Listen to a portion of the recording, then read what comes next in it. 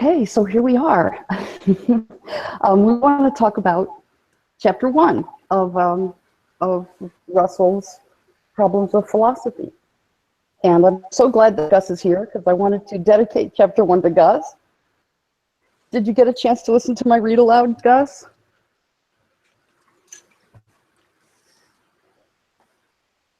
I don't know if Gus is with us. It might as well be called What is Table, What is Chair? So I thought it was perfect for Gus. I think each chapter in this book has someone from Google Plus that I can dedicate it to. This one goes out to Gus. And Mikolash, I don't know if we've ever actually talked. So welcome. Oh, thank you. Yeah, I used to go by, I had the username Thing in the Ice. Oh. But I spend most of my times on Discord. So. Okay.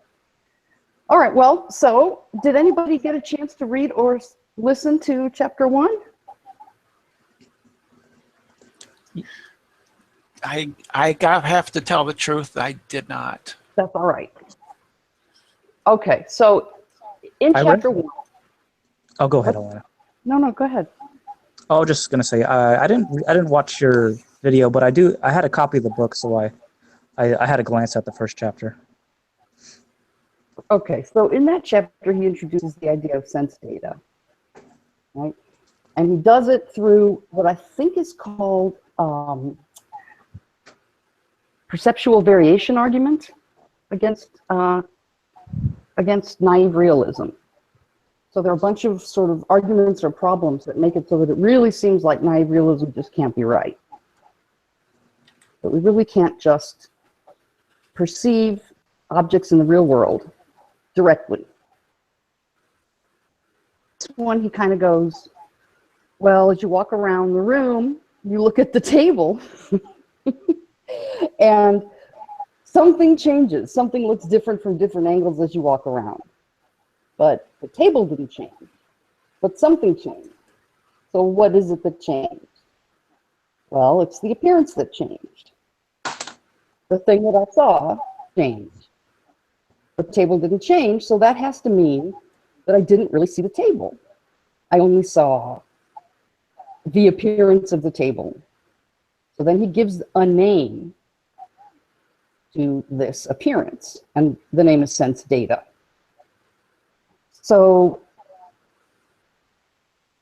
I kind of looked on Wikipedia because it's not really super clear in this little chapter whether he's saying that sense data has to be in the mind. So to me, it's kind of neutral.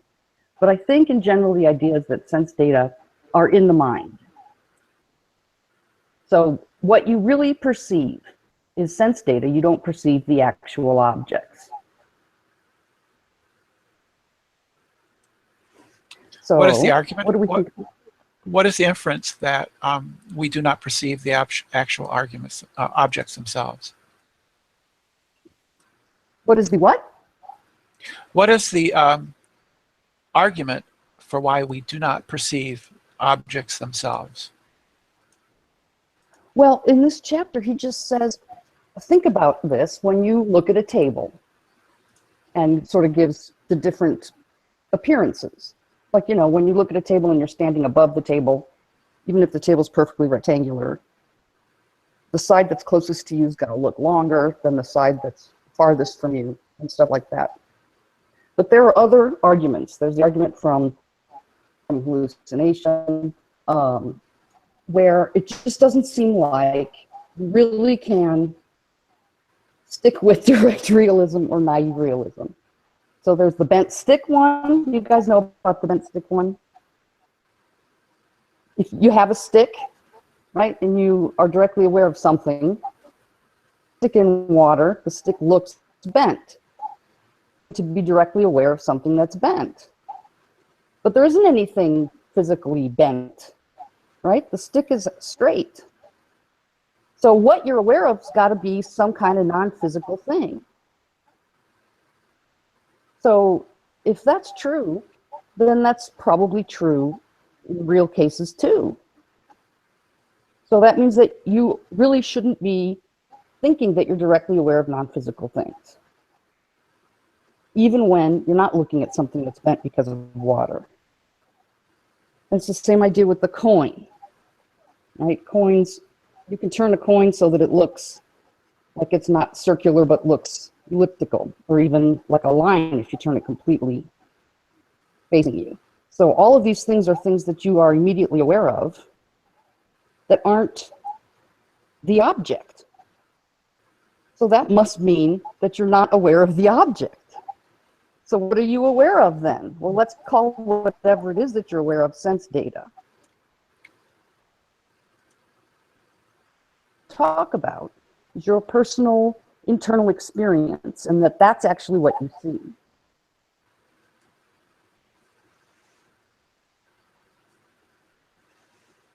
I have a response to that, but go ahead, people. Let's get the ball rolling. Okay. Well, what do you think of that? It sounds question-begging to me. Okay, how so?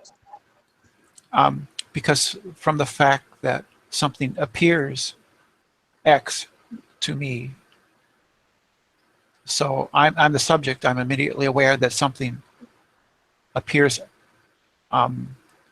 in some way to me. I don't think it follows that that thing is in that way.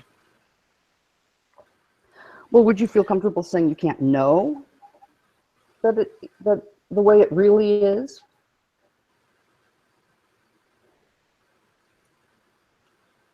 Because of these circumstances, because of these strange instances or examples? Well, I'm just saying that I have an explanation for why an object might, for instance, a straw in a glass of water might appear bent, but I don't have to believe that the objects of my awareness are bent.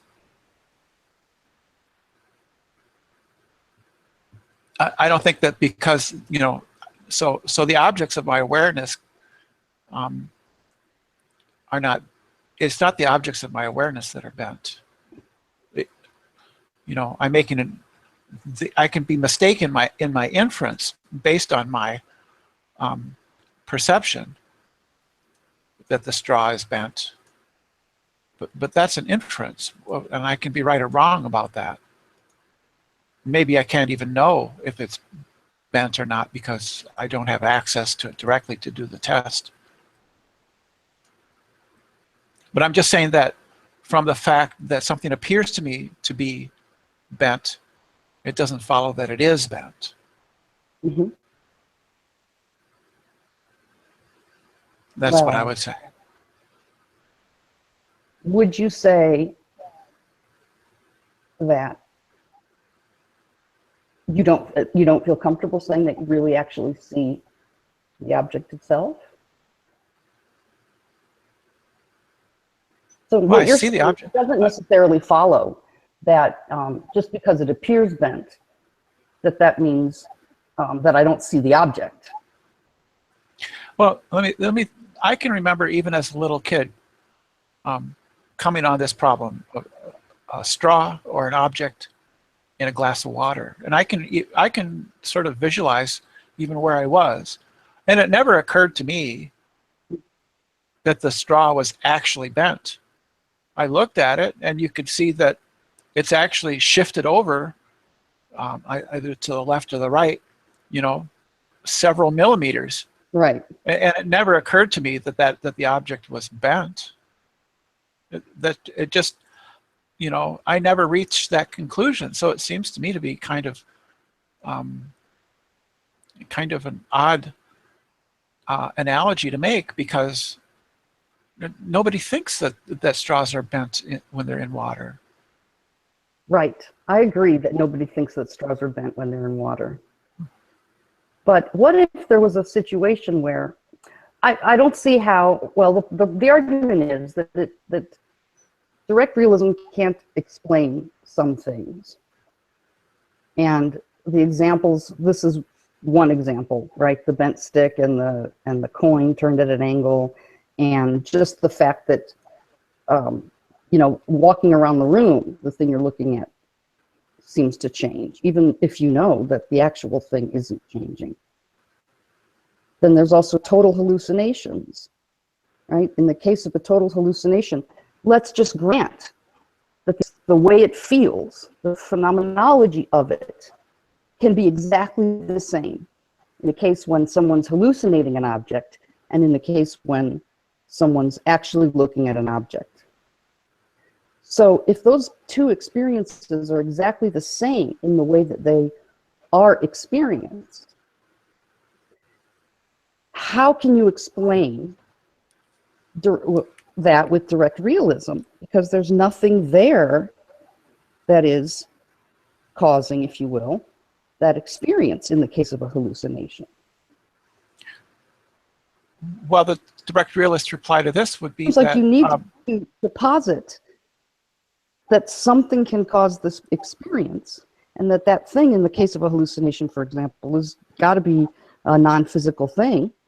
But if the experience is exactly the same, then why wouldn't you apply whatever it is that you're going to postulate to the real case too? my understanding is that the direct realist response is that just because, let's say, X and Y are phenomenally indistinguishable, it doesn't follow that they are ontologically indistinguishable. So we have the phenomenology of Lady Macbeth, and she sees, is this a dagger I see before me? She's hallucinating a dagger, and it's phenomenally indistinguishable from a real dagger. Right. The argument goes to her. Yes. Go ahead. That Macbeth is seeing something, but it can't be a dagger. So what it is, right? So it's got to be something else, and let's call that other thing sense data, and that's actually what we see. Well, direct realists reject the idea of sense data. They would say that we simply the objects of our perception are just immediately available to us, and that there's no intermediary in sense datum. So the direct realist would say, and I'm sort of sympathetic to it. I'm taking that position in this discussion. Sure. As something that I am I'm not entirely sure, but I'm taking that position at this point in time. So the reply would simply be that the fact that something is phenomenally indistinguishable from the veridical case, it doesn't follow that they're ontologically indistinguishable. That would be the argument. Right. To counter the you would just say it doesn't follow the objection. Yeah, that would be the argument to counter the objection from whoever is objecting. Well, something seems weird about it to me, because it seems to imply, and maybe I don't understand it exactly right, but it seems to imply this idea that you're seeing the experience. And I don't think that that's right. I don't think you perceive the experience. I think that that's some kind of mistaken, I don't know what's in language or something like that you have this internal experience, but it's not true that that's what you perceive. Data are objects in the mind, or mind-dependent appearances.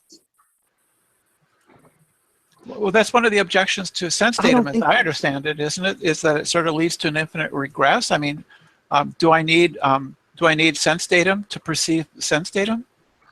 Right, that's what it seems like to me. Then you have the problem of the movie theater, right? So if we're stuck behind a movie theater so that we can never see the real objects, all we can see are the appearances of the real objects, like we're watching some movie, and we can't get out of the movie theater, then we're seeing something in us and see. Cave. Yeah, Plato's cave. That's right. And that seems to me to be a pretty big problem. And I don't know how they answer that. I'm glad that Aaron came in, because Aaron... Or brains in a vat, I suppose. We could be brains in a vat. Right. But then, in a computer simulator. We're in the matrix. That's true.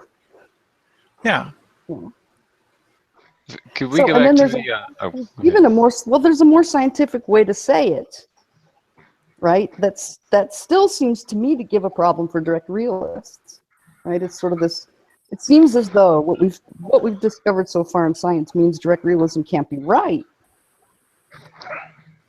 Right? Because it seems like you never really can see the real world. Right?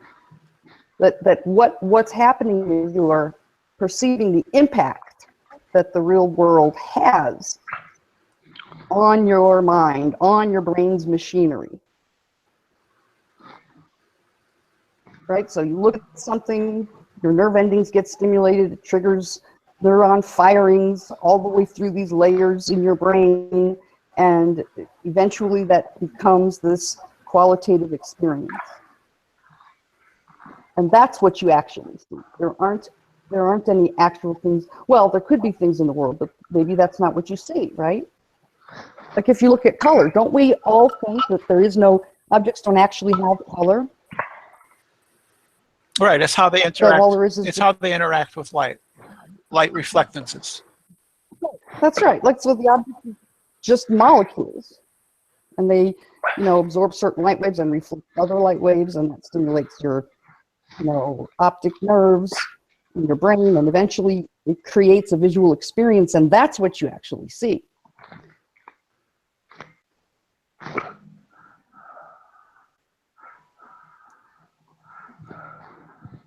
Other people can go too.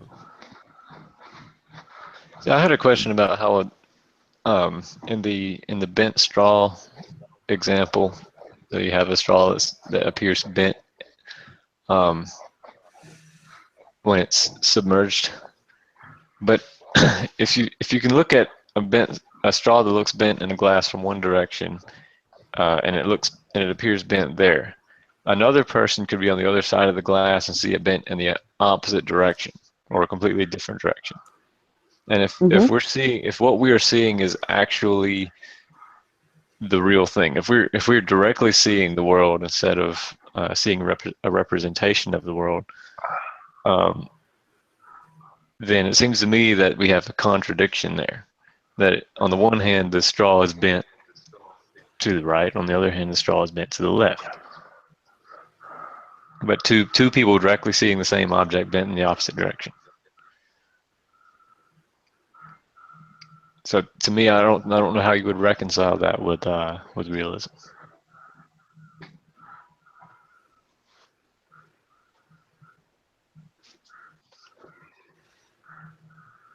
Well, let's move on. Let's assume you can't reconcile it. Let's just go with it for a while and assume it can't be reconciled. Like, there's just got to be these appearances, and there just aren't. I don't understand why direct realism commits one to some sort of non-relativistic, non-indexical accounts of things like left and right, because it seems to me that that's clearly resolved by saying it's indexical. Well, it seems like all perception is indexical.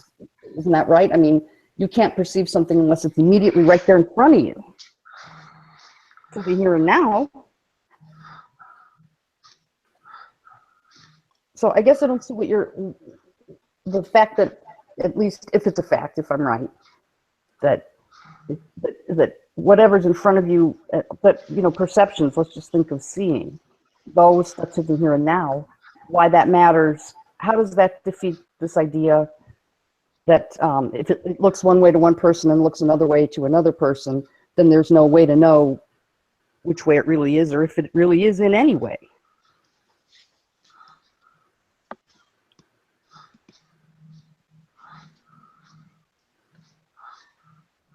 Josh? Yeah, just 1 sec. I'm getting in my car. Okay. Well, Right, so we can account for the fact that the appearances are different to people on different sides of the cup holding the straw and the water is simply to the fact that they're on different sides, and we can account for that as being, you know, there's a single object out there, and simply viewing it from different angles gives it a different appearance. I mean, I don't conclude if I look at a penny from an angle, it appears elliptical to me, but it doesn't follow that the penny is elliptical.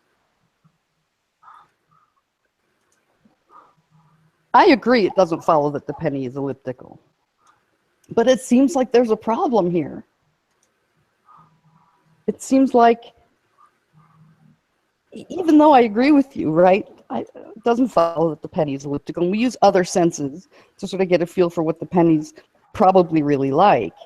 It seems like we're always going to be stuck in the probably really like. Well, if we take the indexical account, then it's almost like a relativist position, where what it is, it really is. Well, I don't know if you would say it's really bent. It's definitely not bent. I mean, it's not a bent. Yeah, it's not a bent object. Right, because you can just lift it up out of the water and see it's not bent. Yeah. So what's this bentness that we're seeing? It's got to be something non-physical, I think, is the way it goes, right? That's how the argument goes. Yeah. Yes. Like the argument is that in order to separate out appearances from, you know, what is really there, you would say that what we're seeing is a representation of reality,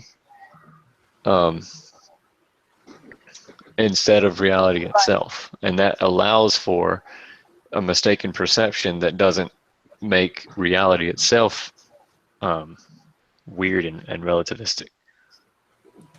Right. So there's this idea that the sense data resemble the object, right? And that's what you're getting at. That they give you a kind of picture or like image or representation of the object. And that's what you see? I mean, I think we see a representation of an object, but I don't think that we necessarily have to invoke that there really is something there that it resembles. I don't think that would follow. You don't think there's anything there? Yeah, I mean, unless you take it, you stay a realist about objective physical reality, then yeah, you could take that view. I think that was whose view was that? Locke. Right. Okay. So you're saying so. I think that was John Locke's view. Yeah. So John Locke's view is the one where he stays a realist about the objects. Yeah. So he separates it into primary and secondary qualities. So yeah, the primary quality would be the actual spatiotemporal aspect of it, the solidity, and the length, width, height, stuff like that. Height. Right. And the secondary qualities are like color, the sound, the taste, the smell, that kind of thing. Yep. And so he says that the primary qualities really resemble the object, and so we can know about those. Mm-hmm. And that the secondary qualities are like they're subjective powers, to a certain they're extent. like powers. They're what now? But they're illusion. They're like powers of the primary qualities. Oh, yeah. Right? So the object causes you to have these experiences, but you can still know about reality because there are these primary qualities, the shape, the size, the number, the speed, stuff like that. And those resemble what's really the actual object. Yeah. Yeah. But I don't know why. What about that would mean that they resemble the object? How do you guarantee that they resemble the object? It seems like you're just saying so.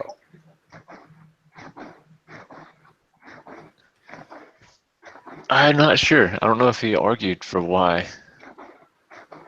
He may have, he may not have. I'm not sure. Now, you think, I think, this is one of the reasons why I was really glad you're here, that claiming that primary qualities resemble the object doesn't make any sense. Right. And so you think that there aren't any objects at all. Yeah. That all there is You can, experience. yeah, so like you can explain everything about the primary quality itself in terms of secondary qualities. Like you could, everything that you know about the shape and the solidity and the size of the car, or like a car that's sitting outside, or any object that there's out there, you can describe it exhaustively by appealing only to secondary qualities, which are supposed to be subjective. Even length, width, and height will be like the only reason that you really sort of see an image with depth is in terms of different colors. It's like a painting can be painted as if it's 3D, but the three-dimensional nature of what's in the painting is achieved merely by having different shades and hues of different colors so they appear three-dimensional. I think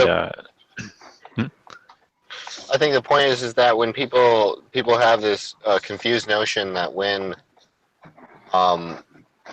like they want to take that these primary qualities are not, that they're sort of like objective in nature, that there's like like a fact that there's something is 3 feet and something being 3 feet long means something irrespective of the experiential predicates. But I think that there's nothing. I agree that there's nothing more to the object as we understand it besides our experiential predicates. But I'm a transcendental idealist because I think there's something that sets the fact that such that we experience it a certain way. So I think that there's like a noumenal realm to that, and I don't think that those can be characterized experientially. I don't know what the direct realists want to say about that.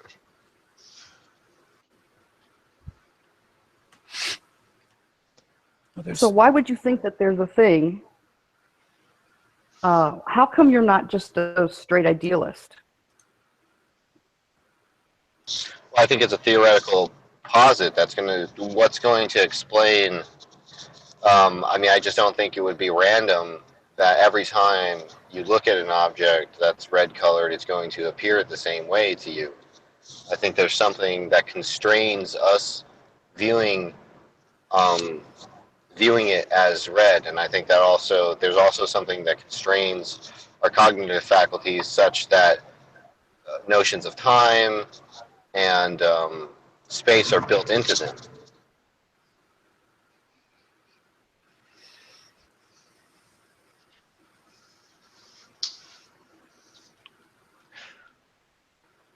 I mean, on idealism, there really isn't a way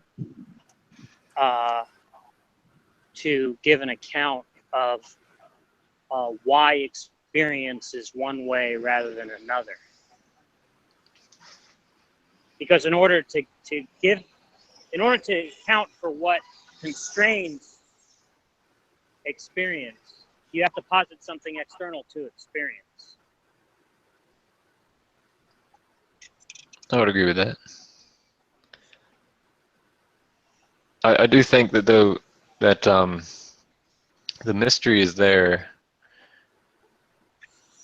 Like there's a mystery that you have to solve, and that positing the object itself, like a substance dualist would, the way that you would end up solving it, something fixes that content some way or another. And so one of the ways that I think substance dualism doesn't make sense is because once you posit the object, say you posit the object and you say that there's a mind-independent object there, and that's and is playing some kind of causal role to you having an experience of it. What fixes you always, you can never really get to what it would explain content The reason, in my mind. Yep. the reason it's an idealist picture is if you sort of look at, it's just like if you look at instrumentalism in science or something, it's because what it's going to be is a necessary theoretical posit for your model of experience. Like it's gonna be something that we can't make sense of our experiences without. You know, so you're gonna have to give a negative account. That's why Kant didn't think that you could predicate things of the noumena. I think there's a clear way to think about it, right? If you were to imagine that, I mean, if you were just to think about experiencing sensations, right? Some experiences you have, you can will, right? You can just decide you want to think about some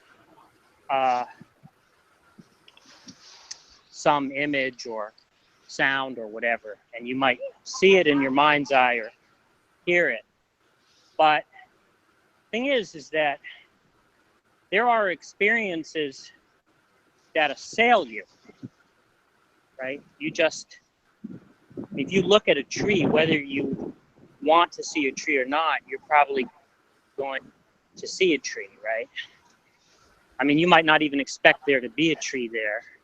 You'll just turn your head and all of a sudden, in your experience will be the image of a tree, right?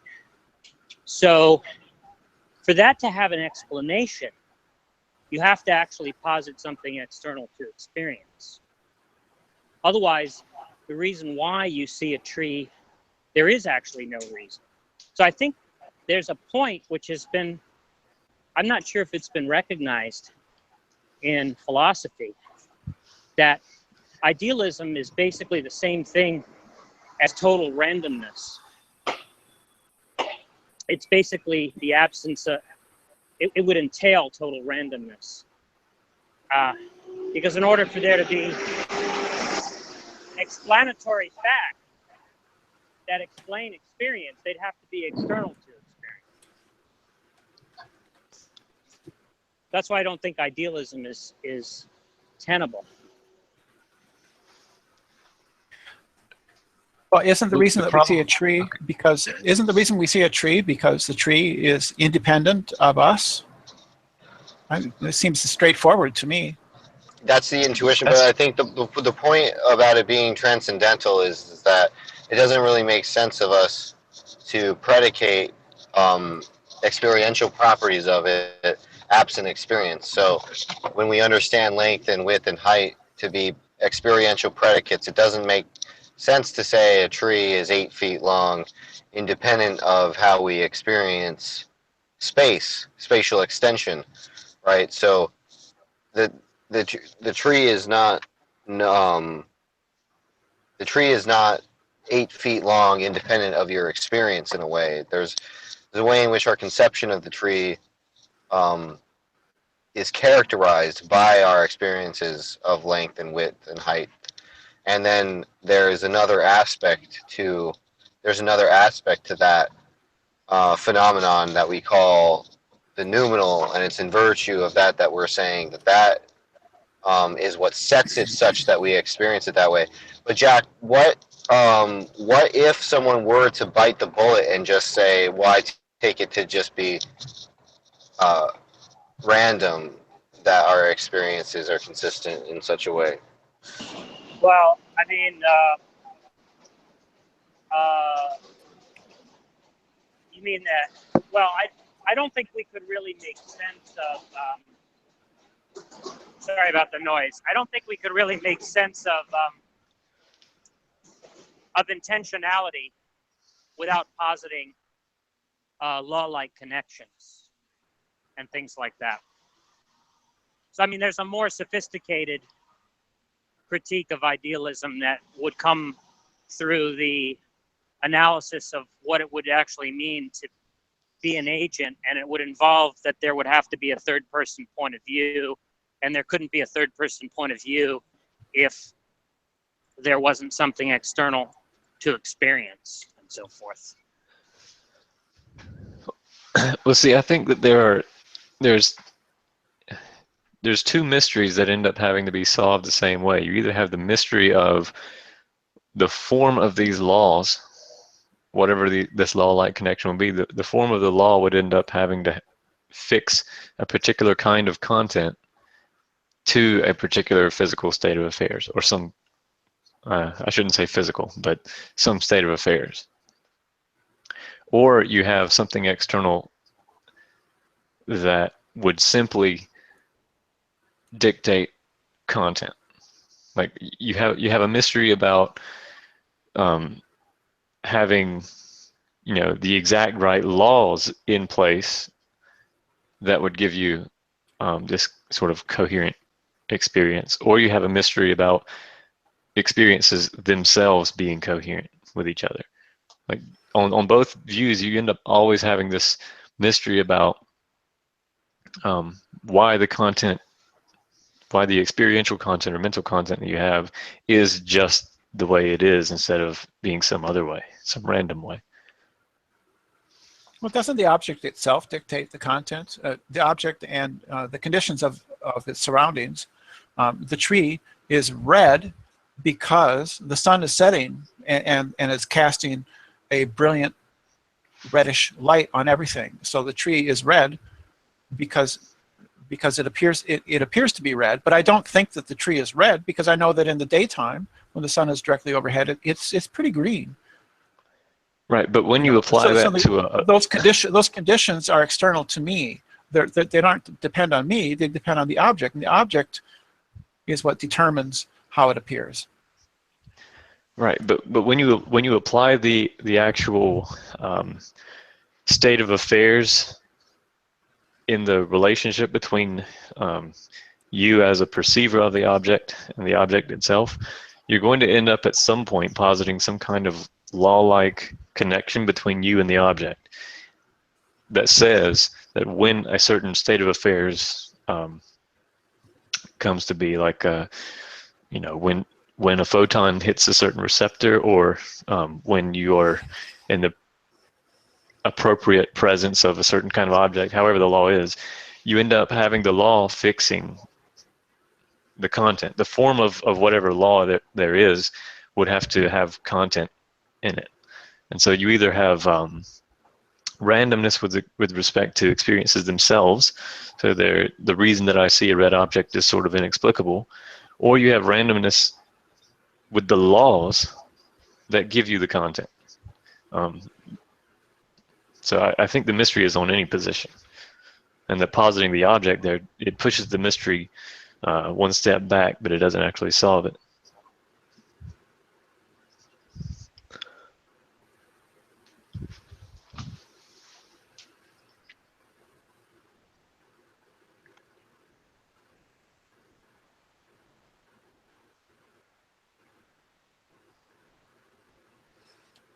I'm not sure I understand, to be perfectly honest. I'm not sure. The fact that there are photons that hit the object and bounce off of it and eventually go into my eye and hit my retina. So there's this long causal chain between me. Wouldn't that simply necessitate that there's a certain regularity rather than randomness? If it was a random, then I don't know if I could perceive anything.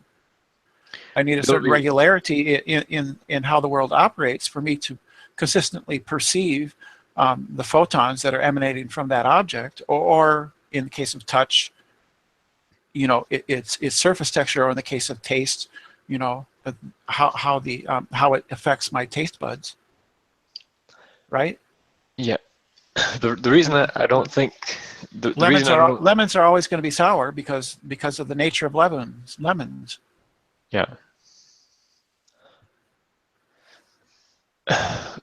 The reason I don't think that would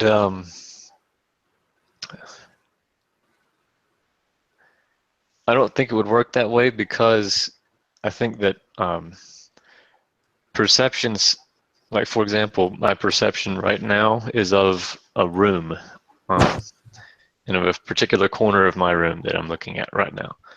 And so when I perceive that, I sort of perceive it as one full experience. And if I was to try to come up with any kind of law-like explanation of my experience, I would have a, I'd have whatever physical state of affairs there is, whatever physical description of my brain, and I would, at some point, if I'm thinking of the form that this law would take, it would have to say at some point that when you have this particular kind of state, then an experience of this sort will obtain.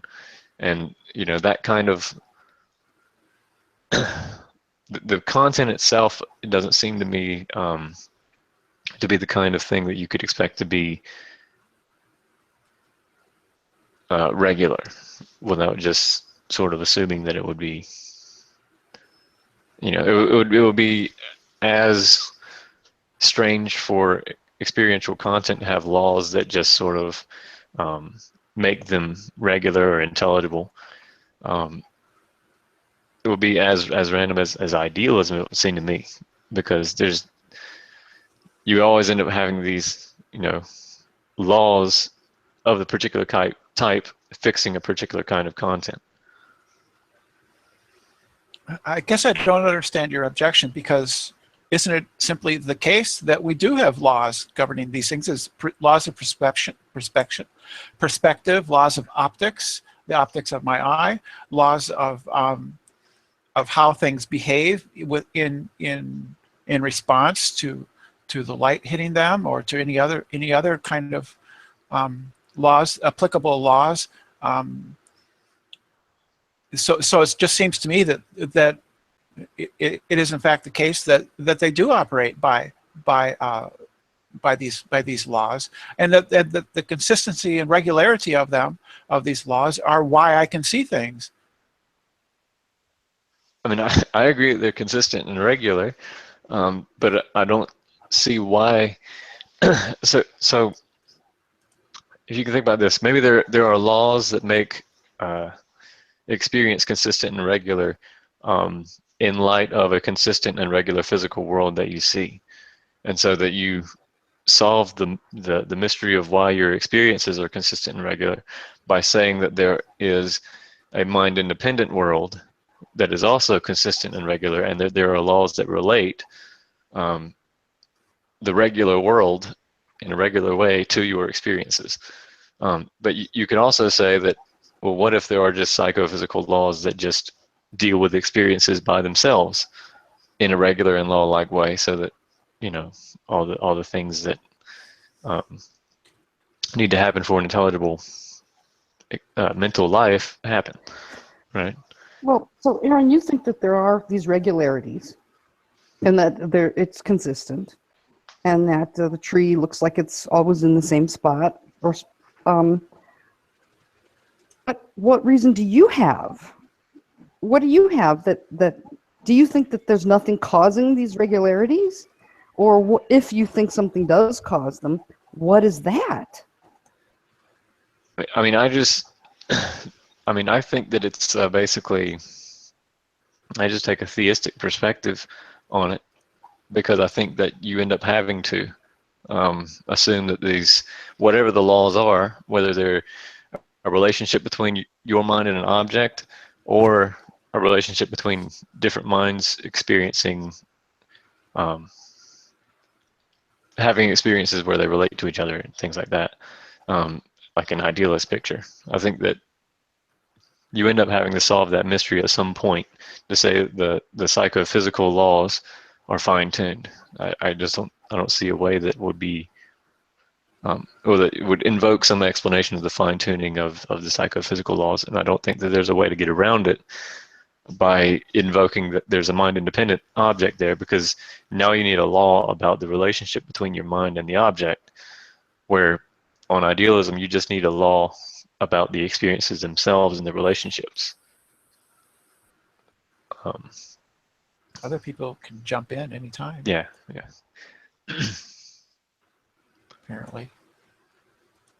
So when I asked you what you think is causing irregularities, you sort of just said, well, I take this theistic perspective, and I don't see how real objects.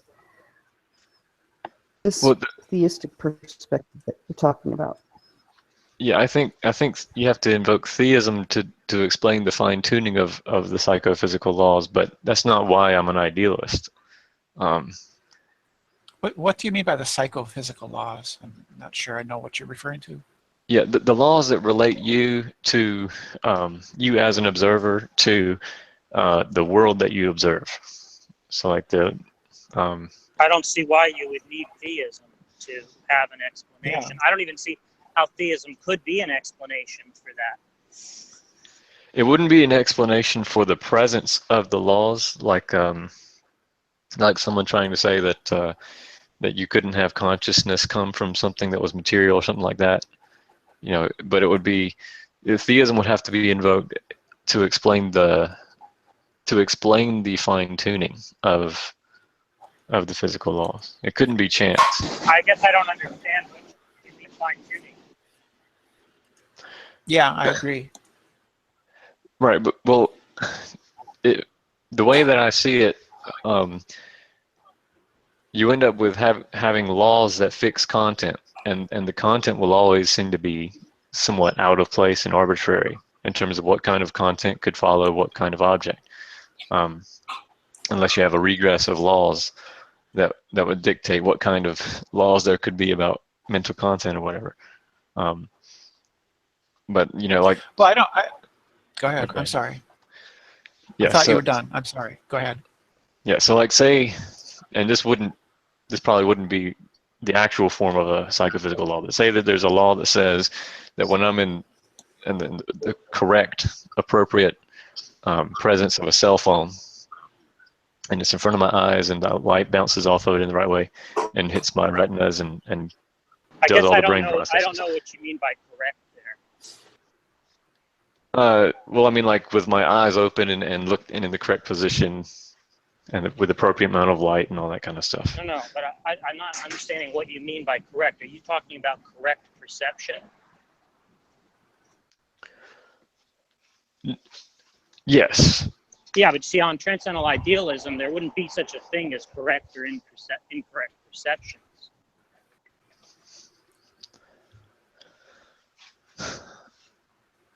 So that problem wouldn't arise. No, I mean, I don't even really know how to make sense of the notion of correct or incorrect perceptions. I mean, you would understand the difference between having an unintelligible, jumbled mess of perceptions that don't make any sense and aren't meaningful. Well, I don't think perceptions are meaningful or not. I don't think it's something that applies to perception. Right. I think meaning most of the time has something to do with like propositional content. Mm.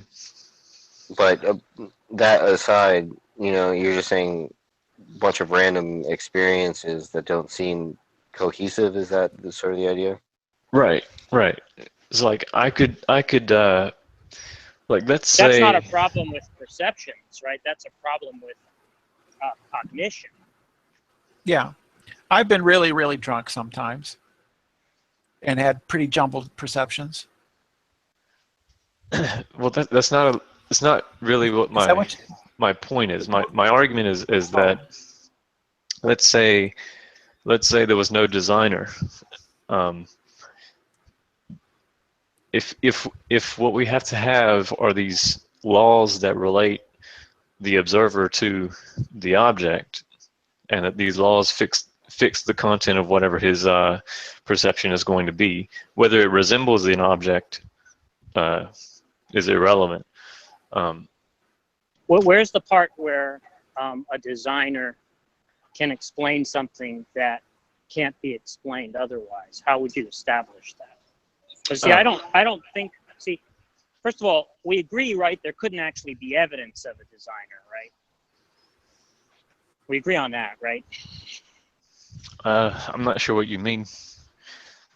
Do you understand what I mean by evidence?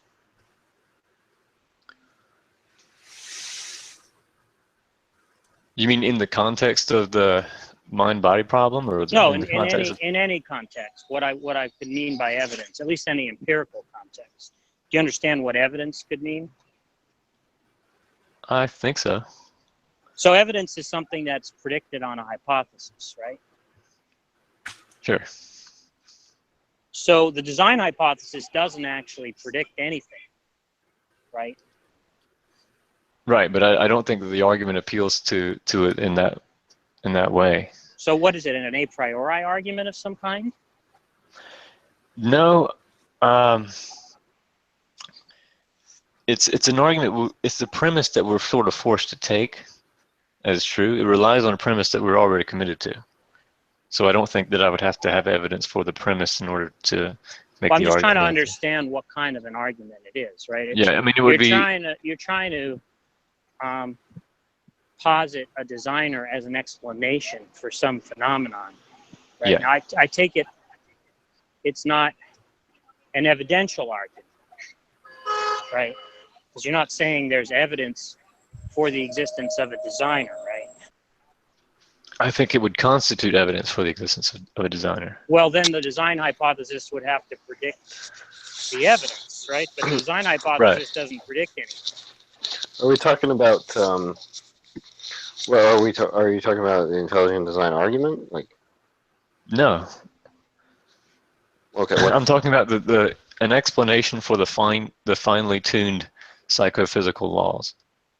But you're saying that there's an apparent phenomenon, finely tuned psychophysical laws. I don't understand what those are or are supposed to be, but let's just grant for the sake of argument there is some such observed phenomenon, right? Sure.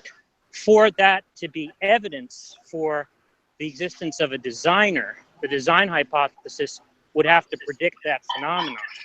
But design hypothesis doesn't predict that phenomenon. I would disagree. I think that the it's not consistent with the existence of a designer for there not to be finely tuned psychophysical laws, whatever those are. No, I'll put it a different way. If you use But I don't see why you would have to put it a different way. If it's not inconsistent, then that means it doesn't actually predict the phenomenon. No, that's not true at all. I mean, So you could have two competing theories that both predict. We agree, right, that evidence is something that's expected on a hypothesis, right? Sure. Is it expected on the design hypothesis that we should encounter finely tuned psychophysical laws? Look, I think the idea is something like if we were aware of all the relevant facts, like the way evidence works is like, we only have a small portion of observable reality and stuff, and so we can't take into account all of the facts. But if we were aware of all of the relevant facts, then we could reason a priori to any event, right? And the reason we could reason that way is because we know sort of like certain entailments given certain conditions, So like if you're aware of basically the ceteris paribus clause is the all things being equal. Like if you have some hypothesis, like Jack likes to use a star in some vicinity in space. He likes to say, well, if there were a star here and a set of ice cubes here, we would expect all things being equal, and the ceteris paribus clauses are important there. What we expect all things being equal is the ice to melt. And we reason that from our sort of conception of stars and our conception of ice and so on and so forth. And so that's why we want to say that you could sort of reason a priori to some of these conclusions, but from the fact of a designer, right? It's not as if you can reason a priori to anything in particular, because designer could design anything. You could also not design anything. Like you could refrain from designing anything if you wanted to. So I think the point is that it doesn't generate that specific predictive expectations unless you build into the hypothesis that those would come out. So like you can say, well, there exists a designer with the desire and the capabilities of generating these psychophysical laws, but that would be just like any other ad hoc explanation wherein you just build in the phenomenon to be expected into the hypothesis. I think that the way that any design argument usually works is you compare the relative adequacy of the explanation, or the relative probability that you would see on one theory, and compare that to either some physical necessity or some chance, and then the design hypothesis should come out superior. And so, as an inference to the best explanation, no, you but take the design. point is, it doesn't actually explain the phenomenon if it doesn't predict it. That's the problem. I don't know what you mean by predict, So, like, just as in you specifically. Well, no. So like, there's this thing like, a prediction is just an expected observation given the truth of something else. So like if my mother went to the store, I should expect she'd tell me or something like that. All things being equal, and the all things being equal clause in there, what that means is that I've called her and I asked her, and she has reliable cognitive faculties, and she can tell me, like I have reason to believe she's reporting truthfully and stuff. So what I would expect if that hypothesis were true, that my mother went to the store, is that if I called her, she would tell me that. That's going to be a piece of evidence for that claim. And so it's an observation that we would expect if the hypothesis were true. And so the thing about the psychophysical laws is say there's a designer. Why would we expect that would be true? There's another issue I want to address besides that, but we'll just talk about that issue for right now. I don't think it's out of step at all for a designer to design. We're not saying it's out of step. We're saying it's not predicted by the hypothesis. Right, but it is out of step with chance, and it is out of step with physical necessity. No, that doesn't follow. And it's beside the point, right? Well, it doesn't follow. I haven't explained why it follows from chance, that it would be irrational to even expect them to be. Chance doesn't generate predictive expectations either. Right, like total randomness is just that doesn't generate any predictions. That's just saying that there's not an explanation. Right, but that would be the competing alternative. The point is, right? If you're going to you are claiming that the existence of apparently finely tuned psychophysical laws, whatever those are evidence for a designer, right? Right. Now, evidence is what is expected on a hypothesis, right? But the design hypothesis generates no expectations, so there can't be evidence for it. No, that's not true. So what is it that you think evidence is if it's not what's expected on a hypothesis? It's if you say what is expected on a hypothesis, if you're saying that design in and of itself wouldn't predict the precise psychophysical laws that we see today. It doesn't predict anything. It doesn't predict anything at all. I'm gonna agree. See, look, you can agree that if you build into your hypothesis, it's going to raise the probability of this outcome, but that's just going to be a sort of trivialism, like you're going to say something like, well, if there's a designer who had the intention and the capability of designing these exact psychophysical laws, then these exact psychophysical laws are what we would expect. Yeah, that's going to be trivially true, given the nature of the hypothesis. But the problem with that is that you can construct an infinite number of those types of explanations that just generate the prediction of the phenomenon in question, but nothing else. And then there's nothing that's going to give you a reason to accept one hypothesis over any other hypothesis that would generate that expectation. You know. So like what if Right. So what if I were to just say, with the physical laws example, what if I were to just say that there's just a law that raises the probability of these hypotheses being true, you know?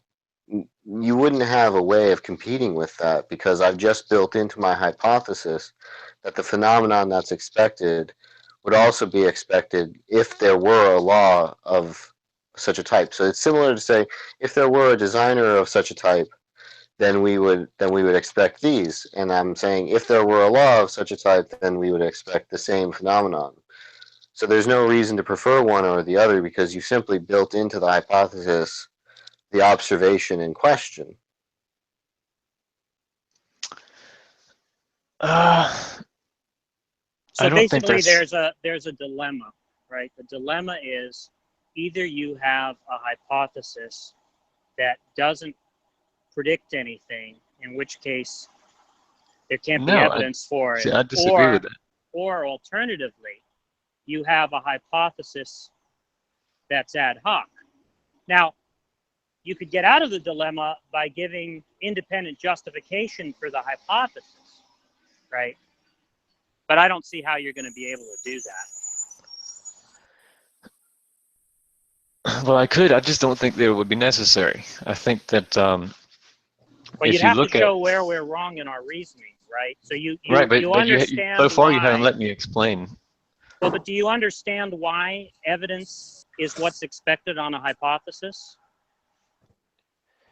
I mean, why is it that rapid melting of an ice tray in some vicinity of space-time, right, would be taken as evidence that there's a star in the neighborhood, if it weren't the case that stars, in virtue of being very hot objects, right, would be expected to melt ice trays in their vicinity?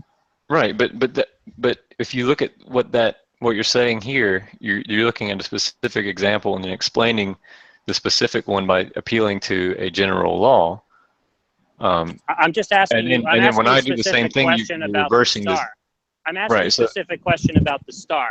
Why? right, is it I know, I the case- realize that. I realize that, But but you're you're not not allowing me. answering that. You're not answering that question. The question Right, I'm let me asking explain you the is, problem here. Let me explain the problem. The second law of thermodynamics, or any of the laws, or the four major laws of thermodynamics taken together, none of them make any specific predictions about any glass of ice. None of them make any specific predictions that there's going to be a star in the vicinity of anything, or that any particular object is going to melt. And yet, when you see an object that melts, you would appeal to those four laws as being some kind of confirmation that those laws take place. that's not answering the question that I asked you, right? The question I asked you was, if it weren't the case that it was because rapid melting is expected in the vicinity of stars, right? Why would the observation of rapid melting be taken to be evidence for the presence of a star? Because when it comes to a designer or an agent, just because the mere existence of an agent I didn't doesn't... ask you about an agent. I asked you You're about the not star. letting me finish a sentence. But I'm not talking about agents. I'm talking about the star. I'm talking about designers. Yeah, we're dealing with another example. We'll get back to the Right, designers. but what your point is that a designer by itself doesn't make a prediction or lead to any expectations, and I'm saying that's wrong. Before we get to that, okay, let's clarify the point about the star. Do you take rapid melting as evidence for a star? Rapid melting in the vicinity of some hypothesized star Sure. to be evidence for that star? I would say that a star is a good explanation for the melting. Okay, fine. Now, It could be. for it to be evidence for that, is it evidence for that in virtue of the fact that it's expected in the vicinity of stars that if you place an ice tray in the region, we should see rapid melting in virtue of how hot stars are. Sure. Great.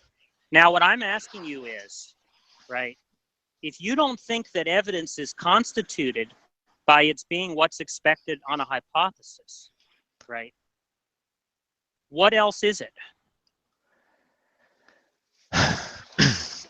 It can be, as long as I take it, take you to mean something.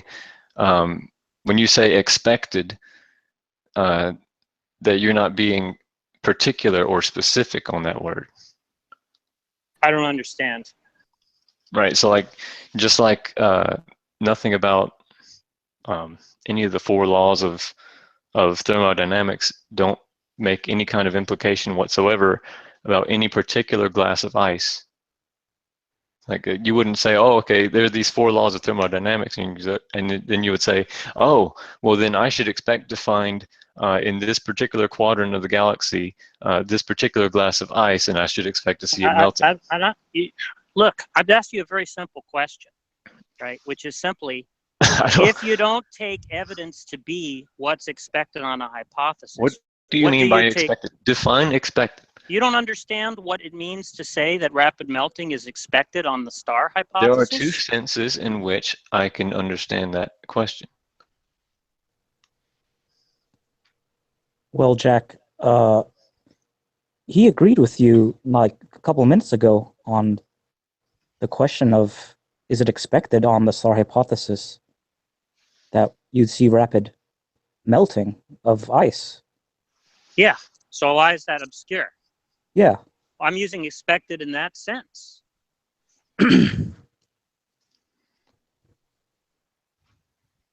Okay, is it expected in an absence of design for any kind of specific set of laws that would cater toward convenient outcomes for human beings? No. Right. Okay, so then if there is, but I don't see the relevance. I don't see the relevance of that to my question, right? I'm trying to get you to explain to me what you think evidence is if you don't think evidence is what's expected on a hypothesis. I don't know what the heck you mean by that question. So you understand what I mean when I say that the rapid melting is expected on the star hypothesis? Yes, but you're speaking so of... you okay, understand. So you understand apply that what to a theory of history. No, apply that to a theory of history or economics. You understand what expected means there, right? Yes, because there's a deterministic kind of law of physics involved there. We understand you wouldn't apply that kind of reasoning to history. You wouldn't apply that kind of reasoning to anything to do with human beings. Why wouldn't I apply it to history? I've been AFK for a minute. What's happening? He's saying that in historical hypotheses, we don't actually expect certain things to be true given some historical hypothesis to be true. Well, yeah, that's not what I'm saying. Oh, so then you do understand what I mean by expected in historical cases as well, right? I'm saying that some observations would be expected given some hypothesis being true. What's obscure about that? So, like, I think what would, like, with something like a historical artifact or something, if you, let's say you had some textual interpretation of some, like, hieroglyphics or something like that, there would be a historical explanation for the meaning of that text. And so what you would do is you would generate predictions from that about, like, if we were to find other artifacts, we ought to find symbols arranged in such a way that's consistent with this hypothesis. And so I think that there would be confirmation of that same kind in historical cases as well. It's are we trying to determine the adequate methodology for abduction? No, we're trying to settle the question of what it would mean for there to be evidence for a hypothesis. Oh, I see. Keep going. So, Aaron, do you think that, I mean, is there anywhere where you disagree with the analysis of what evidence is? I don't know. I can explain perfectly coherently what the reasoning is for the inference to design, but it's being obscured because I keep being asked questions about methodology with ambiguous terms. You're the one who's Let's claiming just hold that on a you're. sec. Hold on a sec. Just give us. Apart from that, we'll get to the inference that you're dealing with in the first place. But if you just take on, I don't know what's obscure about the analysis that we've given, but assume that there is an obscurity. You would agree that on that account, there's the only way there could be evidence that could be evidence is if it was an observation that was predicted, that is to say, expected to be observed given the truth of that hypothesis, right? Right. Well, it can be. There are two senses of the word expected here. One is an expectation that you're sitting there and you can make the prediction and then expect to find it. There's the other sense of word expected where it is perfectly consistent within the hypothesis for that kind of thing to take place. I'm not sure what the difference is. When I say expected, right, we want to say, what should we see if this is true, right? If we look out into the world and this is true, what should we see? So that's going to be the same as, like, obviously there's going to be a whole series of background hypotheses that we're going to take true for the sake of argument, whatever, you know, in any specific case. But like, the point is that, you know, like, let's say the hypothesis is something like there's let's say it's something like the light in my refrigerator went out.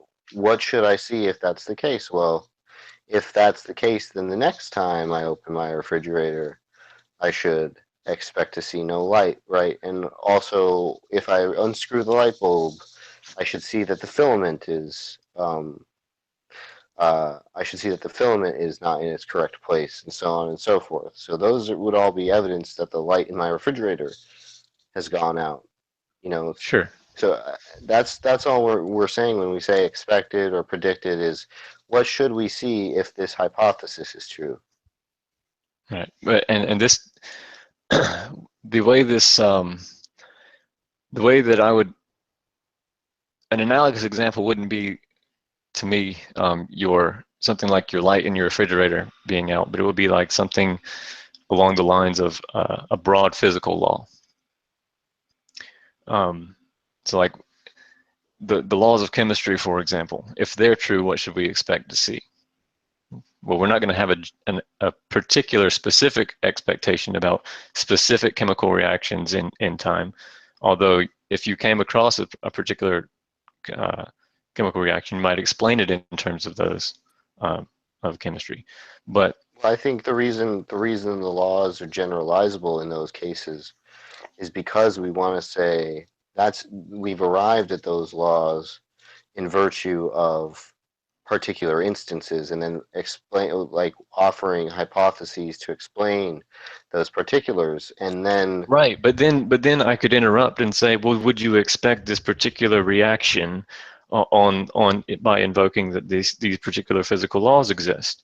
And then you would say, well, I guess not. I guess I wouldn't expect to see this particular reaction in this particular moment in time of history as being somehow derived from these laws.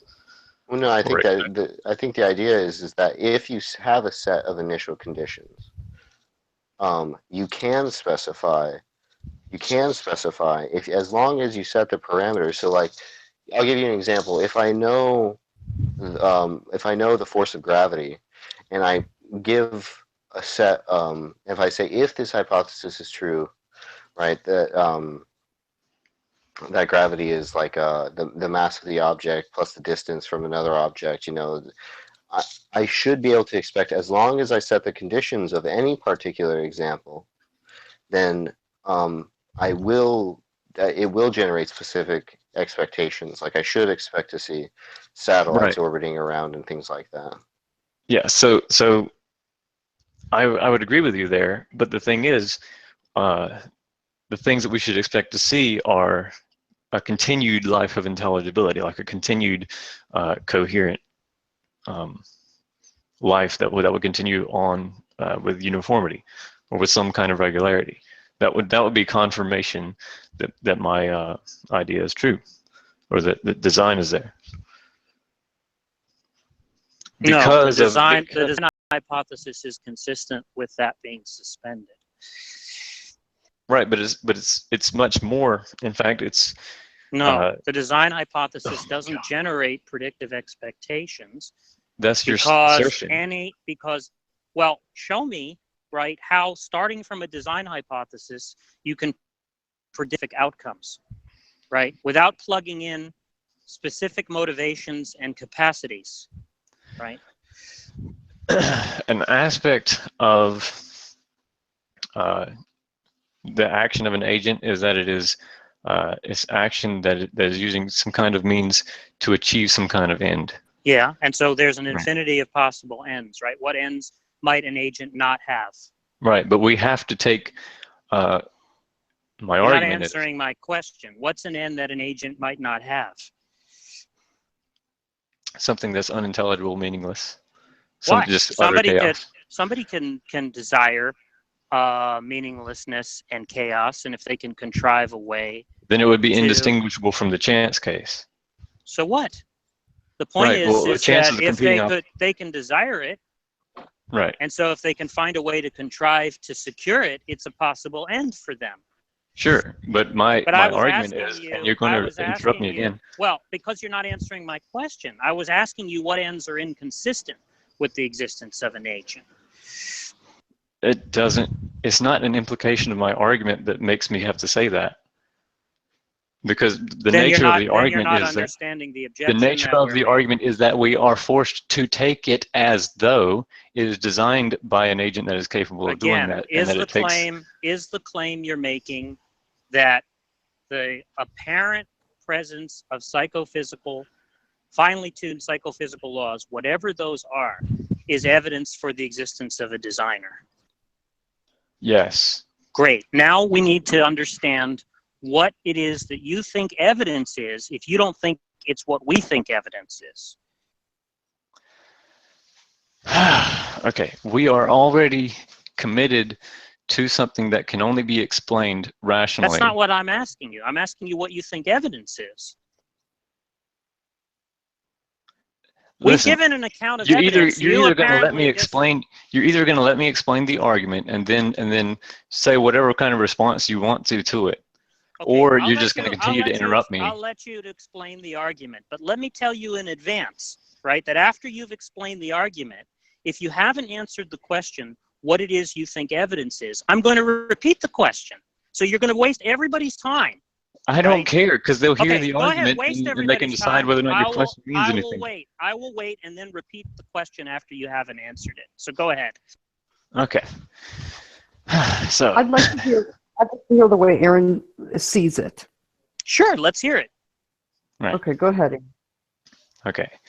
So if you can think through your entire life at the sheer number of experiences that you've had, at the number of situations that you have been in, and you can think of the number of different ways that the physical universe has been arranged, the objects in the physical universe, all of the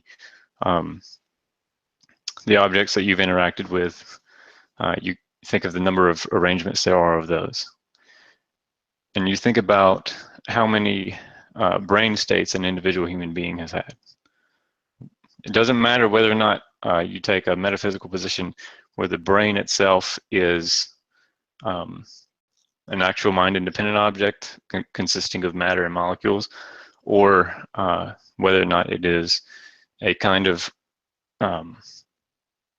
that it's in terms of its experience or some noumenal object that's giving rise to it. But we see that brains and minds are correlated with these neural correlates, and they're very specific. We also see that perceptions and the objects that you perceive and your brain is correlated in a very specific, regular way. We also see that sometimes brains are not conscious. They don't correlate with a particular experience. And we see that other physical systems that we see are not correlated with physical systems either, or correlated with mind either. They don't have an experience when they see things. So in order, the problem is that the electrochemical processes that are going on in your brain and in everyone else's brain, and the electrochemical things, the laws that they're obeying physically, are the same laws that everything else that is not conscious are obeying. And there's no real explanation that is going to invoke the content of your mind as to why one molecule moves one way or the other.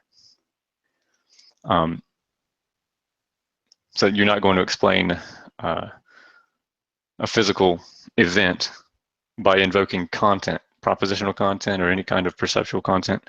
You're never going to invoke that in your explanation. And so there's this sort of inexplicable relationship that is extremely specific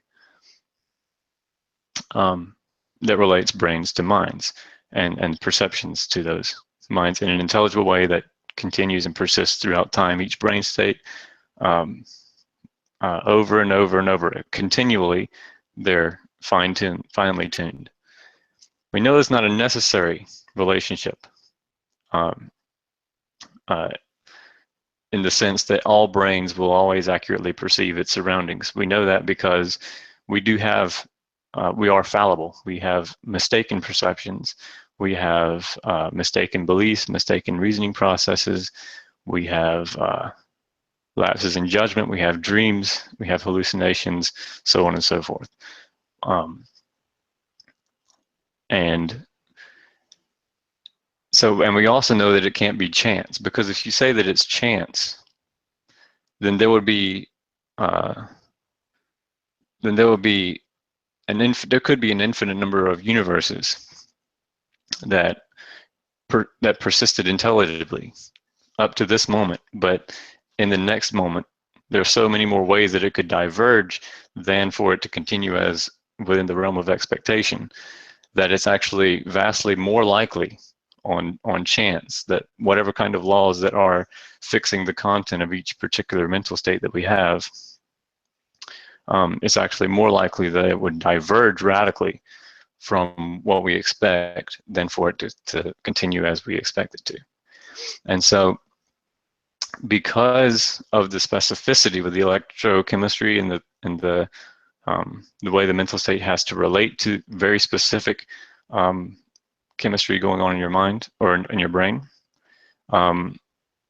because of that specificity, and because there's nothing that we can appeal to about how the physics works that allows us to distinguish or take special attention to a brain in a particular kind of orientation, but it wouldn't be conscious if it's in a different kind of configuration. Because there's nothing that we could appeal to in that, and because it would be more likely on chance to diverge than for it to persist, then the best explanation actually is that they're finely tuned, or the best explanation for this fine tuning is that it was designed, that the universe itself has as an aspect of its design human agents, at least human agents, but some kind of sentient beings that would allow us to explain not only our own minds and the way that they relate to brains and the rest of the world, but other minds and other brains of other people. And if you don't have this, if you don't invoke this as an explanation, because of the nature of what minds are, you can't prove, you couldn't look out into the world and see and take a test of whether or not another brain is conscious or not. And because there's nothing you can invoke in terms of physics that would make brains special, then you either have some kind of weird special pleading against nature, and like an unguided nature,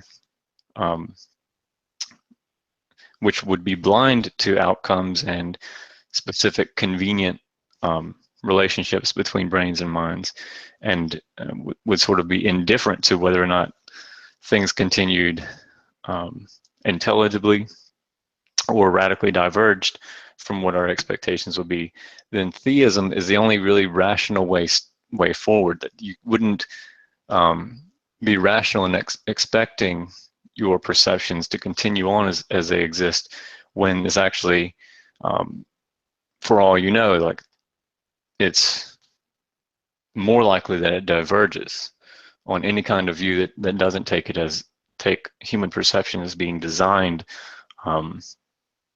to some degree. Okay, well, I couldn't discern a valid argument of any form, inductive, abductive, or deductive, from what you said. It sounded to me like a bunch of question-begging assertions. But in any case, it wasn't an answer to my question, right? See, what you're saying, I take it, and you've affirmed this several times when I've asked you this, is that the apparent presence of what appear to be finely tuned psychophysical laws are, Helena left.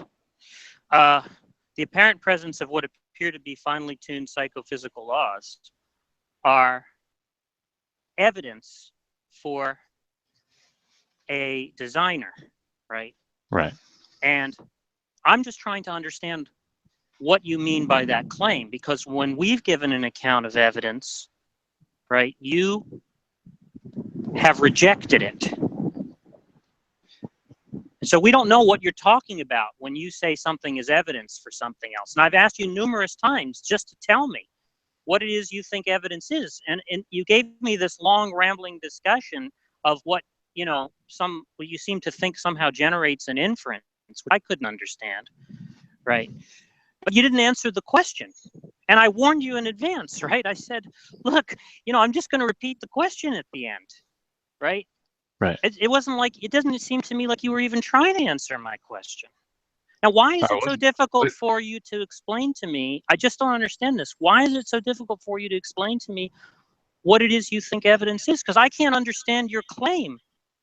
I can't understand your claim that something would be evidence for something else. In this case, finely tuned or apparently finely tuned psychophysical laws being evidence for a designer. I can't understand what that claim means unless I understand what you mean by evidence. You obviously have a non-standard view, right? Because the view of evidence that I've given is just a standard one in the philosophy of science and the philosophy of explanation. It's not tendentious. So you seem to be using evidence in some kind of proprietary way. That's perfectly fine, right? You can use it any way you like. I just want to know what it is that you understand evidence to be so we can evaluate your claim. Okay, so I think that the relative superiority of one explanation over another, or over all other types of explanations that there would be evidence. So you're using evidence to mean explanatory virtues. Is that the idea?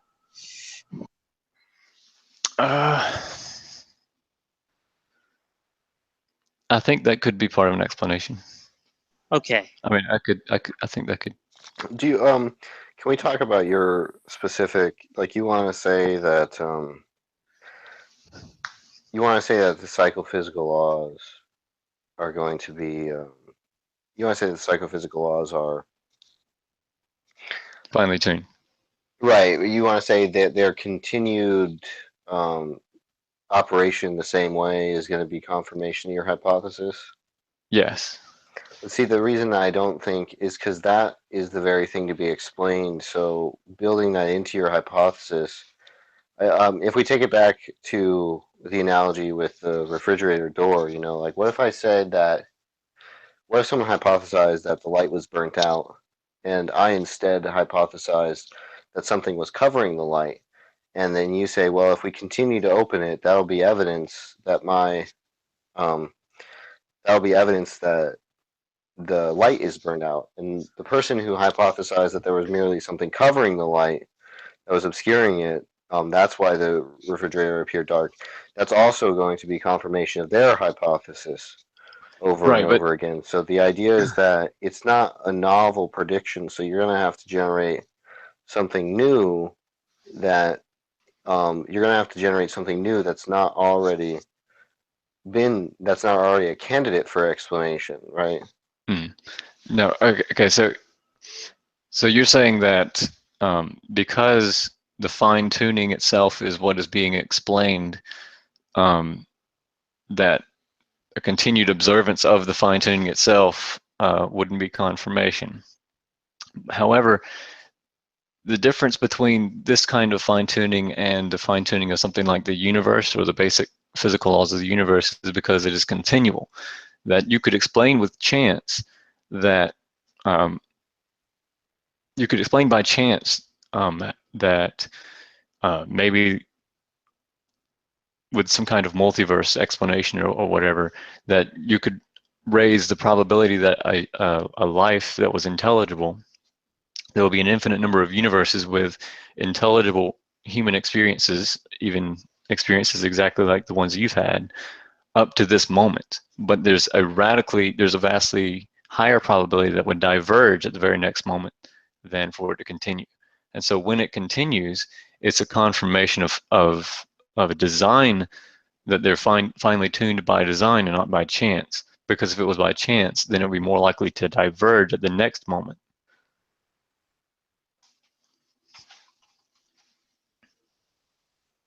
I guess I'm confused about this idea of confirmation, right? Because you don't seem to think confirmation means a prediction coming true.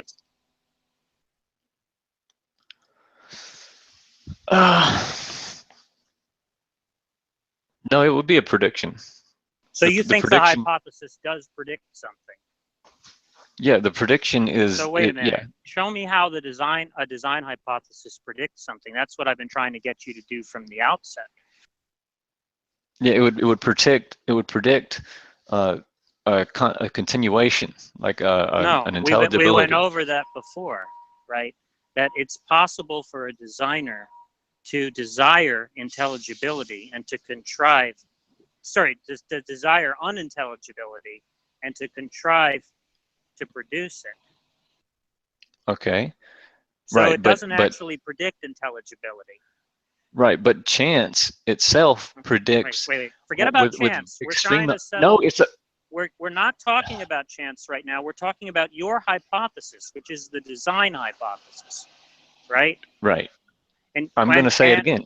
Okay. I'm going to start one more time, and then you're going to interrupt again, right? No, I'm not going to interrupt. What I'm going to do is what I did the last time, which is point out that you aren't answering my question. So I'm going to let you go, and then when I've noticed you haven't answered my question, I'm going to repeat it. So go ahead.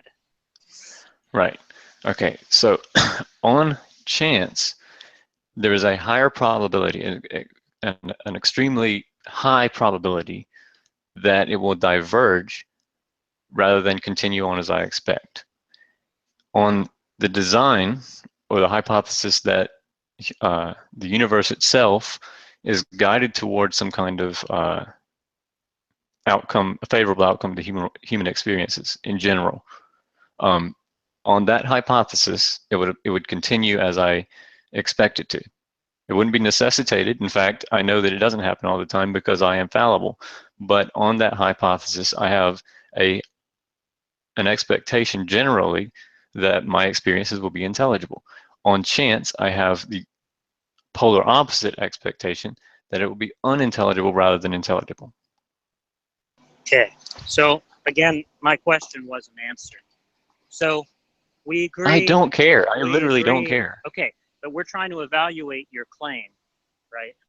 Right, so, but what you're doing is I'm giving you a claim. I'm giving you a reason that I make my inference, and then you're going back to questions about what constitutes evidence or whatever. Why can't you just address the argument? You were saying I am addressing the argument. You claimed that it was confirmation, right? The fact that we saw intelligibility was confirmation, and I asked you if you understood confirmation to be a prediction of the hypothesis coming true, and you agreed. Sure. And so then I asked you how the design hypothesis predicts things, right?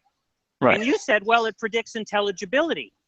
And I pointed out that it doesn't actually predict that, because there could be a designer who desires unintelligibility, right, and has the capacity to contrive to secure unintelligibility. So the design hypothesis, right, neither predicts intelligibility nor unintelligibility. In fact, it predicts nothing at all, right? And yet you were saying that confirmation, right, is what's predicted on a hypothesis coming true. But if you have agreed that your hypothesis doesn't actually predict anything, it can't actually be confirmed. And you're saying I'm not addressing your argument, right? Now, so let's get agreement on these points, okay? Let's grant for the sake of argument. Let's say that we even thought that on design that the probability of intelligibility is actually low. Let's say we even went that far. It's not. There's no probability at all on the design. Right. Let's say that it was.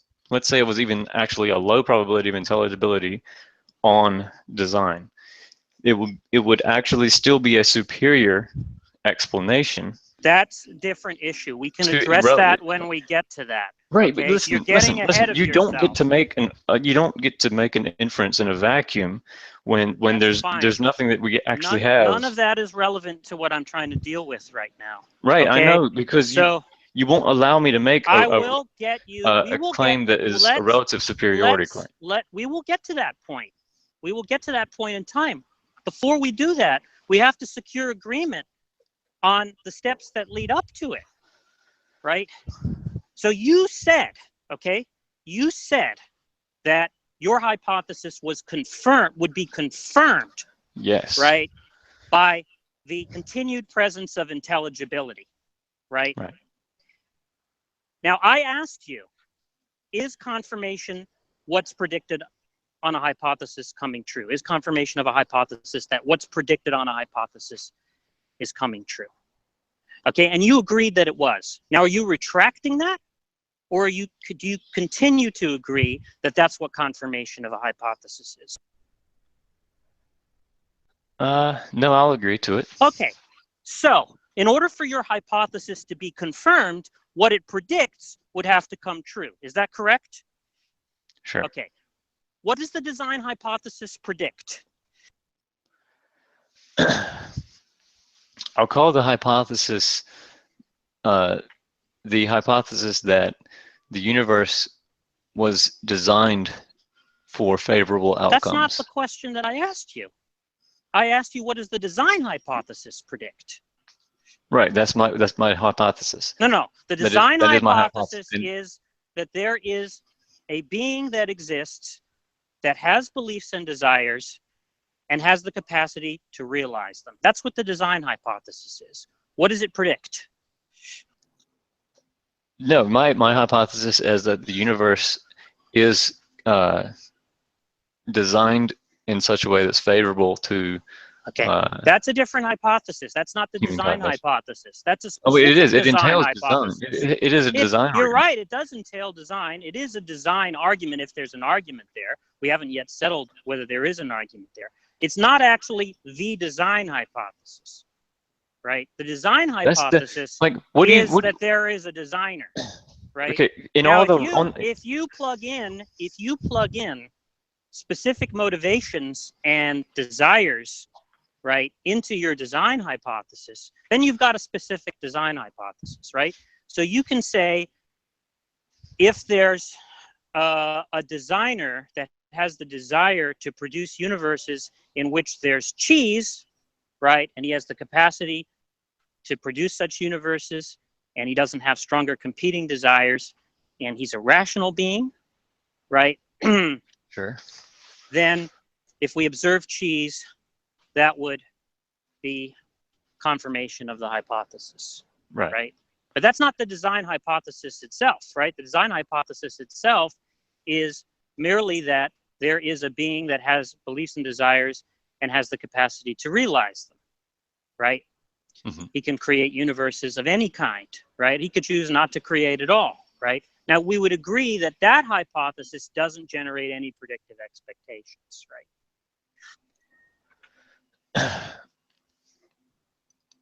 In light, okay, so while, let's say that a hypothesis has a low prior probability of a particular observation, it doesn't follow from a low or relatively low or even 50-50, whatever prior probability of a given observation, that a given observation wouldn't itself lead to a higher probability of that theory hypothesis being true in light of some observation. I don't understand why you aren't answering the question that I asked you. Right. I asked Well, you that whether is an you answer. agreed, What you're saying is, that the I'm design addressing- hypothesis, the design hypothesis simplicator, right? The design hypothesis simplicator predicts anything. That's all that I'm asking you. Does it predict anything or not? I think it could predict something broadly, or even it wouldn't have to. It could be a complete 50-50 thing on design, whether or not human lives are intelligible. Just show me how the design hypothesis simplicator predicts something. I'm not understanding it. It seems to me that the design hypothesis, right, which is the bare idea of an agent, right, who has capacity to act, has beliefs and desires, right? But we're not plugging in any specific beliefs or desires to that agent, right? It seems to me that an agent might desire to create any kind of thing. He might desire intelligent life, unintelligent life, no life at all, complex life, specified complex life, unspecified complex life, reducibly complex life. He might desire universes or no universes. Right. He might desire intelligibility or unintelligibility. He might desire finely tuned psychophysical laws or unfinely tuned, coarsely tuned psychophysical laws, right? Now, I'm simply asking you whether you agree that the design hypothesis simplicator doesn't predict anything. If you disagree, tell me what it predicts and show me logically how you derive that prediction from the mere fact of a designer. That's what I'm asking you. It may not predict very specific outcomes like that, one way or the other. What outcomes does it predict? What it would be, it would nonetheless be a favorable explanation if the I'm not asking you that. I'm asking you what. I'm not asking you what it would be. Let me finish the sentence. Okay, and then again, I'm going to ask you the same question. So go ahead. Okay, so when you look at something like Bayes' theorem, what you have is the probability of a hypothesis being true is the prior probability of the hypothesis times the probability of the, I can't remember, but it deals with the prior probability of the hypothesis, and you divide by the prior probability of the evidence. And so just because it has a low prior probability or even a 50-50 prior probability, it wouldn't follow that the probability of the hypothesis can't be raised by something with a high probability of the hypothesis given a piece of evidence. So what you're saying is that what you're arguing about is the prior probability. You're saying that the prior probability of intelligibility on design isn't particularly high. Maybe it's even low, because a designer could design any kind of evidence, any kind of universe or whatever, right? But it wouldn't follow, therefore, that the probability is therefore low itself if the probability of the hypothesis given a piece of evidence, such as intelligibility, when it would otherwise be inexplicable or even unexpected, that would actually raise the probability of the hypothesis being true. Except that wasn't the question that I asked you. I don't care. I'm explaining the argument. Okay, you're just being pedantic. I'm being pedantic. Okay, so let me ask the other people in the room. Right? Do you understand why I'm asking Aaron the question that I'm asking him? Or do you think that what I'm asking him is irrelevant to criticizing his putative argument? Yeah, I don't see how he could appeal to probability, right?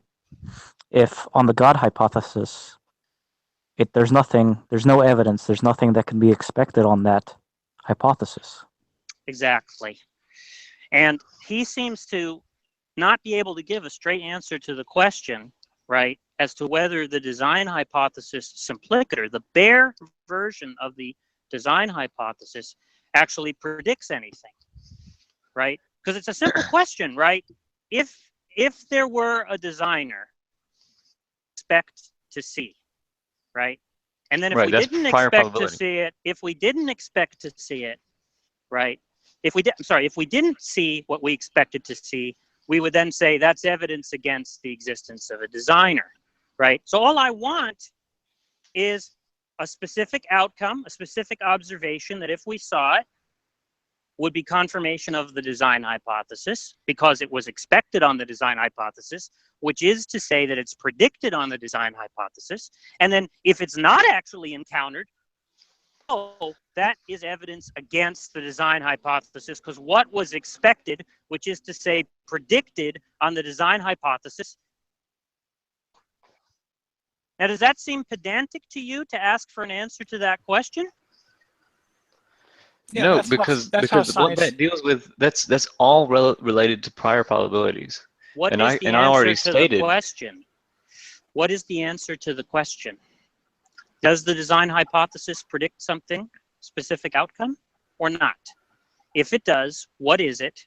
And when you specify what it is, show me how, starting from the bare design hypothesis, you're able to generate that predictive expectation.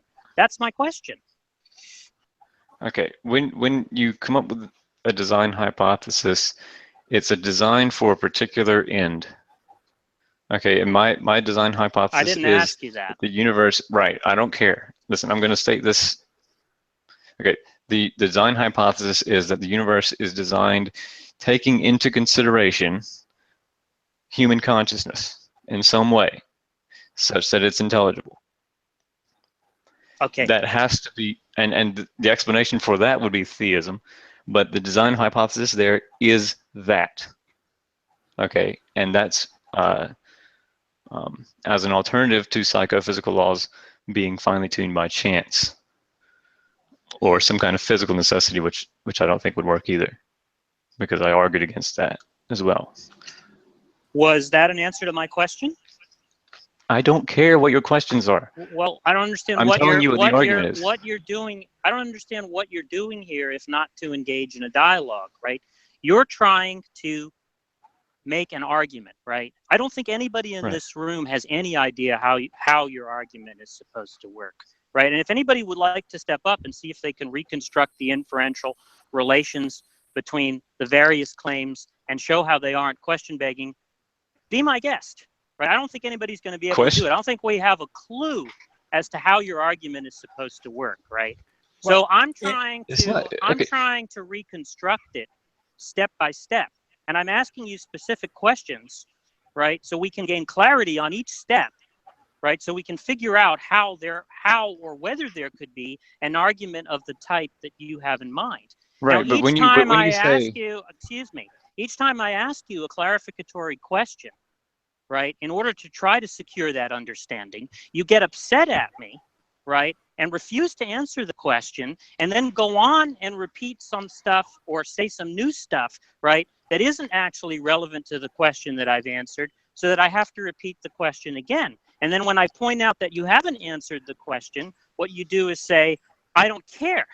Right? But I don't understand what you're doing here if you're not actually trying to engage in a dialogue. I'm trying to engage in a dialogue with you. I'm trying, right, to clarify your argument, right? And you are refusing to cooperate. I don't understand it, right? Why is it that you won't answer the question? I think everybody in the room would like to understand your answer to the question. Is there somebody who doesn't want to understand the answer to the question that I'm asking? Is there somebody who doesn't see the relevance? Is there somebody besides Aaron who doesn't understand the relevance of the question? The relevance of the question is that in order to be a scientific theory, intelligent design the rules of science, which means it needs to propose a hypothesis, which can be. The question of whether it's scientific. I'm not even saying anything. I'm not even saying anything about scientific, right? I'm just Well- saying for there to be an inference, right, from some observation, which is taken to be evidence for some hypothesis, right? I'm just trying to understand how that could be done if it's not actually predicted by Right. the But hypothesis. do you know how the traditional fine-tuning argument works? Where Yeah, the, I don't think the traditional fine-tuning arguments work, right? And I don't think they work precisely because of this criticism that I'm trying to render to you, right? And I'm trying to get you to understand. Right. Well, but if I could refuse to just explain the reasoning that I take to be being used by the traditional one just for the sake of the audience and everyone else in the room, even if they don't ultimately work, then we can get into that. Okay. So the traditional fine-tuning argument says that the universe, the physical laws of the universe, the four major forces and different constants and quantities are finely tuned for life or for human life or for moral conscious agents and stuff like that. But the hypothesis there is, or what they would say is that there's three hypotheses that would explain the fine-tuning for life or moral conscious agents, and that would be design. It wouldn't be theism; it would be design itself, and chance itself, and physical necessity itself. Those are the three. It's a trichotomy. I don't know of any fourth option that's available. And so what it would do is it would compare the relative superiority of a design hypothesis over chance and physical necessity. And people would try to raise the probability that the outcome would take place on chance by invoking a multiverse, a modal realism, or something like that, or fatalism as physical necessity. I don't think that would work very well. But and design, not theism, not Christian theism, but design itself as a hypothesis. Period. And then what I'm saying is that the universe, the psychophysical laws are finely tuned for favorable outcomes or for intelligible outcomes with respect to human beings, individual human beings. The psychophysical laws that relate human brains to the world that they perceive, those are finely tuned for human conscious experience. And I would explain that fine tuning by design. And the reason that I would explain it by design is because we're committed to the idea that they will in fact continue as we expect them to. It's a properly basic belief that they will.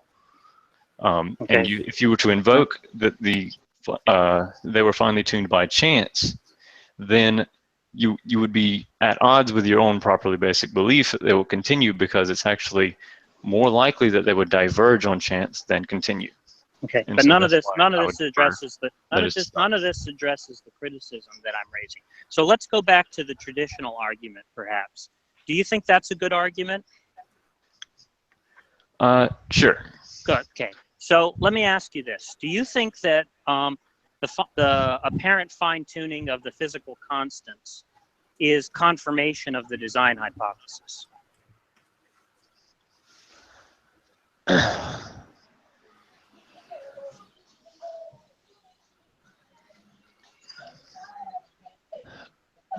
Yes. Okay. Now, do you still agree that confirmation is what's predicted on a hypothesis? I'm sorry, what's predicted on a hypothesis coming true? I don't know. Well, Maybe not. Okay, so then you'll have to explain what you understand confirmation to be if you don't think it's that. Right, and it'll go back to the whole Bayesian concept of No. Don't get into that. I'm just asking you to give me an analysis of the concept of confirmation. I'm explaining to you why I don't know if I can take this definition. Maybe you can explain what's. But you're the person who thinks that the fine-tuning, the apparent fine-tuning of the physical constants of the universe is confirmation of the design hypothesis, right? So presumably you have an analysis in mind of what confirmation is, right? For that to be an intelligible claim as well as a rational one, Yeah. right? So I'm just asking you what that is. If you don't think it's what's predicted on a hypothesis coming true, I'm asking you what else it could be. And let me add that I'm using confirmation in a very standard way in the philosophy of science and the philosophy of explanation, right? Now, there's nothing wrong with having proprietary language. I'm just trying to understand what you're understanding confirmation to be. I would maybe confirmation is the wrong word here. I'm just saying that design is the best explanation. Okay, so let's talk about explanations, right? Do you think that something can explain something else if it doesn't actually predict it?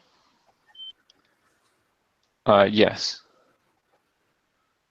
Okay, so explain to me how that works. How does something explain something else without predicting it? So,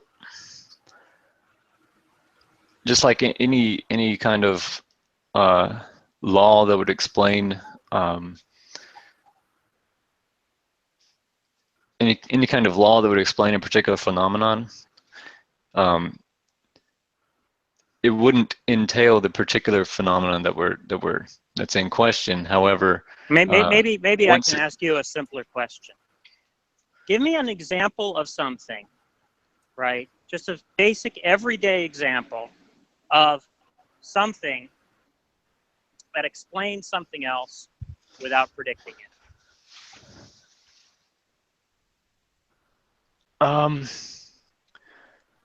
So you could explain, for example, a price increase in a particular neighborhood without the theory of inflation or any theory that deals with inflation entailing that particular neighborhood. Well, I didn't say anything about entailment. I'm just saying prediction. I don't see. I don't understand how you're using these words. Like it's like you're just.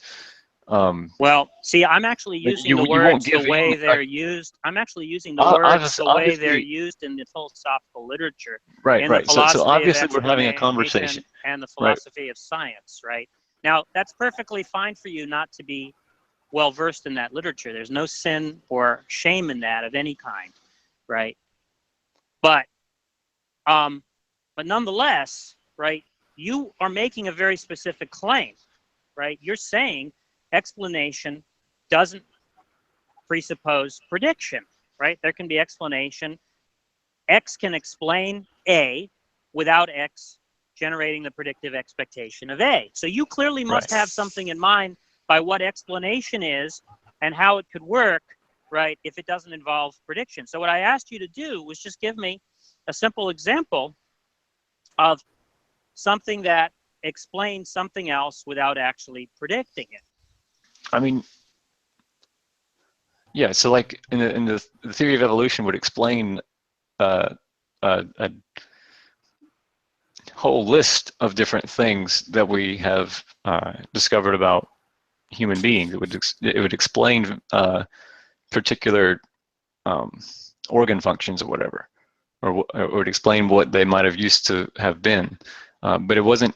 The theory of evolution doesn't directly predict anything, any particular particularity about human organs. It wouldn't. I don't see how it explains it then. How does it do that? Right. So, like, you could expect that that there was whatever function that an organ used to perform was no longer necessary or no longer played a role in an organism's fitness, and so that it was allowed to drift into whatever vestigial state that it ended up with, right? And that would be an explanation, but it's not predicted by evolution. It's just explained by. No, but I'm trying to understand. You're saying that. Well, what's the phenomenon in question? Give me a specific phenomenon in question that we're seeking to explain. A non-functioning organ, a vestigial organ. So something like an Example. appendix or something? Yeah. Yeah. Okay, now tell me what's the explanation for what? The existence of the appendix? Is that what we're trying to explain? Yeah. The existence of an organ that is not really essential to human life, and yet it exists, and yet it's there. Okay, so Theory of evolution give me a proposed explanation. How do you explain the existence of an appendix? How might you explain it? Right, that it served a prior function, and that it no longer played whatever role it once played to an organism's fitness, and because it no longer serves some kind of essential function, it's just some kind of it's an organ that we've carried on that is no longer necessary, and so that would explain why it is a vestigial organ, and that it's still there. Although otherwise you'd be looking up and down. I'm feeling confused as to what it is we're explaining. Are we explaining why we have appendixes? Is that what we're I don't know. explaining? Like you asked a vague question. I asked you a very People specific generally question. think that evolution I has. asked you a question about. I asked you to give me an example of an everyday phenomenon, right? That we could give an explanation for, where the explanation didn't actually predict the phenomenon that it purports to explain. So it's a very specific question, right? There's nothing vague about it. So it's your example. You're the one who's making the claim that we can have explanations of empirical phenomena that are not predicted by the explanons, right? And I'm just asking you to give me an example of that so I can try to figure out how it could work that there would be explanations without predictions. Well, do you agree that that theory of evolution doesn't predict that a human would have an appendix? I don't know what you take the theory of evolution to be. As broad or specific as you want to. I really have no clue what the theory of evolution is. Okay. I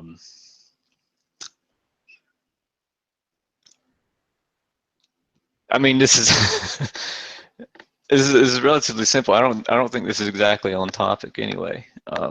Well, wait a minute. You don't think it's on topic that we understand how something could explain something else without predicting it? If that's built into our concept of explanation? I'm just trying to think of a way to.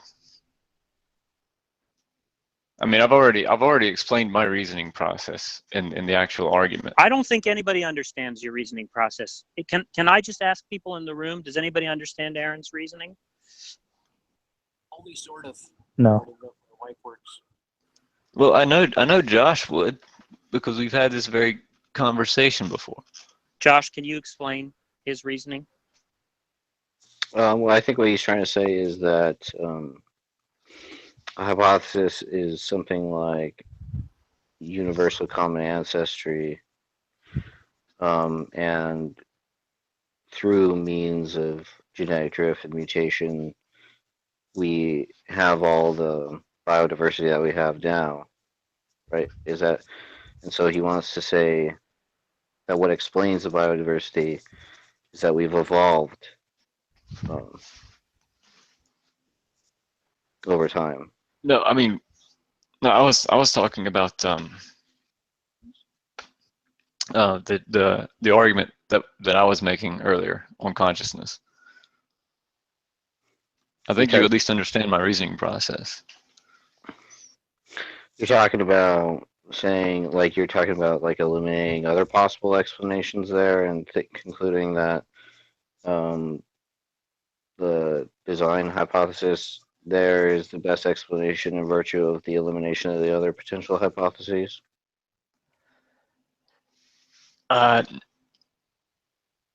Elimination of of necessity, but it would be a relative superiority over over chance. It wouldn't be sort of elimination. So like with chance, there's just no explanation for the phenomenon, right? It's simply random. There's that's not what we would call an explanation. So No, well, no, I'm talking about the on chance. It's perfectly compatible with psychophysical laws being the way they are by chance. But then if they are by chance, then the content of my mind is not in this kind of relationship with the world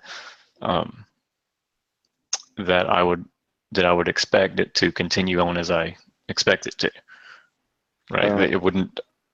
I don't know why. I don't know. You're saying that if chance explains. Sorry, that's the weird way. You're saying if it's perfectly compatible with chance for me to have the exact series of experiences that I've had up to this point. Right. And it's perfectly compatible with chance that it would continue on as I expect it to. However, it's more likely that it will diverge than for it to continue on. And so if I am committed to the idea that it will continue as I expect, then I can't hold consciousness or psychophysical laws to be a product of chance, or that the fine-tuning was a product of chance. Because you want to say that with chance, there's presumably some finite set of possible conditions relative to which there's a probability space, and if it were chance, it could be any of those series of events. That's what you're saying? Right. That it's there's a certain realm of possible experiences that I could have in the future that are within the realm of expectation, that they would remain what I would call rational or intelligible if they were to take place. But then there's extremely wide range of different experiences that I could have, including not having one at all. That if the psychophysical laws that dictate the content of any particular human mind are products of chance, and the universe is not designed with me in taken into consideration, the universe is sort of unguided or unplanned, then I would have no expectation whatsoever that it will continue to persist as it has.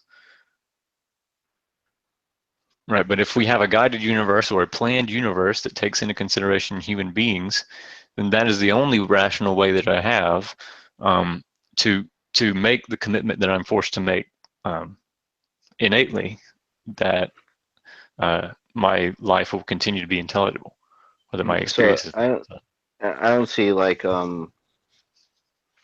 it's going to come back to this issue about the question is what you think explains the physical laws or the psychophysical laws, right? So you want to say what explains the psychophysical laws is that there is a being who is intent on creating these psychophysical laws as such? It's not the existence of the psychophysical laws that I'm explaining. It's the specificity of them. It's the fine-tuning of them. So they exist in an extremely specific way. They're contingent events, and there are supposedly laws that orient these things that fix the content of a given experience in a given situation. And if these laws that fix the content are not designed in such a way that human beings are taken into account, then there's no rational basis that I would have to expect them to continue on the way that I do. That doesn't make any sense well, to me.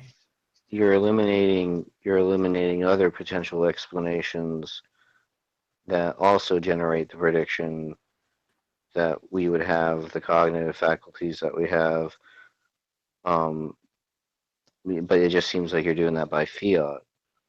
No, I'm not eliminating it. I'm saying that we agree. Let's say we agree it's not chance because there's a low probability given some finite probability space, right? But I mean, I don't really understand how we would set. There's an epistemic concern about how we would set the probability space for something being chance. You know, because like, what's the? I mean, I don't understand why there would be an argument that there's. First of all, probabilities only work with a finite probability space, and it doesn't seem like there could be like an infinite number of psychophysical laws. So I don't even know if we could do a type of probability calculus. Well, we've with had those we've types. had a certain number of experiences so far, and we know that experiences are relegated to things like brains and not other physical systems. But we don't have a way to distinguish the processes going on in any particular brain from any other particular physical system. There's no reason for me to expect consciousness to be in a brain by virtue of anything that I can describe about a brain. And yet, very specific processes that go on in brains produce very specific experiences within them. And Right, so you want to say that that correlation is consistent with it being chance, right? And I'm saying, yeah, that's true. right. But the only way, really the only way that we could establish a probability space is if we had, if we could justify our knowledge of all the salient features, which I don't think that I don't think that we can do. I don't think that we can justify what the probability space is in any case. But if I grant for the sake of argument that there is a finite probability space, and that is, because that's where the intuition leads, is that that probability space would be low. If I grant that for the sake of argument, that's still not, so we say that chance is off the table. Okay, I agree there. That doesn't, and you want to say that you posit a psychophysical law explainer, right? And all it does, if all it does is generate the prediction that we would have these psychophysical laws, it doesn't seem to me like it's any better than any other ad hoc hypothesis that generates the same prediction. No, I mean it would be the point that the argument is to say that the universe itself is coordinated in such a way that takes into consideration human lives, human intelligibility, and things like that. I don't know if I would say that it's depending on how you would formulate it. You might just say for something that is entailed by the way that we have experiences and relationships. But what I'm saying is we're committed to a certain outcome that we have absolutely no basis for on any kind of physical necessity or on certainly on chance. That it would be irrational to take our commitment that they will continue on as we expect it to on chance. And I don't and I think that necessity itself is falsified by our own fallibility, or the fact that brains themselves, not only are they fallible, but you could have a brain that is not even conscious.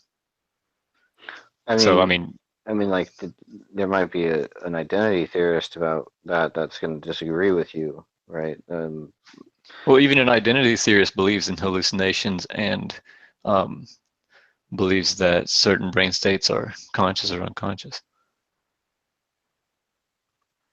Yeah, but I'm just saying that they're going to be people that are going to disagree. They're going to think that there's going to be a physical necessity, that if you get a brain configured in such a way, you're going to get consciousness. So they think that there's an identity relation between those two. I don't happen to share that view. Only a reductive physicalist could make that argument. No, they're non-reductive. Those are non-reductive physicalists. Identity theorists are reductive. No. There's non-reductive identity theories. No. Like they're property dualists. They don't think, property dualists, for example, don't think that, they think that there's physical properties and mental properties, but the mental supervenes on the physical properties. But they think that there's an identity relation between the mental properties and the physical properties. That aside, that's not a view that I hold. Yeah, whatever.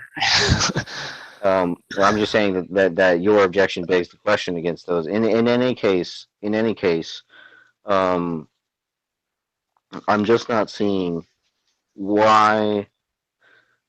I'm just not seeing why. Like the inference that I take it to be is that it's the best explanation in virtue of the fact that it actually predicts the phenomenon. But you want to contest that. You want to say it's not the case that it predicts what we would see. Or like, and so I mean, I don't really understand how it would explain what we see if it doesn't predict what we see if the hypothesis is true. Right. So that would be kind of like the point that Jack is making, and I think that's an argument from like an appeal to a low prior probability. But to take the full thing into account, a low prior probability, or the idea that that given a particular hypothesis, the chance of seeing a particular observation might be low in terms of a prior probability. But given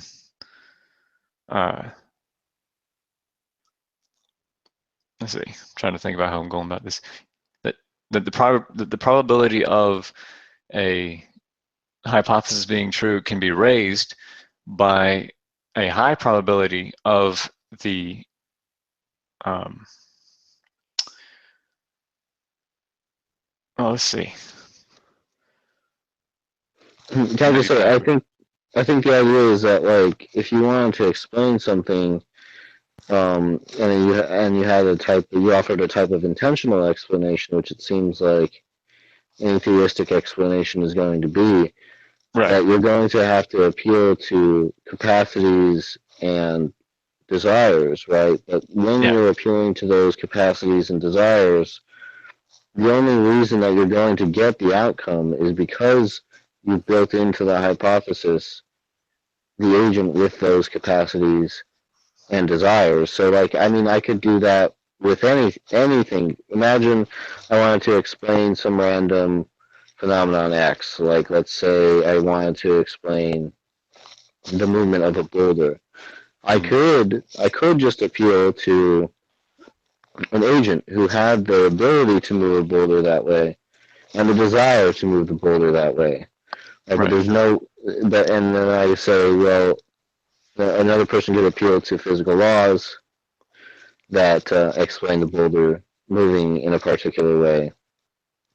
And the only reason to prefer one explanation over another explanation is in virtue of further predictions that are generated, novel predictions that are generated on the truth of one hypothesis. Otherwise, I would see the two as basically being isomorphic hypotheses, and they're not really being a fact of the matter about whether or not it's physical or agential, etc. Right, but the difference here is, though, that we're committed to a prediction that is extremely low on the alternative, but it's not low on theism or on the design. I mean, I just don't understand what justifies it, because it seems like what you're saying, again, correct me if I'm wrong, is the only thing that makes it high, right, is the appeal to the motivations and capacities that you've built within the hypothesis. But that's what I'm saying is an ad hoc. That's what I'm saying is an ad hoc proffering, right? Because the only thing that it explains is the phenomenon to be explained, and there's no independent reason to accept that. Like, because I could just build in that there's some meta law such that if this meta law is true, we should always expect to see these psychophysical laws. You know? Right, but we don't commit to that kind of thing when we think about an unguided universe. If the universe is not guided, then or guided toward specific human outcomes, that would be I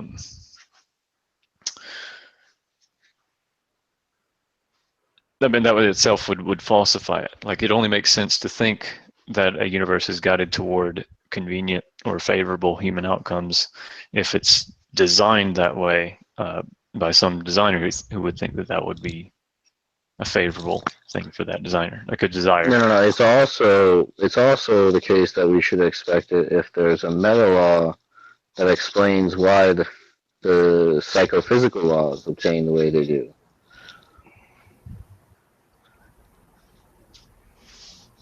So what I'm saying is that, I guess, if you could say that. Right, so the only reason for there to be a fact of the matter between those two hypotheses is in virtue of the further predictions that they generate. And as it stands, I don't see either generating either prediction. So appealing, well, it's like I don't think that there's any derivable further predictions that we could generate on a theistic hypothesis. So if that were true, it seems to me like what you would be committed to is that there's no fact of the matter about whether or not this thing has capacities and desires, or is just some sort of mechanistic law that also generates the same prediction of psychophysical laws. It seems to me like that's what one in your position would be committed to.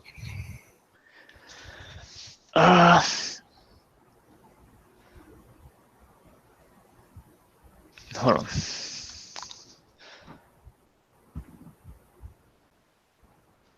So if we take right,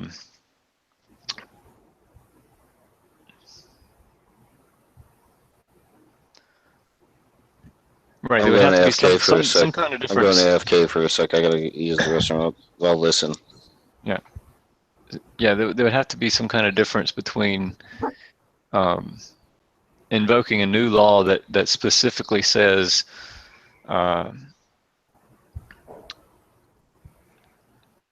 that the universe is guided toward human outcomes, and that is just a mechanistic law that says that, versus saying that the universe is designed by some designer who is taking into consideration favorable human outcomes.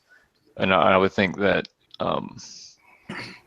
just in terms of like the way it's natural to think about it, I would think that the theism would make more sense. That it would make more sense that a being, a personal agent would take into consideration other personal agents than, you know, there being some kind of mechanistic law that just sort of asserts that would be there. Because right, but I'm saying like in this case, the difference between those two is purely it's almost like it's stipulative. Like there's nothing. It ought to be something like an empirical endeavor, but it's not. It's actually consistent with both hypotheses. So what I would do is I would take that to be an underdetermining factor in saying that there was a fact of the matter about what hypothesis was true, right? And so that's what I'm saying is that you saying that there is a fact of the matter, I'm asking in virtue of what would there be a fact of the matter. It doesn't seem like it would make any sense for you to say, well, it's in virtue of my intuition about what this would likely mean, because I'm saying what I'm charging is that is there actually a difference in the meaning of the two hypotheses where they generate the exact same predictive expectations, and what I'm contesting is that there's not, in fact. Right, but wouldn't there be a difference between stipulating a law as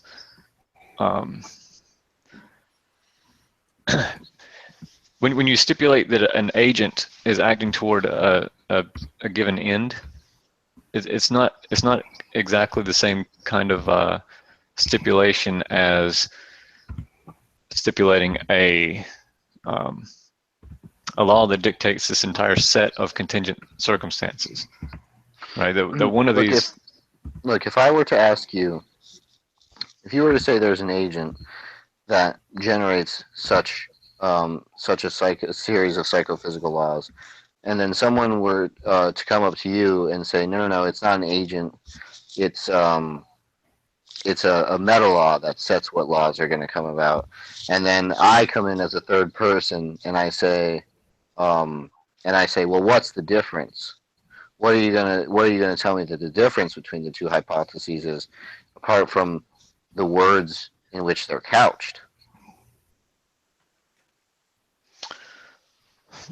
I mean, there's a difference between the two. I don't know if they'd obviously be empirically equivalent, but there would be a difference between the two.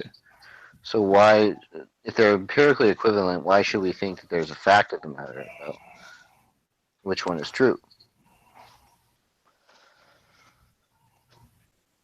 Because like on the one hand, it seems like you're just saying, well, yeah, we can get these phenomena. Like take something that there are that there's also a bunch of what I take to be isomorphic, empirical data for. So like if you take a bunch of different interpretations of quantum mechanics, I could add another interpretation of quantum mechanics called God quantum mechanics, wherein God predicts those same phenomena, right? Mm-hmm. In quantum mechanics, and I could just add that to the list of interpretations of quantum mechanics where this is exactly what we would expect to see if God quantum mechanics were true, right? And so for someone like me, if a theory is not to be understood in terms of its empirical or conceptual merits, then it doesn't seem to me like there's going to be a fact of the matter about the truth of that theory, right? That seems to me that they're just instrumental models that are useful for sort of predicting our experience. No, it wouldn't undermine the ability for there to be a fact of the matter. It would lead to the conclusion that epistemology and specifically science, but epistemology in general is underdetermined, which I agree with. But like if I'm just going to sit down, hold on. See, like the point is that look, I'm saying in virtue of what? Now if you appeal to the empirical difference, that's what you could say. In virtue of this, it's in virtue of the empirical difference that there's a fact of the matter. Now, if it's not in virtue of the empirical difference, you might want to say it's in virtue of some conceptual constraints. Now, I don't know what those conceptual constraints would be in your case. I mean, I can think of a few examples, like something like qualia, because qualia-minded individuals are going to generate all the same predictions as non-minded individuals. Like if I let's say I believe that p-zombies are true or something, and I looked, there would be nothing that anybody could show me to convince me that some other person was not a p-zombie, So, but there would be a conceptual difference between a minded and a non-minded individual. But right. I think the point is that in that case, you'd have to appeal to something in virtue of which there was a fact of the matter about whether or not your hypothesis was true, and I don't see a reason to accept that. I mean, you want to say that there's a mind there, right? But why should anybody think that's true? Because that would be something in virtue of which, there could be a fact of the matter, as if there was a minded thing there, right? But yeah, well, I mean, minds are the kinds of things that design things to serve a purpose, whereas mechanistic laws don't necessarily do that. That doesn't rule out the fact that there might be this mechanistic law that would just so happen to orchestrate all the psychophysical laws to be well, when you say just so happen there, you're implying that there's some kind of group contingency about a non-intentional explanation, and there isn't one about the intentional explanation. But see, the thing is, you can ask the same question about the intentional explanation, right? Because you're just saying he just so happens to have these desires, right? The agent just so happens to have these desires, right? So you aren't actually solving any problem by positing an agent in that case, because the same question will arise at the level of the agent, which is, why does the agent have these desires rather than others, right? And so you get an infinite regress fine-tuning explanations. So I don't think it's correct to say it just so happens to do this in the one case but it doesn't just so happen to do it in the other case. That's why it's important to answer the question about how you can give independent justification for your hypothesis, because basically what Josh is pointing out to you is you've got an ad hoc explanation, right? And you're trying to claim that an ad hoc explanation is a good explanation, right? But ad hoc explanations are not good explanations, right? Anybody can construct an ad hoc explanation to explain any phenomenon, right? The point is that what we're looking for when we look for good explanations is we're looking for an explanation that has independent justification. You haven't provided anything remotely like that with respect to your claim that this is a good explanation.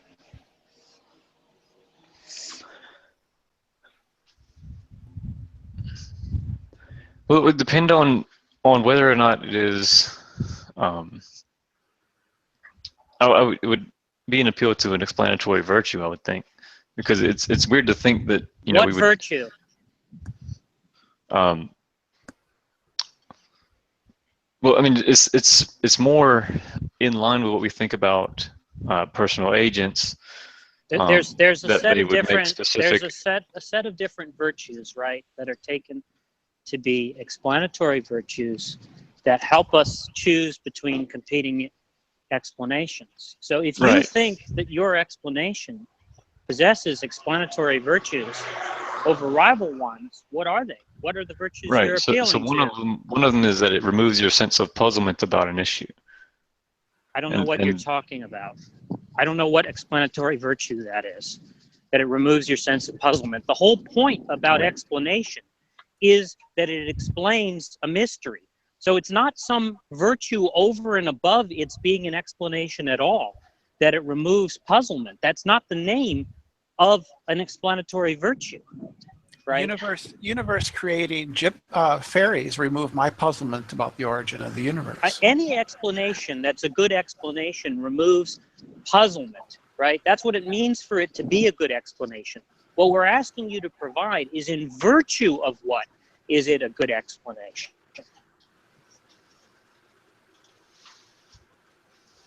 Okay, so we've all come to the conclusion that it's underdetermined, right? That is underdetermined on the psychophysical laws. That's one conclusion we've come to. Another conclusion we've come to, at least that Josh and I have come to, is that you have what appears to be an ad hoc explanation. No. The issue of psychophysical laws themselves, the explanation of their fine-tuning, we're granting for the sake of argument that they're fine-tuned, that is an underdetermined. There are two empirically equivalent theories that we could give. One is some mechanistic law, and one is all empirical facts are underdetermined by. All hypotheses are underdetermined by observations. That's just a feature of explanatory hypotheses, that they're underdetermined. Right. So now, if you're going to commit to a sort of fixed relationship of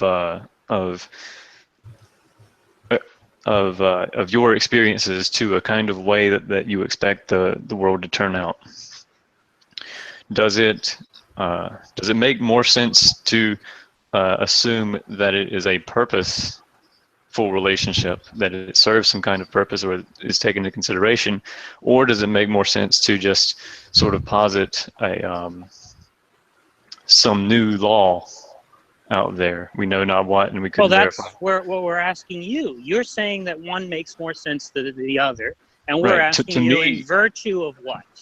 Right. To me, it's more natural to assume theism than a mechanistic law. I'm not asking you whether it's more natural to you or not. I'm asking you what explanatory virtue favors your hypothesis over any rival one that predicts the same outcome.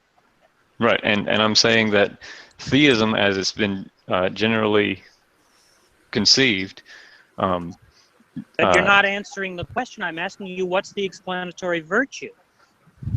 That is the explanatory virtue, is that it's a more natural I don't know what you mean by natural. That just sounds like you're saying it's more intuitive to you.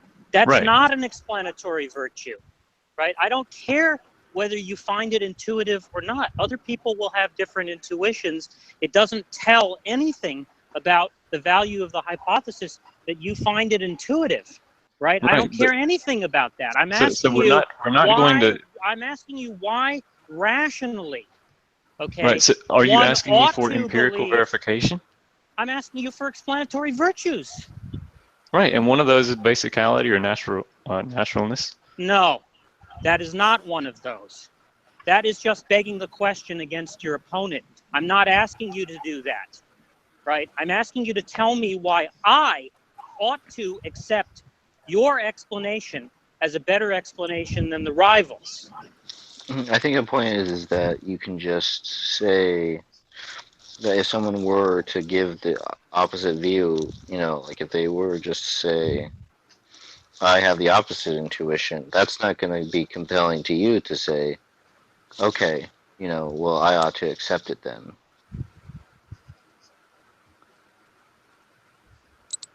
Right. But the way they would be doing it would be by appealing to a new mindless law. You're doing it by appealing to a new minded entity. Right. What's the difference? Yeah, they're both ad hoc. They're both Right. But the completely point ad is, hoc. we already agreed that there's an underdetermined conclusion that we're going to reach here. And so when you do it, you either do it based on what your intuition is, or you don't do it at all. Look, if all you're going to do is report your testimony that you happen to find the existence of God or the existence of a designer that to your mind, right, would desire specific things like finely tuned psychophysical laws, there's no need. I mean, you could have just saved us all a lot of time at the outset by telling us that was what you were doing. Right? We thought that you actually had some kind of argument that would favor that hypothesis. It's But the same. It's the same kind of. What you're saying now is that actually my hypothesis is completely ad hoc, as are all the other rivals, and there's no reason for anybody to favor any of them, but I happen to prefer one because it's natural. It seems natural to me. It's exactly the same form as a traditional fine-tuning argument. However, it overcomes. I don't see what difference that makes. I don't see what difference that makes. I don't think that the traditional fine-tuning arguments survive any of these objections any better than yours does. Right. But then you could do the same thing you aren't even giving an argument. You're just saying, look, we don't have an explanation for this phenomenon, so I'm going to posit something X. I didn't. No. Right? No. I'm going to posit something X, which has the capacity to explain this phenomenon, and what I'm going to specify about how it explains it is by giving it a mind and saying that it desires the phenomenon. Right. And then I'm going to say, okay, that's one potential explanation, right? Another potential explanation is here's an entity Y that's non-minded, right, that can explain the hypothesis, right? I can't give any specificity over and above, you know, those mere facts that they have the capacity to explain the phenomenon in question and have the disposition to do so. The only thing that distinguishes them is that one is minded and the other is not, right? And the minded one explains.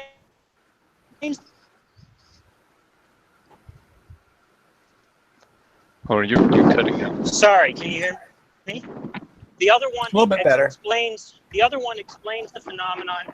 The minded one explains the phenomenon in virtue of the fact that the agent actually desires the phenomenon that the hypothesis was designed to explain, right? Right. And now that's not an argument. That's just positing two potential ad hoc explanations for the phenomenon. And then what you're saying is, well, one of them is more natural to me. You know, one might think also Right. that, like, there might be some type of inductive argument you might make against yours in like because of some explanatory virtue. You know, like we wouldn't know of minds that operate irrespective of the physical laws in which they exist. You know, like you operate in a minded way because there are certain physical laws that undergird your existence. You know, so if that weren't the case for the minded individual, you know, like you might even say that that's a worse that's a worse hypothesis because it's a mind unlike a mind that we've ever even known. You know, like it doesn't seem like any Right. type Okay. So let me ask you a question. If I had two different competing theories, one of the theories takes the extension of a particular set of phenomena, and it says that it dictates that this, whatever the extension is of the set of phenomena is, it dictates that those things occur. And then I have another theory that in conjunction with a set of conditions would entail that those phenomena happened. Wouldn't one of them have more of an explanatory virtue than the other? That wouldn't one that just sort of picks out the particular events one by one and says, here's a law that says that these particular events will happen, and then that's the law that we're going to refer to. And they have another law that would not pick them out in particularity, but it would sort of give rise to a set of different, the same observations or type of observations that would fit within that theory, but it wouldn't be just picked out and particularized. Isn't one of these different from the other? Like if I say that the universe is fine-tuned, is designed or finely tuned for human experiences, and then I just pick out a meta law that just dictates particular kinds of psychophysical laws, and then I just call that a law. Isn't that different from invoking an object that could or had the capacity to select these things and be specific just by virtue of having a belief and desire complex? Wouldn't these two things be different? Wouldn't it be more natural to take one instead of the other? What would they be different in virtue of? Are they empirically equivalent? Sure. Then I don't understand what they're different in virtue of. In terms of the explanatory virtue, that you wouldn't just invoke a law that would say which explanatory virtue? I don't know what you would call it. I just described it. Well, the problem is they're both ad hoc, and ad hocness isn't an explanatory virtue. Well, he might think that two ad hoc hypotheses, if we had two ad hoc hypotheses, that one could be favored in virtue of it having some explanatory virtue. But I'm not understanding what explanatory virtue he's appealing to favor his hypothesis over the other. like if I Michael, if I posited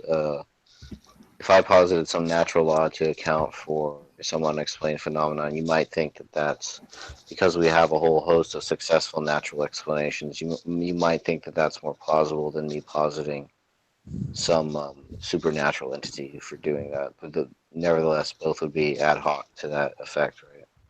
Yeah, that's true.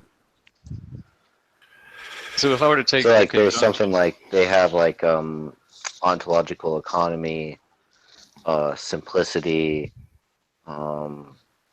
There's also degree of ad hocness, which is obviously not a feature here.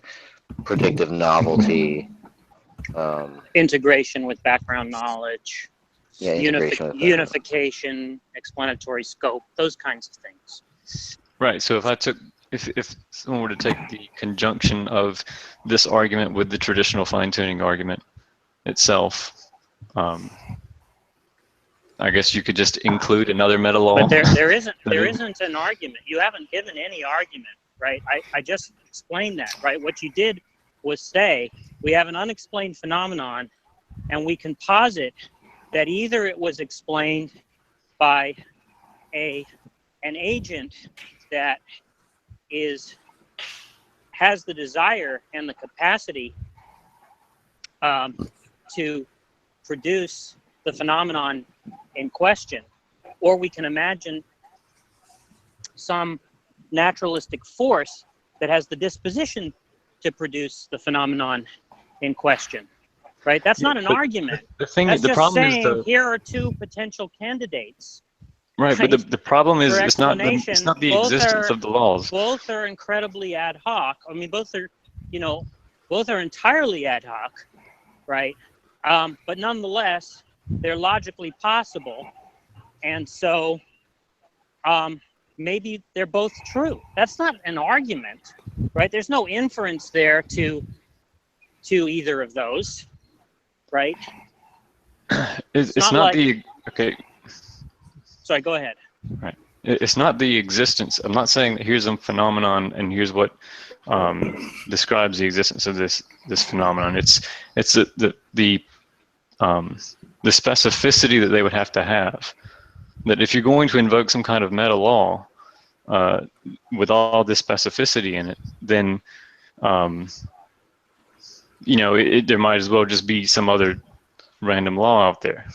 Like it's just sort of this doesn't make any sense. But if you posit an intelligent agent with a purpose, then that could give rise to the conditions. Look, you're not understanding the objection that I made earlier, right?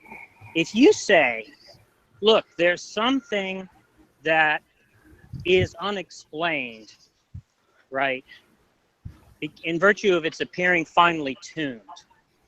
And so what I'm going to do is solve the mystery of this apparent fine-tunedness by postulating an agent that desires those specific things, right? No, not those specific things. No, it would desire intelligibility, and that could give rise to. It desires intelligibility, right? So the question would then be, oh, we have the unexplained phenomenon of the finely tuned desire of intelligibility. What explains that, right? You just have an infinite regress of explanations. So I don't see how there's any reason to favor your explanation as being more explanatory virtuous over somebody who just rejects positing a designer.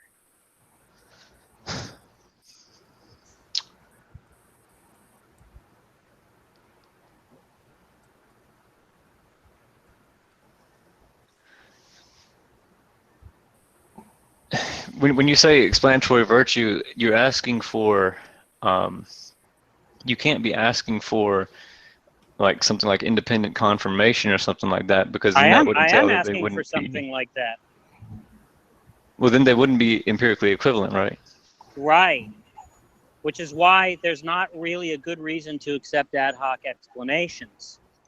Right, but like say we were in a discussion about the philosophy of mind, and we're saying that a particular theory of mind doesn't explain intentionality as well as another one, or that it would entail kind of. No, you're talking about a different type of explanation there, because when it comes to philosophy of mind, we're talking about we're not talking about explaining empirical facts by positing some empirical theory, right? We're talking about two different conceptual analyses, and we're trying to figure out which one is the better conceptual analysis. We're talking about different metaphysical pictures of the way the world works, right? We're talking about ontology.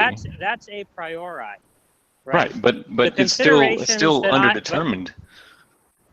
Yeah, but that's irrelevant. The point is that when it comes to a priori disputes, right? We don't actually look for evidence to favor one over the other. Right. We appeal to because neither hypothesis generates predictive expectations, right? When we're dealing with empirical phenomena, What does as, it generate then? What does what generate? Right. Like, what does it? One particular philosophy of mind position generate? It doesn't generate predictive expectations. No. Well, what does it generate? It doesn't generate anything. Okay, then we're apparently just it generates ad hoc explanations. Right. So, I'm yes, sorry? like you could be a direct realist and then bite the bullet on whatever implications it would be, and some other person would say, no, that's kind of spooky. It makes more sense to me to be a representationalist, right? Now, Yeah, what are they doing there? I don't think that philosophical disputes need to be settled by appeals to intuitions. Then how do you ever settle anything? By showing that the alternative view is self-contradictory, for example. Right, but if you have two empirically equivalent ones, one will bite the bullet against one intuition, and another one will bite the bullet against a different one, and they both think that each other is wrong, then why would you ever be a transcendental idealist over any? Transcendental idealism is the only coherent theory. So everything else leads to contradiction. Yes. That's the only coherent theory of the relation between subject and object. Every other one is self-contradictory. But look, this is all beside the point. Wait. You invoke the noumena, right? You invoke the noumena. And do you have any independent confirmation of noumenal? It's not an empirical claim. Right, but it's a metaphysical one. Like someone could say that it's not there. Metaphysical claims are not settled. They couldn't say that because it would entail them, it would enmesh them in a contradiction. No. Earlier you said that subjective idealism would just lead to a kind of inexplicability about. It wouldn't just lead to that, because it would ultimately be a self-defeating claim, because you wouldn't be able to build a concept of intentionality which would be consistent with pure randomness.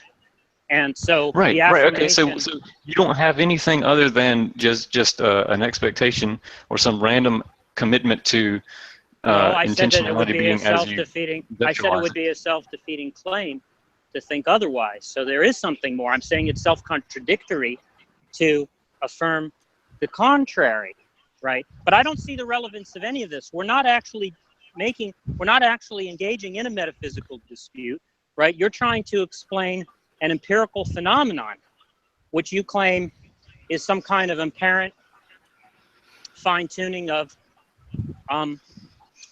psychophysical laws, whatever those are.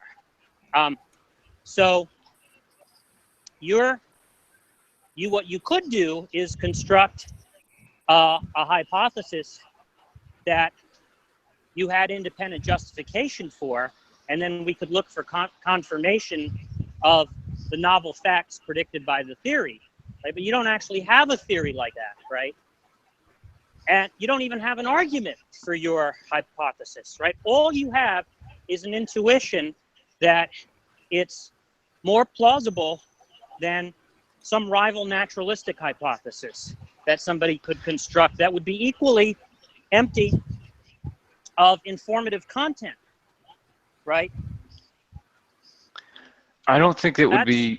That's just a big waste of time, right? We're not interested. We're not interested. When you started this discussion, what you said was, you thought that the only way we could account for this phenomenon, at least plausibly, right, was to appeal to a designer, right? And I spent hours trying to find out what your argument was, right? And now here we are, 4 hours later, or whatever it's been. It turns out you never had an argument. You were just calling something an argument that wasn't an argument. You were merely positing some hypothetical explanation that's basically a dormitive virtue, because all it is it explains it in virtue of its capacity to explain it, right? Which is just, worthless. It's just worthless from the standpoint of explanation. What we were hoping to get from you, okay, so I'll stop now, and you can talk, and then I will continue when you're done. Right. So I am not committed to the idea that the only way to reason about things in nature or in metaphysics is by virtue of whatever it entails. Because Who said anything about that? We never said in virtue of what anything entails.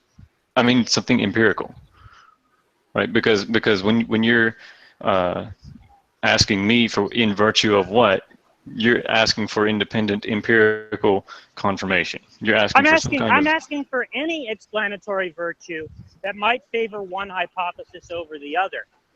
It turns out the only thing that you've been able to provide that's intelligible is that you find it more natural to believe it, which is not an explanatory virtue. That's not, that's a mischaracterization. Well, if that's a mischaracterization, then just tell me what's the explanatory virtue that favors your hypothesis over the rivals. It would be the virtue that is the virtue that would take you positing a law that would entail a certain phenomenon as a result of certain laws and conditions, or just conditions, I guess. Versus a meta law that just entailed the events themselves. I don't understand. Right, like if there could How be would a meta... that get around the problem that I raised about the fact that the same argument would apply to the finely tuned desires of the explainer, of the explanans? I think you could probably always if there's going to be an infinite regressive explanations, right? Why embark upon that type of explanation in the first place, right? What problem does it solve? It doesn't actually solve the problem of fine-tuning. It just pushes, if there is such a thing, is such a problem. It doesn't solve the problem. It just pushes the problem back up to a higher level, at which point we have to engage in the same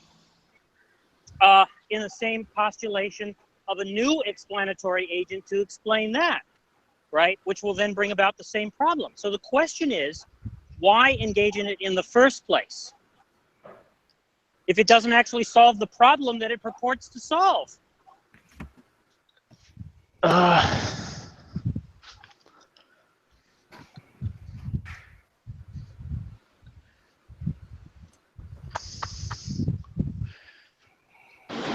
don't know if you would ever posit there's a law that says that a designer would have certain beliefs and desires. Look, are you committed to the idea that if there was a designer that explained the fine-tuning of psychophysical laws, that the same reasoning would be implied for the designer itself, and that there would be an infinite regress of designers? No. Okay, so now why? Because it would Why wouldn't the same problem arise at the higher level? Right, because you could invoke, it would warrant an explanation if the desire itself was a list of particularities, right? But one thing happening to be the case, rather than one big set of particulars, is different. The specificity in one would warrant an explanation. Look. The problem you're trying to explain is apparent fine-tuning of X, right? Apparent fine-tuning of X.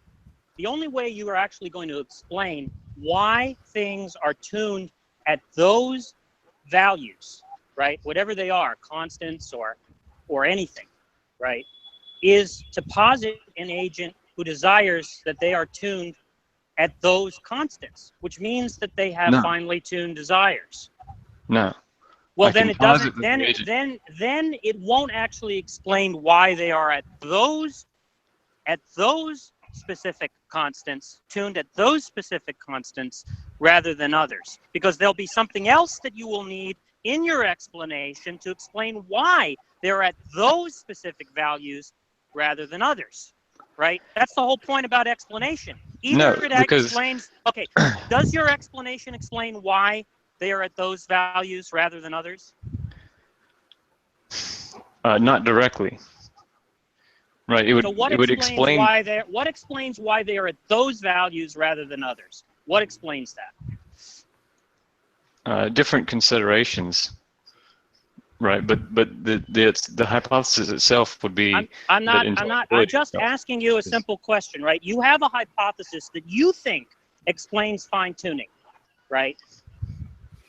So my question to you is, if it explains fine-tuning, explain to me how your hypothesis explains why the values in question are tuned specifically at those values. How does it do it? Right, but by taking into consideration the different mental states and even choices of the different conscious agents.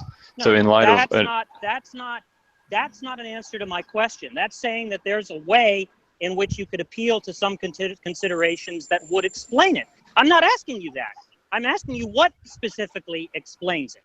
What specifically explains why, in a given case, something that you're trying to explain in relation to fine-tuning is specifically tuned at value X? Give me an example. Right, and I'm not granting you that I would have to know that particular outcome. In fact, if I did, but then you wouldn't be explaining the fine-tuning, because the point about the fine-tuning is why the mystery is why are they tuned at that specific value? If your explanation doesn't explain that, it doesn't explain the phenomenon of fine-tuning. No, the fine-tuning is a range of things that it could turn out to be. There's a certain range within the realm of expectation that would be intelligible. Like different courses of history could take place, and they would all be intelligible in their own. And I don't know which specific outcomes there might be. Do you understand the mystery is why things are tuned at specific values?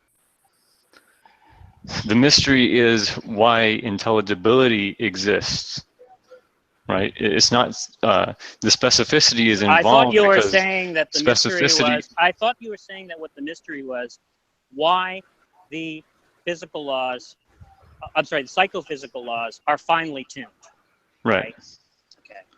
So, what explains why they are tuned at the values that they're tuned at?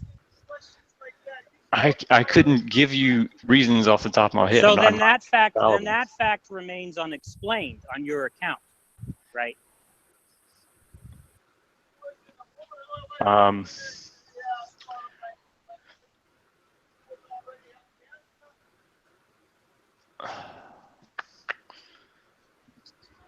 It's really a very simple question. Yeah, it's open, so it means you don't have an explanation, right?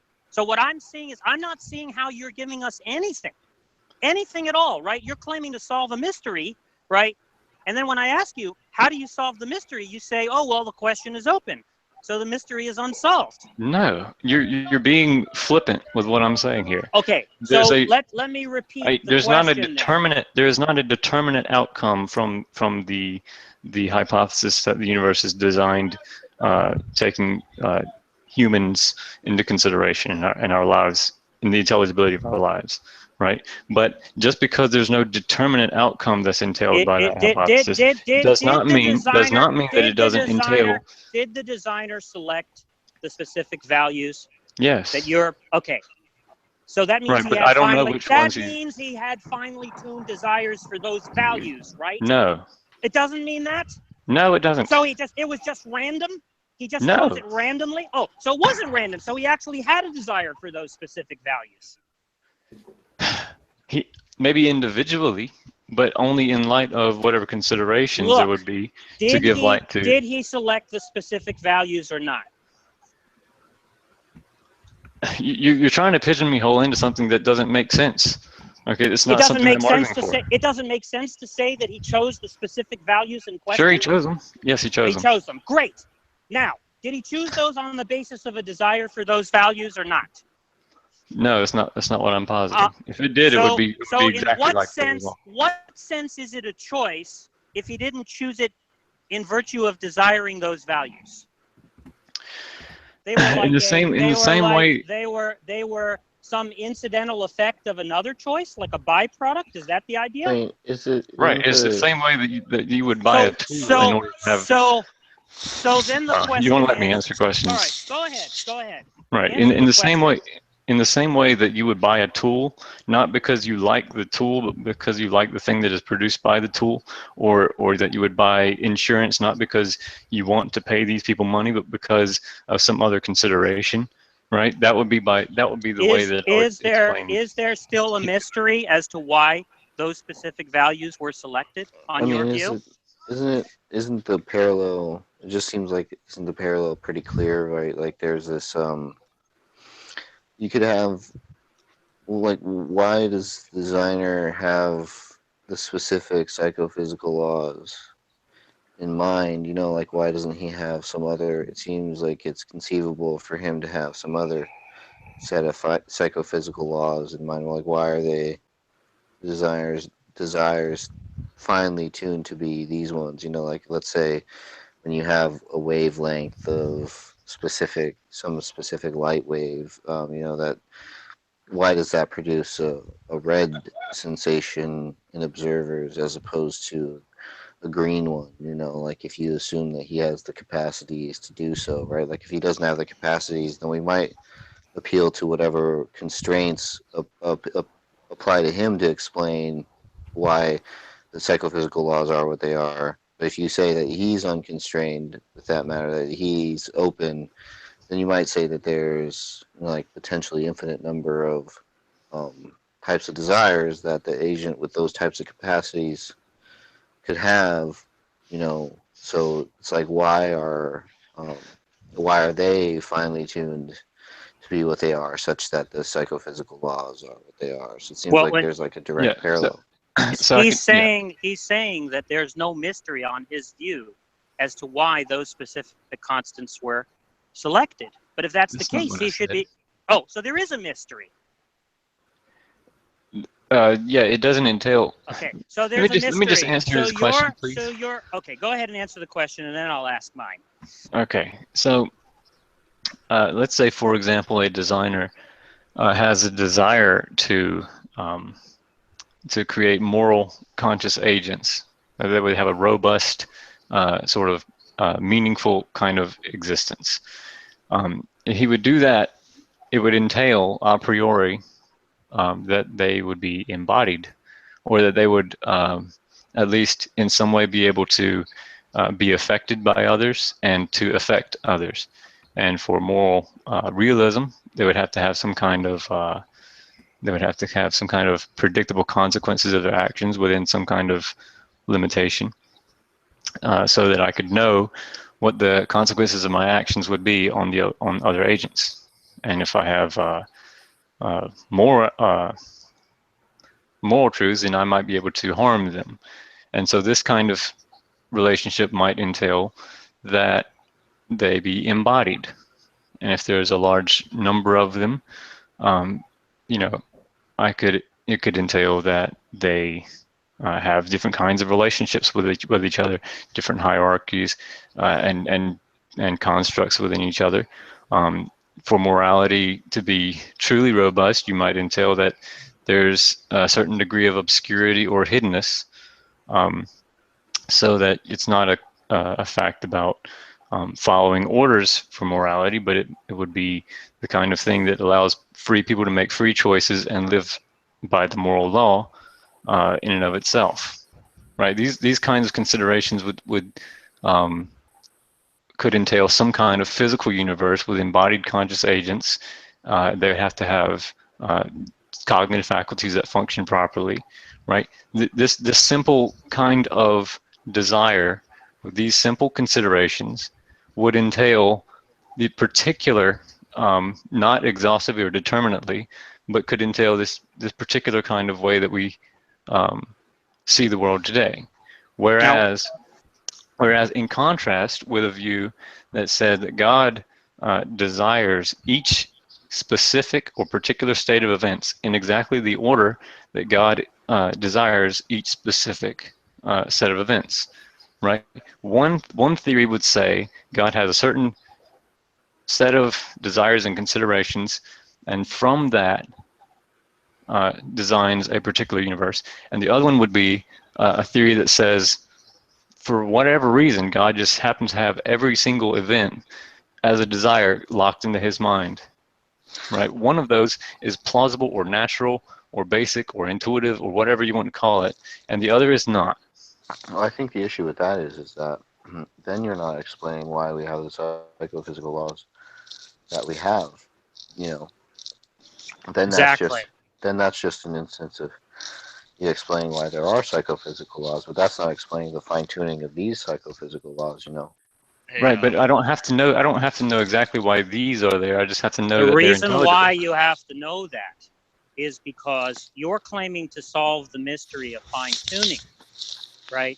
But there's a new mystery, which is that the designer that you're positing to solve that mystery itself selected specific values for for what it is that it is finely tuning for, right? And so there's a mystery as to why those values were selected rather than others, right? Which is, guess what? Is a fine-tuning mystery.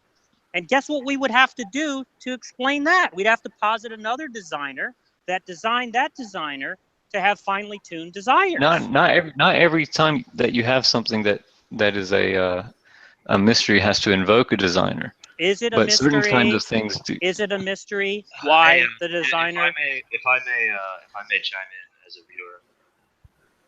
Sure. No, I was curious, Jack. Did you ever sort of get your answer as far as the gentleman's definition of evidence? No, we never got it. I was kind of curious. Yeah, you know, just straight up. So we can get back to that. So are the specific desires a mystery? In exhaustively or He chose the specific values, right? He chose the specific values on the basis of some desire that he had, right? Oh, I'm sorry, I was just about to take it out. Like, I was just about to take it back out. I checked it. I checked. Yeah, anyway, I know. If I could also right, but like the mystery that I'm trying to solve. I'm standing here taking the bike back out. Just get in. Because I was about to take the bike back out. I parked it here because I was out. Oh, let's listen to this shit. Everybody be quiet. No, yeah. I was just kind of trying to say, man, like, you guys are talking about evidence. I think he's trying to pinpoint evidence into something very scientific. When you could consider testimony from people saying that Jesus walked the earth as evidence. So I'm kind of curious also, what is your definition of evidence?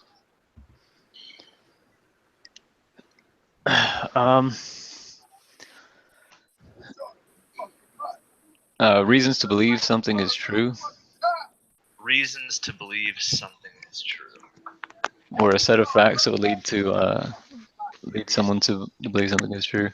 I mean, I don't know exactly what formal definition would be in line with what I'm doing here. So, like, if I define, Hold on, is Jack getting mugged again? No. I'm sorry, I got interrupted by something. So I don't think that's a very good definition of evidence. But before we get to the evidence question, I want to settle this issue, right? This one, it seems like it's fairly simple, like, because, like, then you're not, in the case where you're invoking some general, so, like, you're just saying why there are, it's like, what the type of explanation. Oh, shit. Was that a gunshot? No, I don't know what that was. Something fell. So the type of explanation, Aaron, that you're proffering is the type in which explains that there are psychophysical laws as opposed to not psychophysical laws, but it's not explaining why there are the particular psychophysical laws that there are. It's not explaining the fine-tuning. I disagree. It's not an explanation for why there are psychophysical laws. It's that what in the world is? But you agree that they could be, the psychophysical laws could be different, right? Right, but That they there's can like a only be number. in a realm, like it can only be in a realm of what would be intelligible, like the Look, specific but parts of history. the whole point is that, like, you agree that there could be any number of psychophysical laws, that, like, Yeah. so there's still a question of why we have the specific laws that we have, right? That question is unanswered.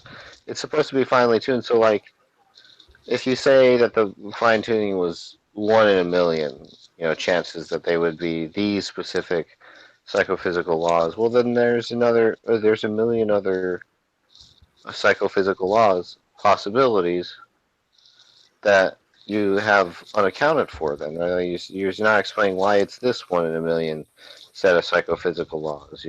Whatever Right, you want but to. the argument is not doing that. It's saying that given the relationship, the psychophysical laws, given the relationship we have to the outside world and the relationship minds have to brains, and given its specificity, then it's more plausible that it was on a designed universe than an undesigned one. But I think, like, I mean, I'm not sure how to. Right. I mean, like there's a range of what would be intelligible. You would need an So, I mean, example of an undesigned universe in order to say that, and in order to be justified in saying that. You would need to be able to demonstrate what an undesigned universe would look like in order to contrast how wonderfully designed this universe is. But it's beside the point, what we have, right? What we have is he's selecting specific. The designer that he's positing is selecting specific values.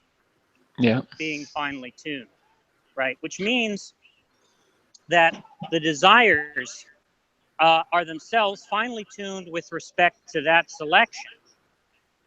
And so there needs to be, if in fact fine tuning is a mystery that needs to be explained, there's just going to be a further mystery at the level of the designer's desires that we would then have reason to posit a further designer to explain why the first order designers desires were finely tuned at those values, right? Right, The and that's where I irony is, for some disagree. reason, okay, so if you disagree, let's look closely at the issue and see where specifically my reasoning is wrong, right? So do you agree that there's a mystery as to why those values were selected rather than others? Or do you have an explanation for them? Okay, so the design. It's a yes or no question. It's a yes or no question. Do you agree? Right, and I'm not. Do you agree that there's a mystery or not? Right, Is it and if I say mysterious yes, why you're those going to take specific values? I don't. Is there a If I say mystery or yes, not? you're going to misinterpret it. We'll get to that later. Right, you're just giving me a false dilemma on the degree to which there's a mystery. We can clarify that. So, is there a mystery? Yes, with respect to. So you don't have an explanation for why those specific values were selected, right? What? Or do those as specific ones? No. In the same way that I don't have. So there's a mystery there. In the same way that I don't have a theory for why every single electron is in the position that it is when it's flowing through a wire, and yet I can have a theory that deals with electricity and have an expectation about which direction it's going to flow. That's fine. Nonetheless, those specific values were selected. Can we actually get to that issue then? But it doesn't matter whether there's any determinate theory that dictates every single particular one. You're not understanding the objection that I'm trying to make, and I'm trying to explain it. Okay, tell me what my objection is. Your objection is that the specific desires would have to be finely tuned themselves, and an explanation would be warranted in that case, because a particular set. I didn't say that for the explanation to be warranted, those specific things would have to be explained. Right, but nonetheless, a specific set of psychophysical laws are chosen, right? And because that specific set are chosen, that that the finely tuned desires of the universe or of the designer would have to be explained if you were going to be consistent with my argument. Well, does the designer have finely tuned desires or not? No. He doesn't. So when he selects those desires, right, what's the reason why he, I'm sorry, when he selects those values, what's the reason why he selects those specific values rather than another? Is there a reason or not? Right. It would be a reason that's in consideration. Right. There's a certain realm of arbitrariness. I just that is asking you, is consistent. there a reason or not? I would love to finish the sentence. I just want you to answer the question. It's a yes or Right, no but question. you're asking me leading questions that are just yes and no so that you can close the door on what I'm trying to say. What I'm trying to say, you can't just pigeonhole me into something because you think you understand what I'm saying. It's going to take me to being able to explain what I'm saying. Well, you can allow for clarifications, but I think if you say yes or no, you just allow for clarification after. Right, but listen, when I answer yes or no, then he goes on this rant on the next point, and then he'll ask me a further yes or no question, and then he'll go on another rant, right? And I'll never actually get my. It's not a rant, okay? I'm trying to make a Socratic argument. Right, but listen. We're human beings. We both understand English, and I think that you, at least in some sense, understand my point. You don't even understand what an explanation is. You don't understand. I mean, we've asked you numerous times to explain to us what confirmation is, what an explanation is. You don't even understand. Right, you want me to give a specific definition for these things when I'm just explaining the reasoning, and you're just asking for definitions for I don't know what reason, but. I don't understand how you we could actually address the argument or not. How can I address the argument when I don't even understand what you're saying? When you're using things like and explanation and expectation and yet you're asking in these leading proprietary questions. ways. I'm not asking you a leading question. I'm asking you whether ask me there yes is or no a questions mystery or not. over and over. Is there not a mystery with respect to why God chose the specific values that he chose or not? Take as long as you need to answer the question.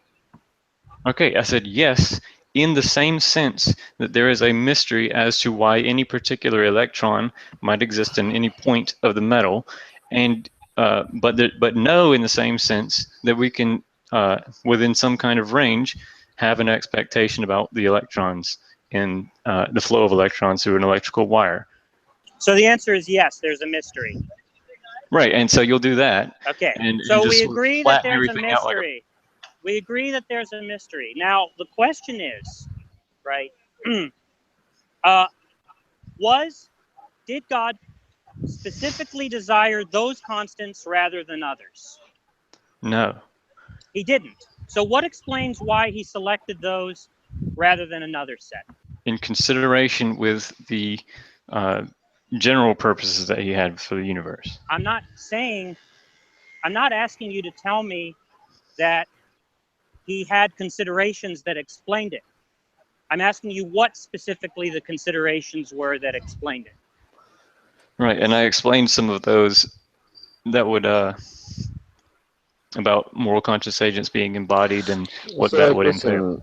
I mean, the idea is so there's a number of psychophysical laws that are compatible with moral agents, we don't have to have the phenomenology we have, right? So you're not, in that instance, there's no explanation there for why we have the phenomenology we have, but it seems like that's the thing that you're trying to explain by invoking the designer in the first place, is that we have the phenomenology we have. Right, but I could, say someone goes to the refrigerator and takes out 1 of 6 cans of Coke, right? And I explain his behavior for grabbing one particular can of Coke by virtue of his thirst, right? It doesn't mean that, you can't tell me why he didn't choose the other one, or the other one, or the other one, or the other one. But that's an example of coarse, that's an example of coarse tuning. We're talking about fine tuning. Right, Well, I'm you're talking saying- about So fine in- tuning, but it's a range. There is course. There is. You know, I acknowledge that it could have been that I have Oh, so now you're saying $21 in my so wants now of you're 20. saying there's But- a range. So then I guess the question is, I've been saying there's a range the entire time. well, wait a minute. But if there's a range, then what level in the range is it required that we invoke a fine tuner? Right? Because at what level of granularity, right, is a fine tuning explanation warranted or required? And by what mechanism have you found this out? I mean, you might just think that something like let's take your electron in the wire example. If someone were to say, well, why does the light turn on, and they appeal to an electrical current, right? And you say, well, why are the electrons in the positions that they are? There is a mystery there. Like, you might not have that. Right. No, I acknowledge that there is, but I didn't want to answer yes and then let him go on a rant. I wanted to say yes in that sense and not in the sense that he's trying to portray me as. Well, see, I think the issue there is that the thing. I mean, it just seems like when you do that, you're not You're no longer. You're no longer. Sorry, I have heartburn. You're no longer explaining the thing to be explained, which is the fine tuning, because you're saying that those desires are so generalizable as to make it coarse. No, it's just like the example with several cans of Coke in the refrigerator. He might have grabbed cheese or something, right? But I would explain. I wouldn't have an expectation for him to do that if he was thirsty. Right? There's a range of behaviors that would make sense on that particular desire set, even though I don't know which one it's going to be in a particular sense. Look, I agree with that, and that's why I brought up the fact that there are, I mean, presumably a ton of different ways in which there could exist moral agents. You know, you don't need these specific psychophysical laws in order to have moral agents. So that's why I'm saying that that's an instance of what you're talking about there. Is you're saying, well, why is the universe coarsely tuned such that we have psychophysical laws? You know, you're not appealing to the fine tuning because that's not coarsely tuned. Like, I mean, if the psychophysical laws were such that you couldn't tell whether or not a human being was in general conscious, like that would, or if you couldn't have predictable consequences for your actions. I mean, there's tons of ways that it could be chaotic to the point that it wouldn't be a moral. Like, there would be no moral realism there. It wouldn't make any sense. right. But I'm saying that those values are like, presumably there's like very large set of. They don't have to be a particular set of predictable consequences. There could be any type set of predictable consequences for your behavior. You know, you don't have to appeal to a specific set. So the question is, what explains why these specific laws are right? And I don't know the answer to that question. But then you have an infinite regress generated. That's the problem, and you keep denying that. You just push the mystery back one level, and then if by parity of reasoning, right, we are beholden by your argument, if your argument were a good argument, to postulate a designer to explain the finely tuned designers of the designer. No, because then that would also hold true of all human choices, right? Because I can explain a human choice, for example, to do a particular behavior, even though there's multiple different ways to fulfill his desire. He does one particular way, right? And then I could always have an infinite regress for all humans. You're saying that there's a principled basis by which we can distinguish coarse tuning from fine tuning, and coarse tuned phenomena don't actually need to be explained, right, by postulating a designer, but fine tuned phenomena do need to be explained by postulating a designer. So the question then is, what is the principal basis by which you distinguish those two? Right. I mean, So even in the traditional fine-tuning argument, there is a particular range of values that the laws could be in order for human lives to exist, right, or for conscious agents to exist. And just because there's a range there and not one particular outcome, that doesn't make it any less fine-tuned. How is this an answer to my question? I'm asking you the criterion by which you make that distinction. Right. And you look at the actual range of constants and quantities, which are perfectly compatible with all of the laws of physics, then the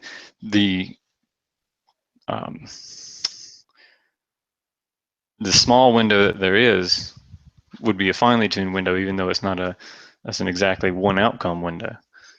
There's a range of favorable outcomes, but they're extremely unlikely with respect to the range that they could be. Well, what's the criterion for unlikelihood? I don't understand. I mean, you're saying that because there's only a 1 in 6 chance of selecting one beer in a 6-pack, that's a small enough number that we don't require postulating a fine tuner to explain the finely tuned desires of that agent? No, he's saying there's a 1 in 10 chance of selecting one of the Cokes as opposed to a piece of cheese or a slice of bread.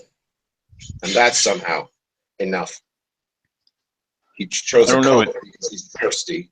You're using the example in a weird way. Like, I would explain the fact that he gets up and walks and grabs a can of Coke, I don't care which one, by virtue of his belief in desire complex. But presumably you think there's a level of granularity where fine-tuning explanations are warranted or required, right? And I'm just asking you, what is the cutoff?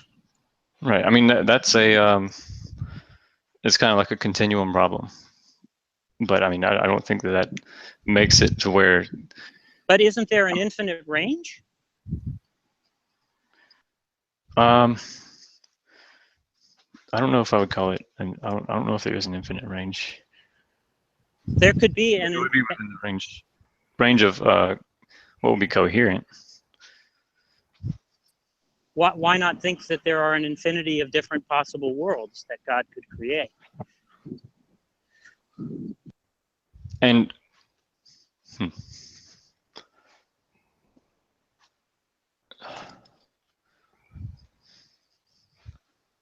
this is the problem. Go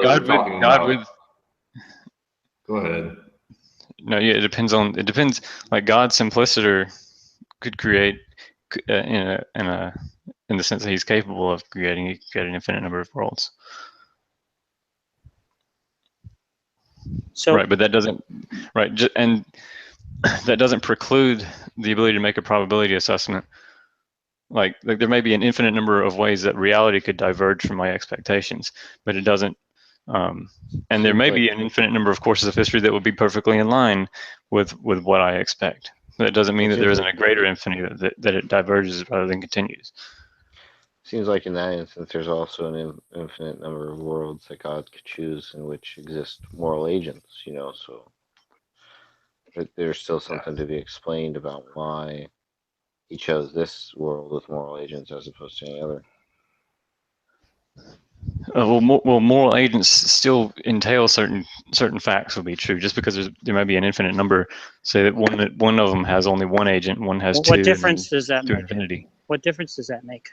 It doesn't get around the problem that we're trying to raise. It provides conceptual constraints to what it could. Right, whereas laws don't have conceptual constraints. So what?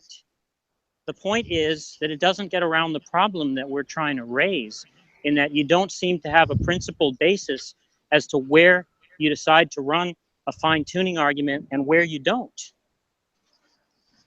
Well, I mean, any kind of probabilistic argument where you say, well, this particular outcome warrants some kind of explanation.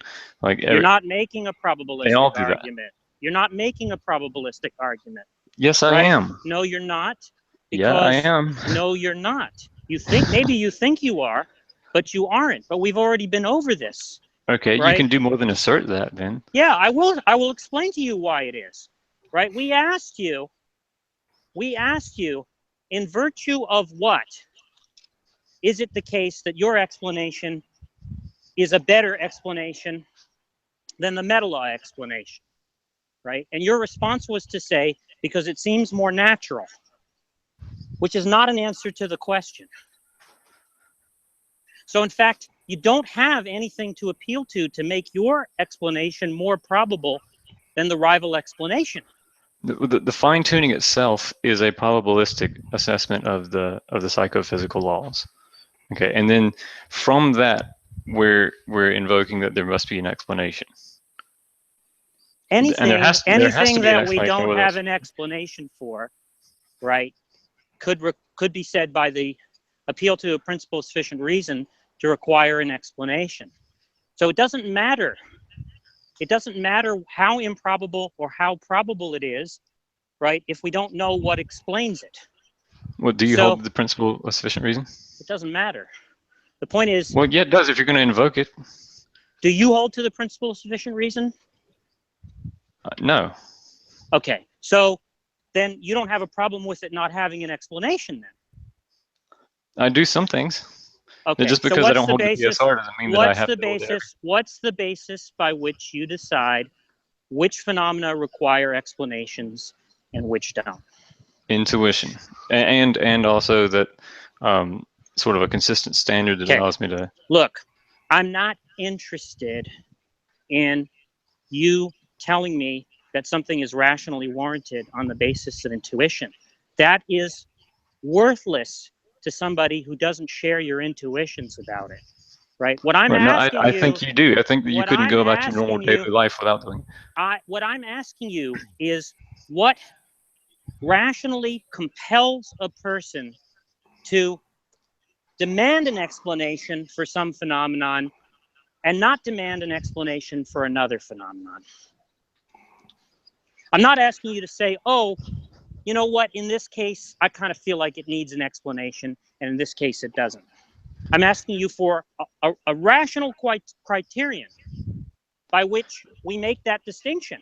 Well, in the particular instance that we're talking about, if you don't invoke an explanation, then it's perfectly rational to expect, or you would hold it as an open question as to whether or not your psychophysical experiences are going to continue as you expect them to. That we're committed to the idea that they continue, and so we must invoke some kind of explanation for why they would. No, we could take it as a brute fact that they'll continue.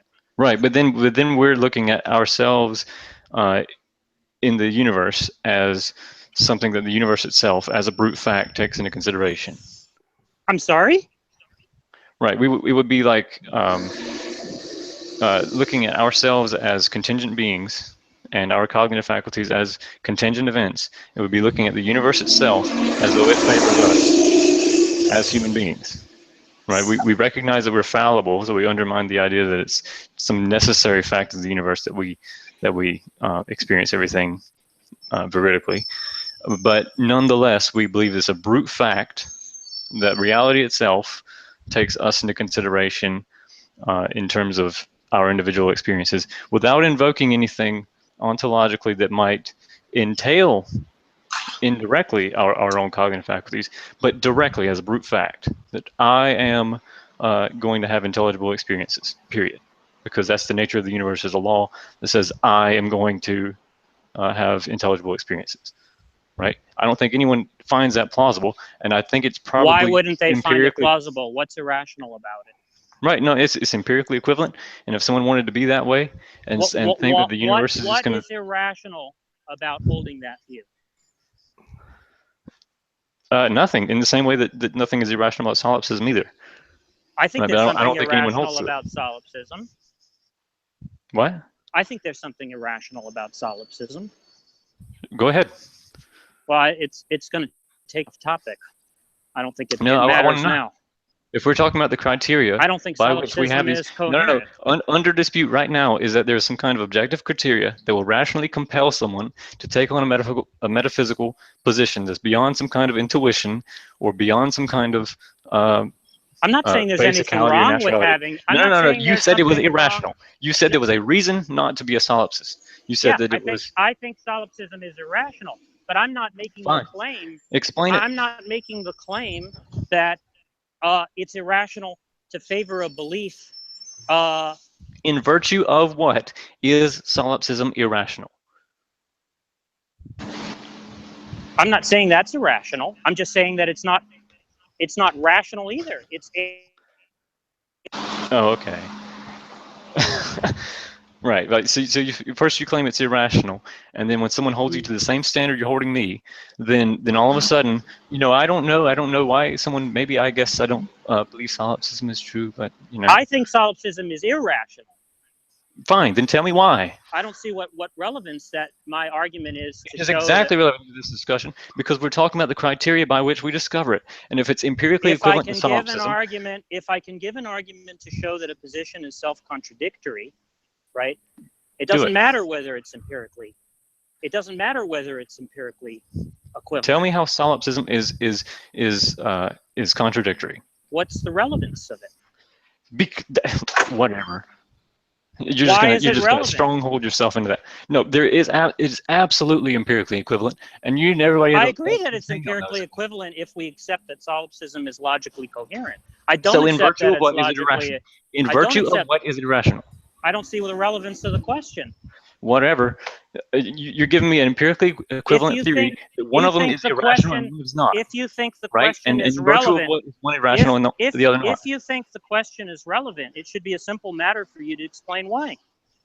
I'm saying that you are claiming that my theory is empirically equivalent, and therefore you're asking me in virtue of what is my theory preferable over yours, over the alternative, right? And so I'm asking you about what you just claimed to be irrational, which is solipsism.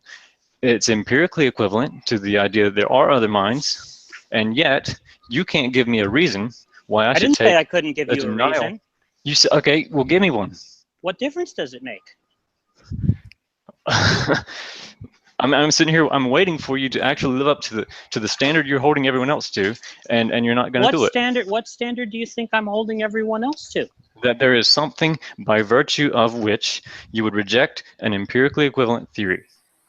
Wouldn't you reject a theory that you thought was self-contradictory? Tell me how solipsism is self-contradictory. I'm not seeing the relevance of that.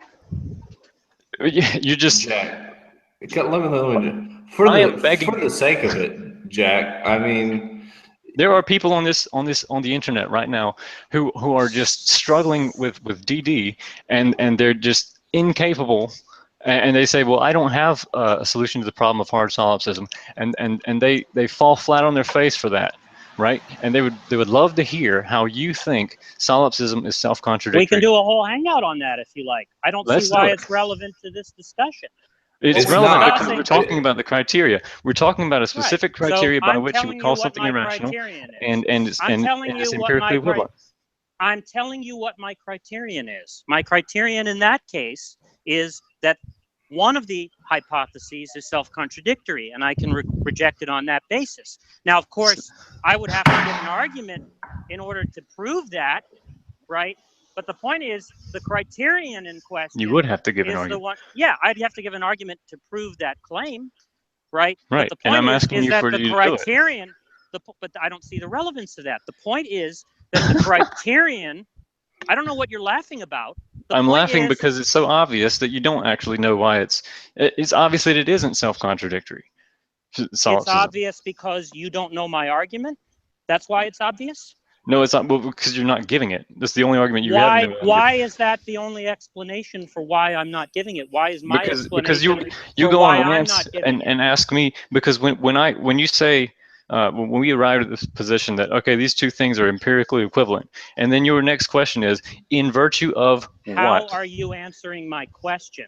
Right, and I'm applying the asked same you standard to you, why- and I instead of actually asked giving me an you- answer, you're saying it's not relevant. I asked you why my belief that it's not relevant as the explanation for why I'm not giving you the argument right now isn't as good an explanation for why I'm not giving the argument as your claim that I don't have the argument.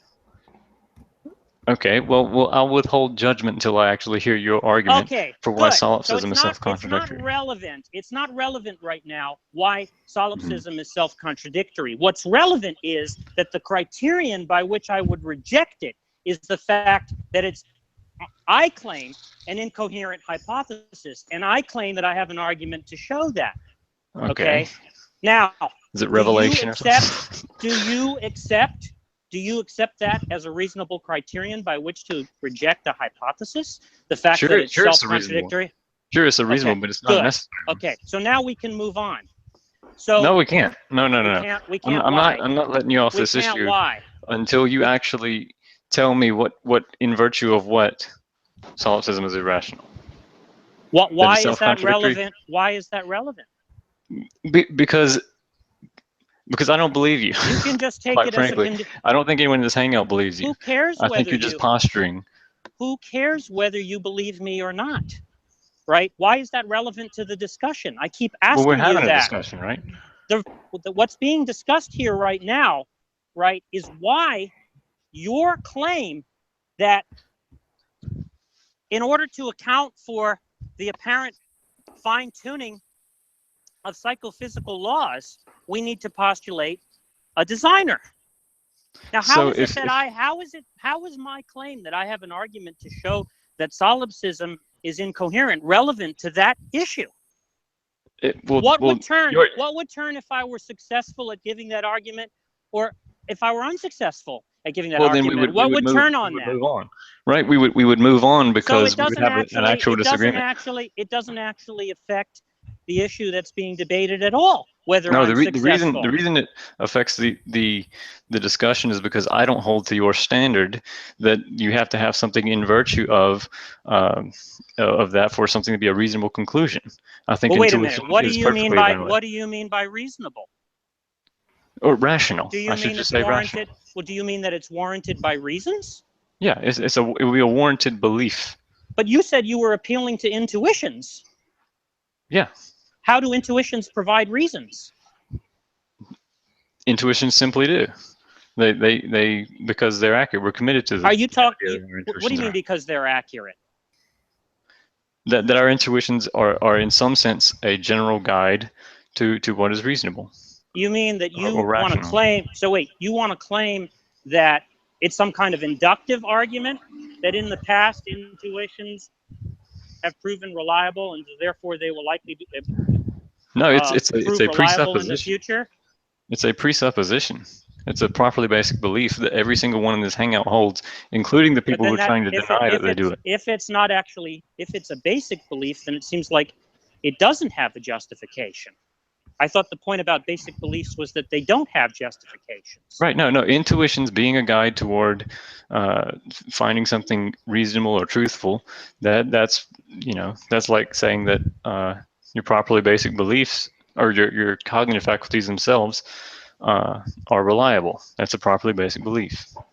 I wasn't asking you that, right? I'm asking you how it is that an intuition provides a justification for a belief. I mean, the same way that you could say the same thing about sensation. Well, why does a sensation leave you to believe that there's something there providing the sensation out there, or perception? In the case of perceptions, there's a predictive expectation that only given a properly basic reliance on or a properly basic belief in the reliability of your cognitive. I don't know what you mean by properly basic beliefs. But if you right, mean, you expect. Just sum up for a second here. Can I just sum up briefly? Yeah. It sounded like Valentas just said that has this belief about a designer is that he has an intuition that it's true, and that's his argument. Yes. So that's where we're at. So that's not your argument? No. There's no reason for us to even pause over that argument because that's not an argument. No, that's not what it was. Then I don't understand. I don't understand. Does Right, somebody it's the understand? intuition that a certain kind of explanation is better than another one, and I didn't simply invoke one What's the that criterion you're using that makes it the case that one type of explanation is better than another? the On what criteria. basis? Not I don't the know a name criterion for that it. it's more intuitive. What's I the don't know a criterion? name for it, but I've described it. Does anybody understand the criterion that Aaron described? Just Well, one person? I thought he was just saying that the reason he accepts it was because it is intuitive to him. Yeah, that's what I thought. Does The anybody else criterion is intuitive. does anybody have a clue as to what the criterion is that Aaron described? Is there one person in the Hangout who can do it? Anyone? Speak up now. Forever hold your peace. Okay, I'll explain it again. Okay. That it is intuitive that an explanation that, for example, that if you're comparing two types of explanations, one is superior to the other, and I'll explain which ones, how I'm describing these. So it is intuitive that invoking a law that that states that a certain series of events will happen in that particular order as a law itself, as a law unto itself, is inferior as an explanation to a kind of law that says under certain conditions this kind of thing will follow, and then a certain condition happens, and that it entails the series of events, right? That one has more of an explanatory virtue than the other. Because if you just invoke a law that dictates a series of events, there's no real connection between the two. There's no real, there's nothing you can really do with that explanation, right? But if you invoke an explanation that doesn't directly just entail a series of events, but entails something that would make it plausible for this chain of events to take place, then that's a superior explanation. It's more intuitive. Okay. Right, that's So the criterion can I'm you? using. I didn't follow it, but maybe you can give me an example. Right. So where in you the would case of invoke the it. actual, right, in the case of the actual argument, we're No, contrasting. not in the case of the actual argument. Give me another example where you would invoke this criterion as an explanatory virtue and explain, take me through it step by step how it works. Okay, so if you find, say you find a series of fossils in a buried in the ground, different layers, geologic column, and then when you find some at the bottom and find some at the top, instead of invoking a law that would just dictate these kinds of things go at the bottom and these kinds of things go at the top, which is empirically equivalent to a theory which might entail or explain why it is that these kinds of things ended up at the bottom and these kinds of things ended up at the top. Right? One is more intuitive, or one is more, well, just plausible than the other, but they're empirically equivalent. There's nothing in virtue of which. Wait a minute, but what I'm might, asking you in okay, virtue whatever. of what? I'm asking you in virtue of what is it more plausible? No, Saying you just it's asked more me for an example. plausible. Yeah, I asked you for an example, right? But you saying that one is more plausible than the other doesn't explain to me in virtue of what it's more plausible. Oh, that's right. Right, I'm just saying one seems like the kind of thing a reasonable person will believe, But then and the you're other just one does not. appealing to intuitions again. Yes, I am, and I think that intuitions are properly basic. They're valid. If you don't appeal to them, then you end up a solipsist, Okay, or some kind, not even a solipsist, but a skeptic. for the end, right? We're not interested in what appears intuitively plausible to you. I don't care about that. That's Normal not what people I'm are, asking actually. you. Fine. It's not going to make any difference in the world to somebody who has competing intuitions. That is to say, intuitions that go in the other direction. So what you need to do when you're at a theoretical stalemate like that is give an argument. And so it's not going to help you to give an argument to say, it's intuitive to me, it's plausible to me. If you don't find it so, you're irrational, right? If to say that the other person is irrational to reject the intuition, you need to give an argument. So does someone need to give an argument against solipsism? If somebody says solipsism is false, yeah.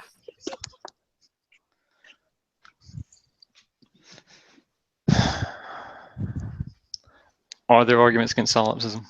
I think so. In fact, there are many in the literature. I mean, I don't think all of them are good, but there are some in the literature. Many people have tried to refute it. Yeah, I think there is one good one.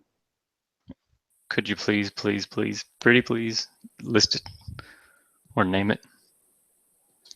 You mean Or just, let me just put it a different because, way. just Let me put it a you different mean way. you're asking me as a favor to talk about something that's irrelevant because Well, you're just so curious? Before we do, I want to ask you this question. Let's say someone undermined your argument against solipsism. Yeah. Like someone, like you went in a hangout and you're like, wow, you know what? That's not a great argument, right? Would you then be some kind of just skeptic about the existence of other minds, or would you continue on expecting there to be other minds as a normal human being? I'm a little confused. Can you repeat the question? Yeah. So how would you proceed about your daily life in terms of your belief about the existence of other minds if someone were to undermine your rock solid argument against solipsism? Well, that's not what I'm taking to be the solipsistic thesis, just to be Well, clear. you didn't answer the question. But I thought you were asking me about solipsism, and I thought that what you were understanding. No, I'm asking you about your belief. I'm talking about your belief. What would be warranted, or what would be reasonable for you as a human being to believe? About whether other people have minds? Yes. I think that's irrational. So it's not irrational to just randomly believe something without justification. No, it's irrational. It's irrational to believe things that are self-contradictory or contradict other beliefs that you hold, or that are justified by appeal to an invalid inference, etc. So you wouldn't hold someone. You wouldn't say someone is irrational then if they were a solipsist, if they didn't think that it was self-contradictory. That would be fair to say. Certainly, the other minds hypothesis, which I take to be different from the solipsistic thesis, right? I don't think it would be irrational if somebody thought that other people were pea zombies.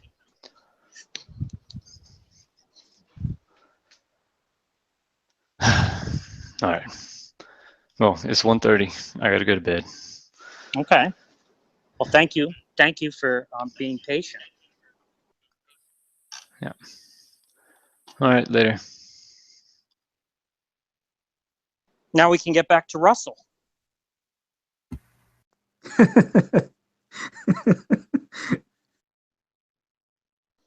So what do we think about sense data theory?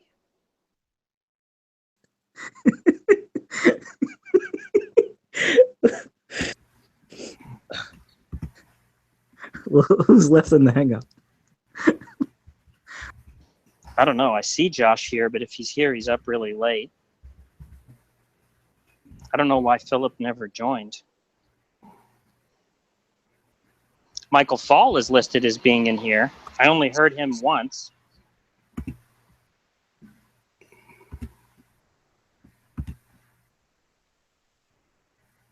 I'm here. What's up? What's up?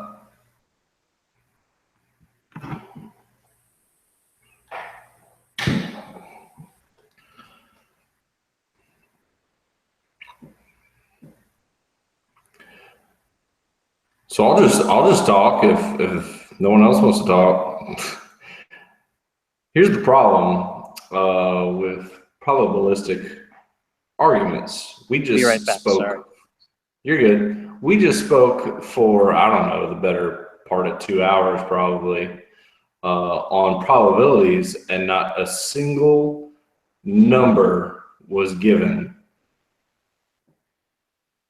That should throw a red flag for you. The reason not a single number was given is because there are an infinite amount of possibilities, which Jack did a pretty good job of exposing. When you basically have a numerator and denominator, and when you have an infinity symbol, the denominator, in terms of number of possibilities there can be. A number cannot be derived to determine whether or not it is superior to think that a probabilistic universe is the case, or a non-probabilistic universe, I guess, more determined universe is the case.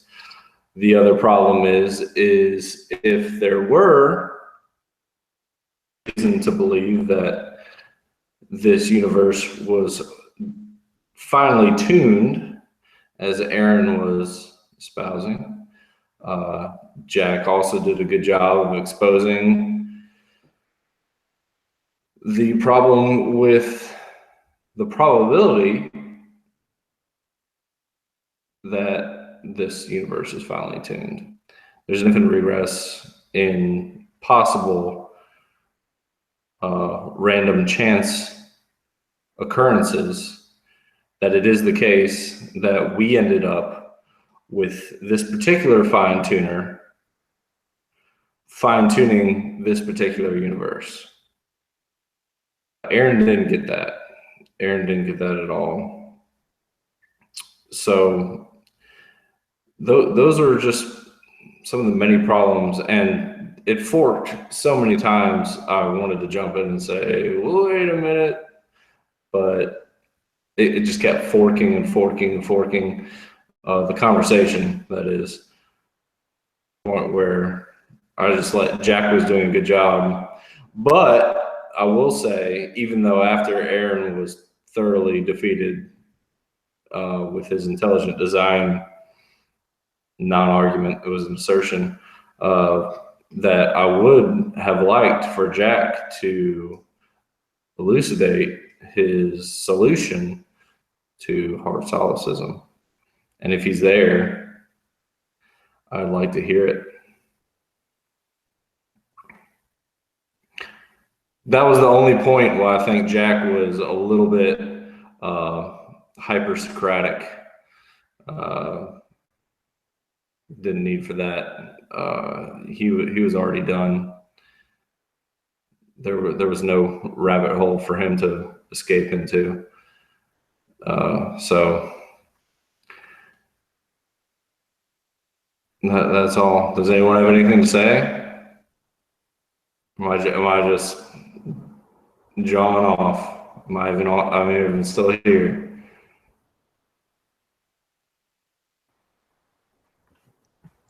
Yeah, I think we agree. I mean, I think it was pretty clear Aaron couldn't support anything he was saying. Yeah.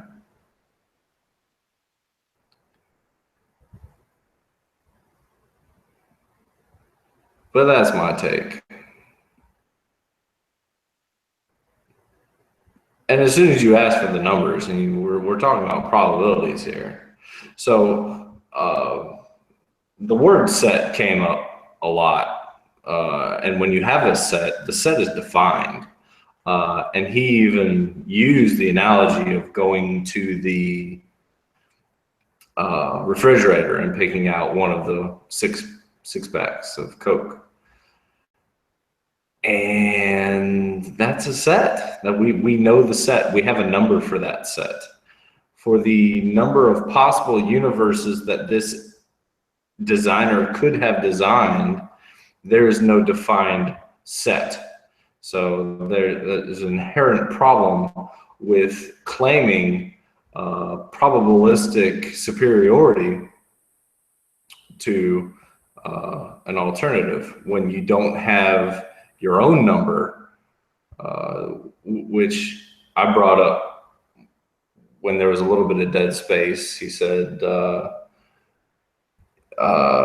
he was talking about you would have to use a non-designed universe, and I said, well, you would need an example of a non-defined universe. You in order to contrast what a superiorly defined universe would be, you would have to show it comparatively against a non-defined universe. And in order to say probabilistically that it is more likely the case, you would need the actual numbers of the set, which are non-existent for the intelligent designers. They just have their feeling, their intuition. There was also the psychophysical laws, and that it was favorable. This particular set of circumstances that we occupy is a favorable set of circumstances. Again, you would need to demonstrate an unfavorable set of circumstances and what that would look like. But even compared, or even if you were to analyze how favorable the set of circumstances is for our psychophysical state, it wouldn't end up very good at all. It would be far below 0.5 in terms of probabilities, because out of the set of circumstances that we know exist, the conditions it requires for us to inhabit an existence that is favorable is very, very small in terms of the known universe. In terms of our local space-time, it's a terrible argument. The only argument you could make is for an extremely poorly tuned universe in terms of a psychophysical state, or in terms of our well-being and survival and our experience. The universe is, if everything in the universe had agency, then most, by the vast majority, would be out to get us, to kill us. So the argument for favorability really is inverted against Aaron's favor in this case. I could think of a worse universe, but it would be very hard to have an intelligence with the desire to create a favorable set of circumstances for us to come up with a worse set of circumstances for us. As a matter of fact, this universe looks exactly like what a universe would look like if there were no divine intelligence magicking our consciousness through its poofery. So, y'all still there? I'm just going.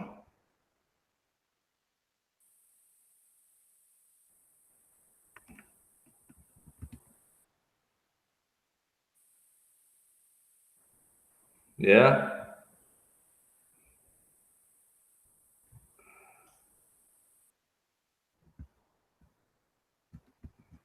So, and that's just off the top of my head. All the places where the intelligent design argument is just kaput. It's done.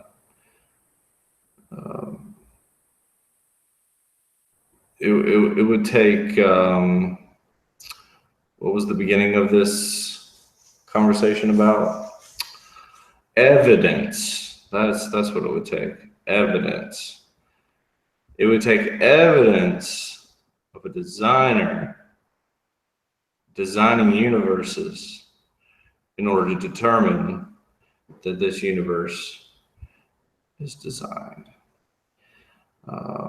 Evidence is, and there are competing definitions for evidence, and definitions can be personally proprietary, but I think the most used one would be an available body of facts or information indicating whether a belief or proposition is true or valid.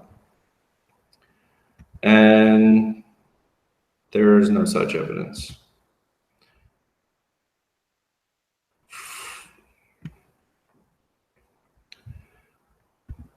As a matter of fact, the way that we determine design, the way we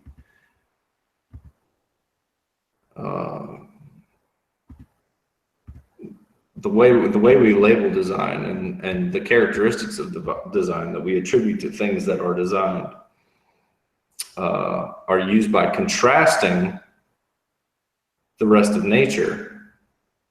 We can demonstrate is designed. This is known commonly as the watchmaker fallacy. If you claim that the grain of sand on the beach you're walking on is designed and everything around it is designed, you really have no way to determine or contrast that which is not designed. It goes back to showing how you would know an undesigned universe, or showing an example of an undefined universe. Jack said something about evidence of a hypothesis. I think I'm reading the quotes here since I'm the only one talking. I think Jack was talking about a hypothesis and how the confirmation of a hypothesis. You can hypothesize about anything.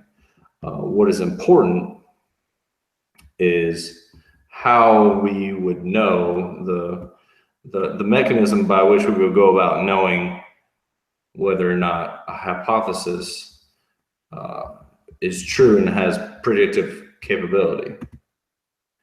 So I think that's what he was talking about.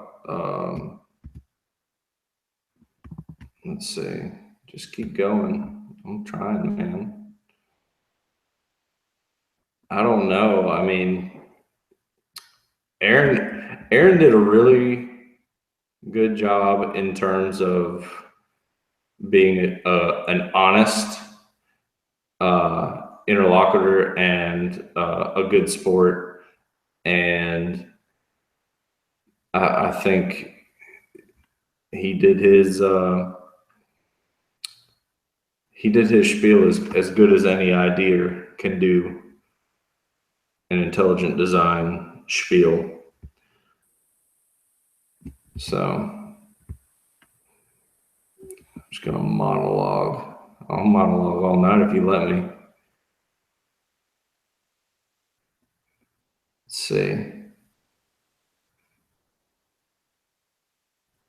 I feel like this would be easier for Aaron if he knew that Jack wasn't a foundationalist. Yeah, I don't think that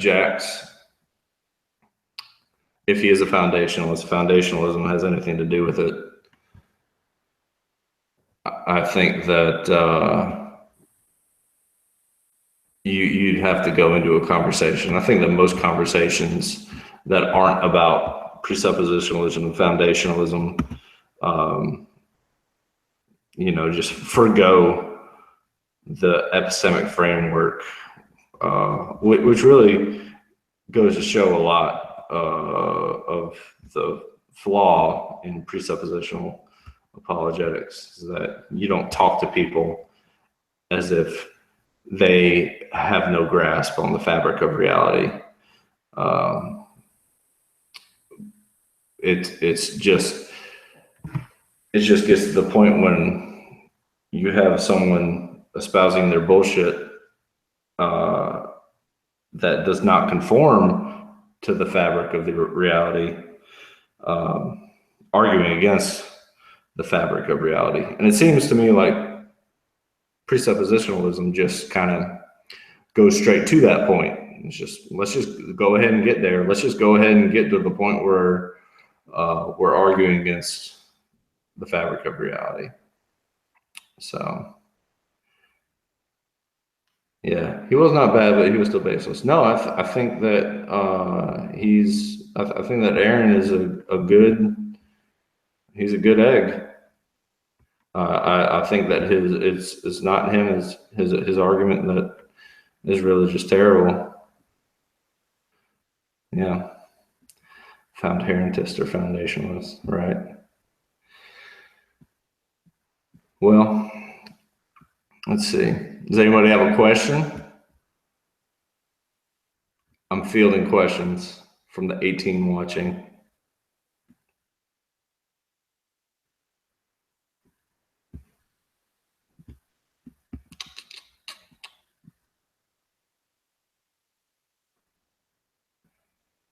Why was he so interested in solipsism? I think I spoke about that. Consciousness or conscious. Depends on it depends. Why was he so interested in solipsism?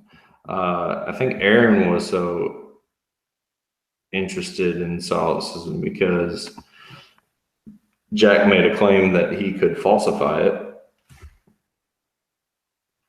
or he had a solution to it, or that specifically that it was self-contradictory, which I feel like for the sake of it, he could have just gone through it real quickly. I mean, Jack can keep up and Aaron can keep up and the rest of you can keep up with the primary conversation. And if we have a secondary conversation about solipsism, I think we can knock that out pretty quickly. And Jack, I think, probably could do it if he does have it pretty quickly.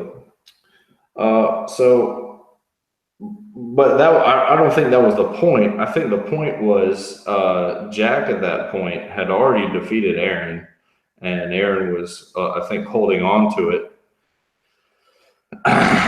Aaron was holding on to it a little bit, and Jack was being evasive for some reason. Jack was being hyper-Socratic.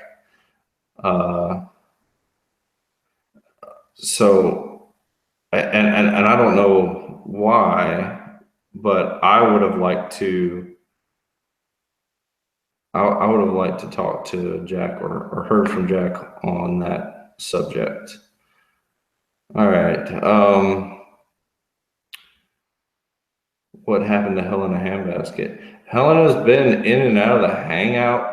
I don't know why, but she's had to refresh several times. She's commented in the side chat how she can't hear the conversation. So I don't know if she even knows it's still going on, which is kind of awesome. I'll try and represent the Helena Handbasket show while she's absent. But no, she's been having technical difficulties, and she may well just chop this Hangout up and take out my entire monologue after. Would love to talk sometime about axioms and foundationalism. I would love to talk about that too. I'm going to read the other questions before I get into that. I was wondering why nobody called Aaron out on how he can claim that our reality would radically diverge if it was based on a random chance event in the past. Well, if you're going to get into what you would call the quantum possibilities, is reality is constantly diverging, and the current state that we're experiencing is a result of a random chance event in the past. Look up quantum immortality. If you look up quantum immortality, it's a really cool. It's a really cool explanation. It doesn't fully explain your question, but it's a cool concept. And I think what Aaron was saying, though it was completely baseless, was that this set of circumstances, if brought about by random chance, is so unlikely that we would have no reason to believe that it was brought about by random chance, and that going forward,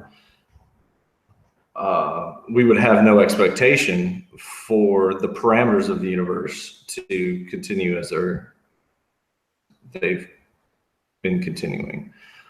It's not a really good argument because it's not really how things work. He threw out Bayes' theorem, which he abused a little bit, but that's all right. And so the problem with this is it doesn't take away. It seems like an all or nothing proposition, right? Like either the universe is entirely deterministic, or the universe is entirely made up of these random chance events. And what Jack did, he didn't do it early enough, but he did say that it ultimately begs the question as to why couldn't there be a degree or a sliding scale of randomness to deterministic sets of affairs, and what is to say that the creator of these sets of affairs didn't have an element of chance in it?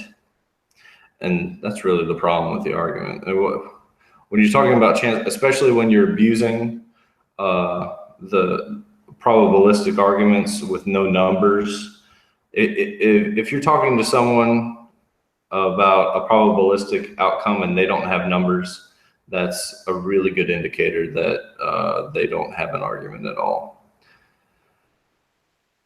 It sounds like he expects physical laws to change every minute for some reason. Yeah, that's the real problem, is that theists often attribute to the stableness of the universe, or I would put that in quotes, like the stability of the parameters that we've discovered of the universe as evidence for a deity, and without this deity that is maintaining the stability, shit would just be going everywhere. Like my asshole turned inside out. Michael Jordan would be, Michael Jordan would be the best football player. Hillary would be president. Who knows? And not just that, but like there wouldn't be such a thing as this planet. There wouldn't be such a thing as life. There wouldn't be such a thing as this universe at all. We would implode. At some point, we would implode. And at some point, there may be a set of parameters in place where we implode based on that quantum divergence that Aaron tried to use, but he really just used it as a cudgel against himself, I feel. The problem is when you say, and the guy Darth Dawkins uses this a lot, he says something to the effect of, what reason do you have to think that the universe will continue to operate in some law-like way? Like that's something he says a lot. And the answer to that question is certainly not with a God. I certainly wouldn't think that with a God that can do anything and is constantly choosing outcomes based on infinite sets of circumstances, right? So that's the response to that. If you have a deity that can change the constant of the speed of light, if you have a deity that can, I don't know, kill an entire country worth of children, firstborn children, excuse me, at his whim, you know, that violates what we would describe as a physical universe operating in a law-like way. So that argument kind of falls on its face right away. It sounded like he expects physical laws to change every minute for some reason. Yeah, I did that one. I did that wrong. Sorry. Your monologue was the best part of the hangout. Thanks, Tom.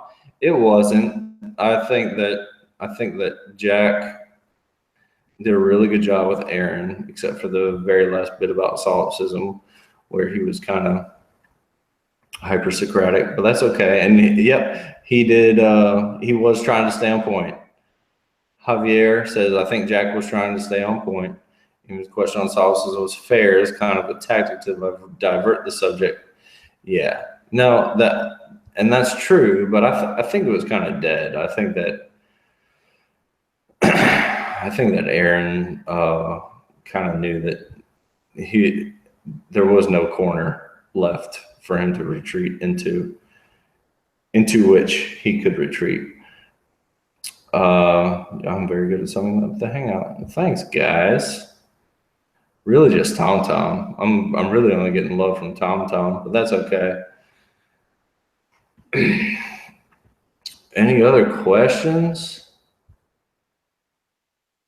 If anybody wants to fucking talk, I mean, jeez.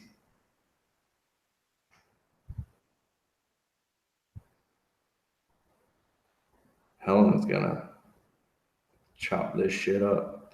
I'm afraid if I leave, here's what I'm afraid of.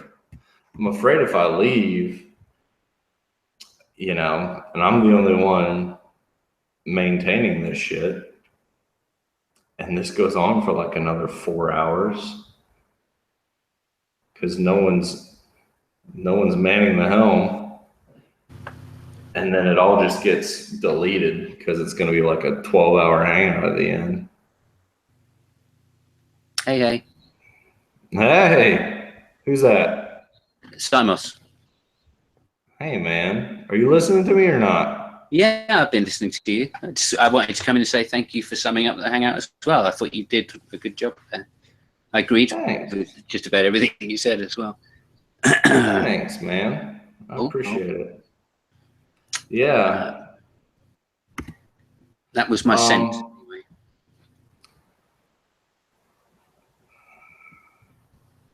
So I guess we have nothing to argue about then. There's no fireworks. We need to have an argument. Not between us, I shouldn't think, no. But, you know, we can make some. I mean, there you go. All right. Well, I don't know. No, I mean, I just would go back to the hangout topic, really. Thing about it, I did listen to the video that Helena did. Yeah. Didn't really understand it, and just went on to Frege and several other people trying to define what words meant. Yeah, I watched seemed that. A little circular. It was like a minute and 49-minute video she posted before this, and I watched it, but I have to admit I really didn't pay attention to it. Oh, right, that was that one. Yeah, the chapter 1 I meant of the actual book that she's reading by Russell. But that's cool. That's all right. I don't know enough myself, but I was kind of, but didn't satisfy me. So I wanted to know more. So I was glad when she did put up a hangout about it, even though we didn't actually get there. Yeah, I really would have liked to do that. Because I need to I go through phases where I just read and read and read and read, and I don't really take in other opinions, and then I'm in this phase right now where I'm wanting to just vomit, digest, whatever. really. Yeah, I've just read, and I just want to just puke on someone all the information. And Okay. that was a bad way to describe it. I do know what you mean. I did a small course on relativity, and I got like 6 months into it, and just was so excited and couldn't stop talking about it, to the point where people were going, "Look, you're going to have to shut up. Right, if you come out with this tonight, you're not allowed to say anything." It's like you decide to go. You try out vegetarian, and you just have to fucking tell everybody about how great being a vegetarian is, right? And how great it tastes. Oh yeah, for sure. Exactly. I go through phases where some of it just sinks in really easily, and I go, "Oh, I get it," and then I get to a certain point as well, especially in philosophy. I get to a certain point, and then my brain doesn't want to push anymore. Yeah, and I still don't get some of the major ideas that these guys talk about. I'm just left on the side going, it makes sense to talk about it that way, even though I can hear that they're talking sense. It just won't fit into my brain in the right way to go, okay, yeah. But then, well, I went to school for business. I graduated. I have a degree in international business. Nice. And it's a really good degree. And something I gleaned from that I kind of apply to philosophy is that you kind of have to piecemeal your approach together. So like, if you were to take capitalism and if you were to go pure capitalist, it would fall on its face. You would need some sort of mixed economy at some point in order to sustain it. Yeah. If you were to take its antithesis, and that's not to say that its antithesis, socialism, is better. If you were to take socialism and you were to take it to a pure socialist extent, it would implode as well. You would need some sort of mixed government, mixed economy to it. And if you kind of employ these different principles selectively, kind of like a poker player might, he'll play really hard and aggressive, or he'll slow play hands, or if you play like that, you'll be extremely successful. And that's kind of the same as philosophy, because with a lot of these philosophical concepts, if you reductio ad absurdum, then they'll become absurd. So, It's not that's a tautology or anything. Right. No, but what I mean by that is really, I know you gotta kind of have, you have to have some axioms, but you want to have as few axioms as possible. Yeah. Right. And that's really the debating point, isn't it? Yeah. You want to have a pragmatic approach, but you don't want to go full pragmatist, because pragmatism, when taken past a moderate level, can be extremely detrimental. You want to employ these like you would economic principles to your I guess philosophical diversification, and you want to establish and you want to position yourself somewhere on the scale, right? And based on where you are on that, based on where you are on that scale, You know, you can both shield yourself from extremely stupid things and as well as attack extremely stupid things. Yeah, the basic level. Yeah. I mean, you can always get down, you know, again, once you, it seems to me that there's a certain level by which it becomes, well, I don't know. Yeah, depends on your starting point, doesn't it? I feel myself as a pragmatist, if anything. You know, and I don't. So it's hard for me to shift my point of view from saying, yeah, but, you know. Right. And then if you go watch, Sam Harris had a podcast with Jordan Peterson. Right, I haven't watched that one yet.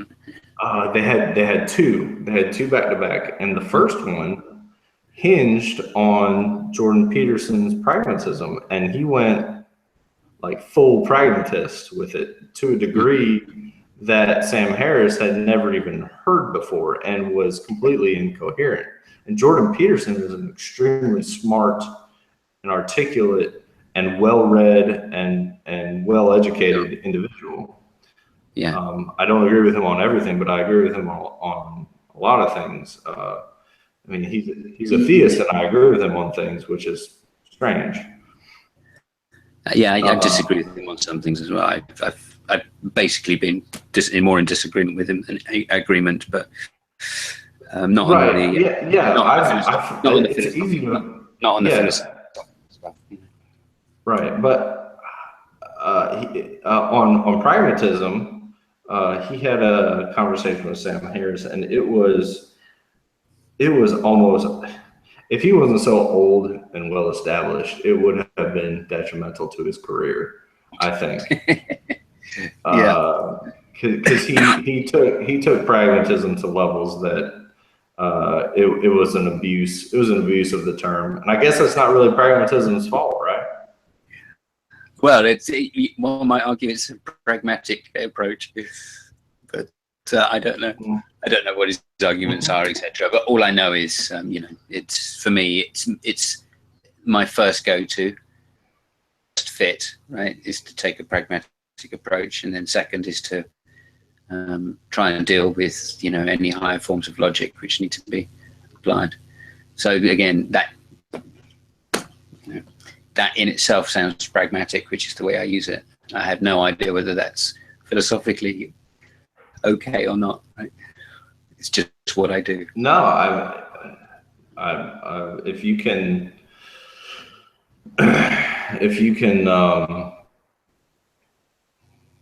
what is the word? Discriminate properly, then I don't see any problem if you say pragmatism is your go-to. I guess it would depend on what the goals are. If we have, you know, if we have moral or if I had to say anything, it would be to you know, live us, or at least, well, I guess it's the Dillahunty thing, but I put it a slightly different way, which is to try and have the most accurate map I can have of reality. There you go. Yeah. So in terms of epistemic goals, it's certainly a fairly good one. Right. Okay. I don't know what that exactly, but yes.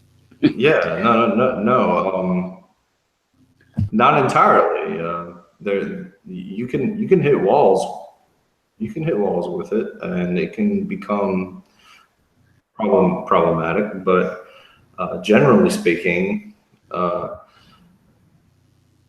navigate really well by just a general pragmatic approach. I don't see too much wrong with it. I mean, I do have something above that, you know, which guides me. I mean, I don't use it as the yardstick by which I, you know, assert absolutes. It's not the galactic overlord Xenu, is it? No. It's of Scientology. That's above it. It's probably calculus, if I had to say anything. But yeah. And there's certain things like that, exactly like that, right? Which I kind of think is quite intuitive, to use the word Aaron used, which is a terrible word. But I think it's when I say intuitive, I'm kind of trying to describe a type of logic that we don't really have words for, other than being circular about, you know. Well, in this context, you're not using intuitive incorrectly at all. Right. Okay. I think Aaron was using it in a way that it was just saying, well, because I think so. Yeah, it feels good, and I think so. Yeah. You know. Although there is that sense to my intuition that doesn't make account. It's literally that you can't describe certain things, certain properties which the universe has, you know, in words. And if you do, the words don't have any meaning other than to name the actual thing itself. Right. Which of course, and maybe the difference is you would hope to have something to bolster your intuition beyond just merely being an intuition. Well, other than being able to invent a word to merely explain that. Yeah. You need something more than that, but there isn't a word which we can use. Again, some examples. The example I usually use is, you know, the proof of Pythagoras' theorem in visual terms. Yeah, sure. So there isn't really any words. You'd have to go through a description of what is actually happening. Right? You couldn't really say what's happening, other than you know, explaining it in terms of a series of words which tell you what's happening. Right. Yeah. No, that's really good. And really, any really geometry as an analogy to logical proofs, or just the existence of logic, or an accounting, maybe an accounting for logic, geometry is. Well, yeah, I mean, I look at it that way. Geometry is congruent to that. Well, it's nature. It's why mathematics is descriptive. And the reason it's based on axioms is because we take things that can't exist in nature, and that's what we base mathematics on. But that, you know, although they can't exist in nature, they're an idealization of nature. Right. In just the same way that an infinity is an idealization of a number line, or the natural number. Right. No, that's good. I've thought about that before, but I never said it quite like you said it right there. Cool. I'm glad we're live. Because I couldn't say it again if I tried. No, I mean, I came to it really by thinking about the you know, induction, deduction problems, if you like. And it occurred to me that actually there is a one-way process going on there, which is the idea of, you know, we use induction to support deduction. Yeah. And that is a process. So in some sense, you know, deduction is an idealization, or I should say the idealization of an inductive argument is actually a deductive argument.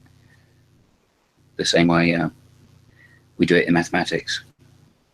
Yeah. When you have converging functions in that situation, you always get, you know, a definite outcome. You never get an infinity.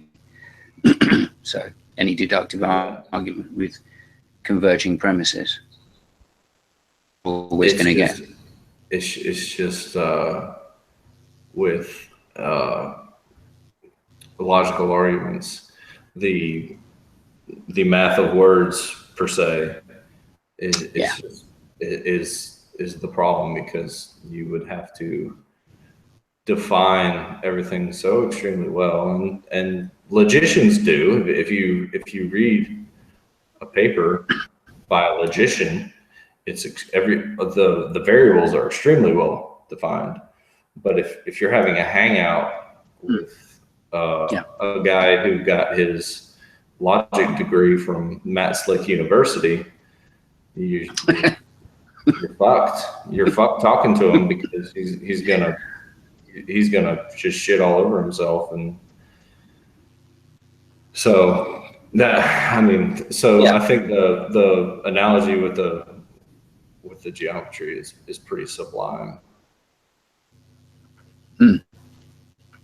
Yeah, once you've answered the reason why once you say that the axioms of mathematics are an idealization of nature, then it works, I think.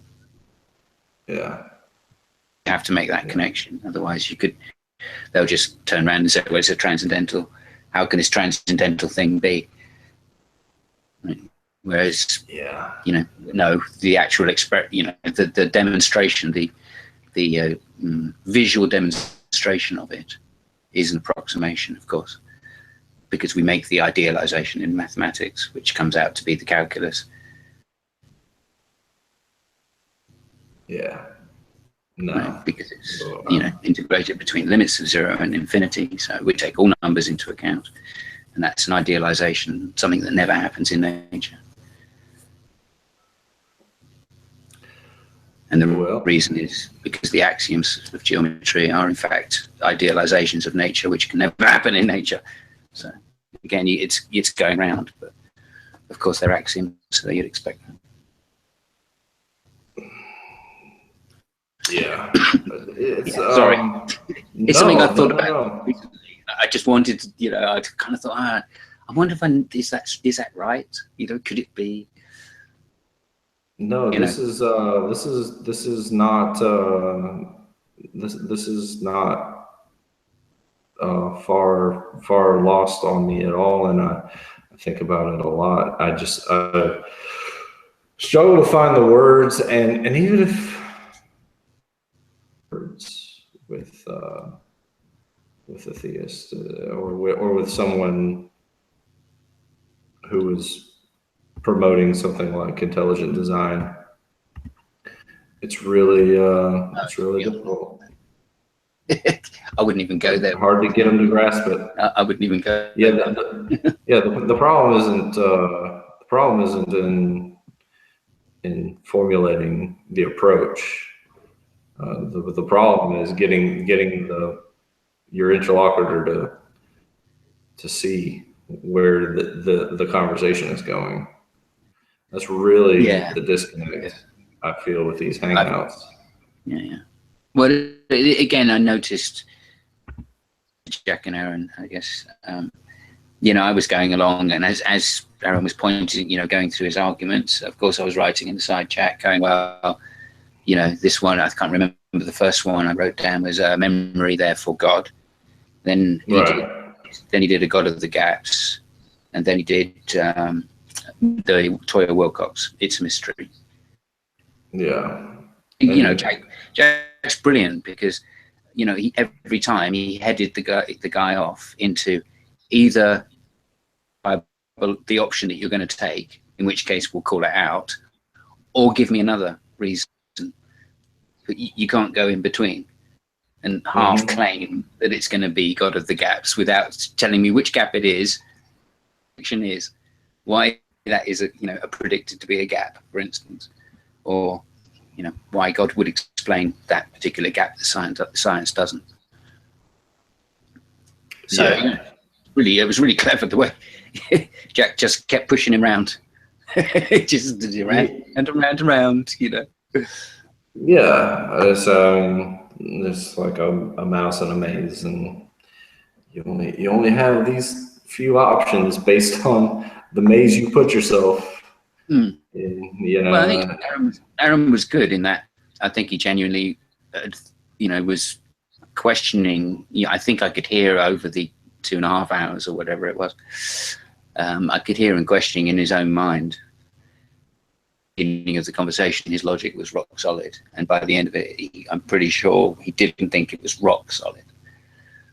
So. Yeah, and he'll probably go and read some apologist, and he'll be completely rejuvenated and ready for the next.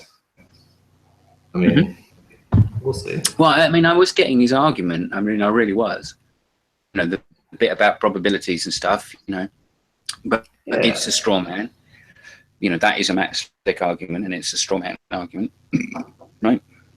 Yeah, if the universe was chance every moment, and every moment was another chance, and it could be anything, then sure, we would, and sure, then seeing a consistency, right, would in fact could be God, because you would be going from a universe where nothing was constant, right? But if you're in a universe which is constant, pointing out that the universe is constant, it doesn't explain anything. Right, and there's even a further paradox that I haven't even spoken on, and that's if we are to expect random things occurring, if randomness is brought to its maximum capacity of 100%, everything is 100% random, then randomness itself becomes a reliable parameter of the universe, right? So I don't know about that. No, you don't know? That's stretching it a little far. All right. Well, in the sense that say that randomness itself is some kind of order. Go down that route, because it takes the meaning of random away from random. Well, I mean, imagine if every time you woke up in the morning and you opened the door to your bedroom, there was a completely random state of affairs going on outside your bedroom. Okay, and then you went and you operated in whatever universe that was, and you came back home to your bedroom, and you fell asleep, and you woke up the next day. For your entire life, there's a random state of affairs as you open your bedroom door. Yeah, it's worse than that, Stuart, but carry on. It's worse than that. But your expectation, for it to. Well, that's what I'm saying, Stuart. Sure, that's kind of what I just said. His premise was the expectation that the universe would be completely random, second to second. Right. That was his whole premise, and then so him pointing out that the rest of our universe isn't that way, right? Well, if we were in a universe which was completely random from second to second, and then suddenly it didn't become that, then maybe he would have an argument. But that's not the situation. The situation is we're in a universe which doesn't behave randomly second to second. So pointing out that it doesn't behave randomly from second to second is not an argument in favor of God, because we already live in a universe, and that's what we're trying to prove. Right. So that's what I mean. That hits when he started going into chance. Well, look, if it was just purely chance, then any hypothesis which wasn't chance would be better. That's what we see in nature. We see it's not chance. Right. And so that was his argument, effectively, at that point, which is nonsense, because, as I say, we're in a world which doesn't act from chance second to second. If it did, we wouldn't be here. So. And the sets that do. We need the instances that are second order thermodynamics to apply in order for us to be here. Right. You can't have this chance thing going on. In fact, life is the opposite of that, isn't it? Unless, like I was saying, like you had the set. If you have the set of 6 cans in your fridge. But we don't have the set for the universe. We don't have the set for the number of circumstances, and even as he was saying, divergent circumstances. So not only. I would disagree with him to say, it's only under the conditions where you didn't have any laws that it could be divergent. It doesn't work on the idea that the mathematical propositions are divergent. I mean, they're convergent. They must be convergent. And I don't think Aaron could could say, yeah, I think you're right that I don't think Aaron could say that, but I think what Aaron was saying was future sets of circumstances. Well, you might point to the cosmological concept. It's, but that's a specific type of divergence. Yeah, and yeah, but functions can't be divergent. It's that the propositions that lay behind the observables, they have to be convergent. Otherwise, they wouldn't be conjugates. Listen, I'm not here defending Aaron's position, so I don't know any other word for it. Inverse, I think. Inverse. There you go. Yeah. Anyway, I mean, again, this all hangs on this idea that I'm presupposing that induction is in fact, of it, everything of the logic, full stop, and that shows through nature. Yeah. Hence you can see these mathematical truths. You don't need words to explain them. I agree. No, I agree completely. I mean, a lot of mathematicians think that that's proof of God, by the way. I mean, I wouldn't, mathematicians do tend to be believers more than physicists and scientists in general. But that's his number one reason. What's his number one reason? I know I'm familiar with Lennox and his arguments, but what's his number one reason? Well, I think it's his number one reason. It was in a debate with Dawkins at the Natural History Museum. And he said something about mathematical beauty, by which he meant the fact that the axioms of mathematics, when supposed in an orderly manner, lead to this explanation of nature. Yeah, and if and that has to be an intelligent thing, that can't happen by chance. Right, and if it was the case that 2 + 2 = 5, then he would think that mathematical beauty was indicative of a god. Yeah, I don't know. Again, you can't think that 2 and 2 = 5 and accept that it's mathematics. No, well, you could, but well, I mean, unless you do some trickery. I mean, yes, you can say in the extreme limits, right? Then, if you don't know exactly where 2 is, it could be anywhere between 1.5 and 2.5. Right. If you define 2 as 2.5. Effectively, that's what you're doing. You're saying it could be anywhere within 1.5 and 2.5. Yeah. 2 exists. And if you add the total define, up, then the whole space is 5. Right. But, well, I mean, let's just say that for the sake of it, the parameters of mathematics were different from what they are, even though that you and I probably think that they can't be. Lennox would probably think that those parameters would also be indicative of a beautiful. Yeah, I dare say he is presupping it. But then I personally think all theists presupp. Right? I don't think they can do anything else. They don't. I'm not sure that there is. Well, I don't.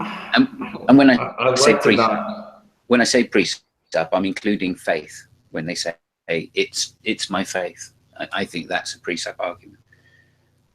I think that I like to think that there are theists that exist that approach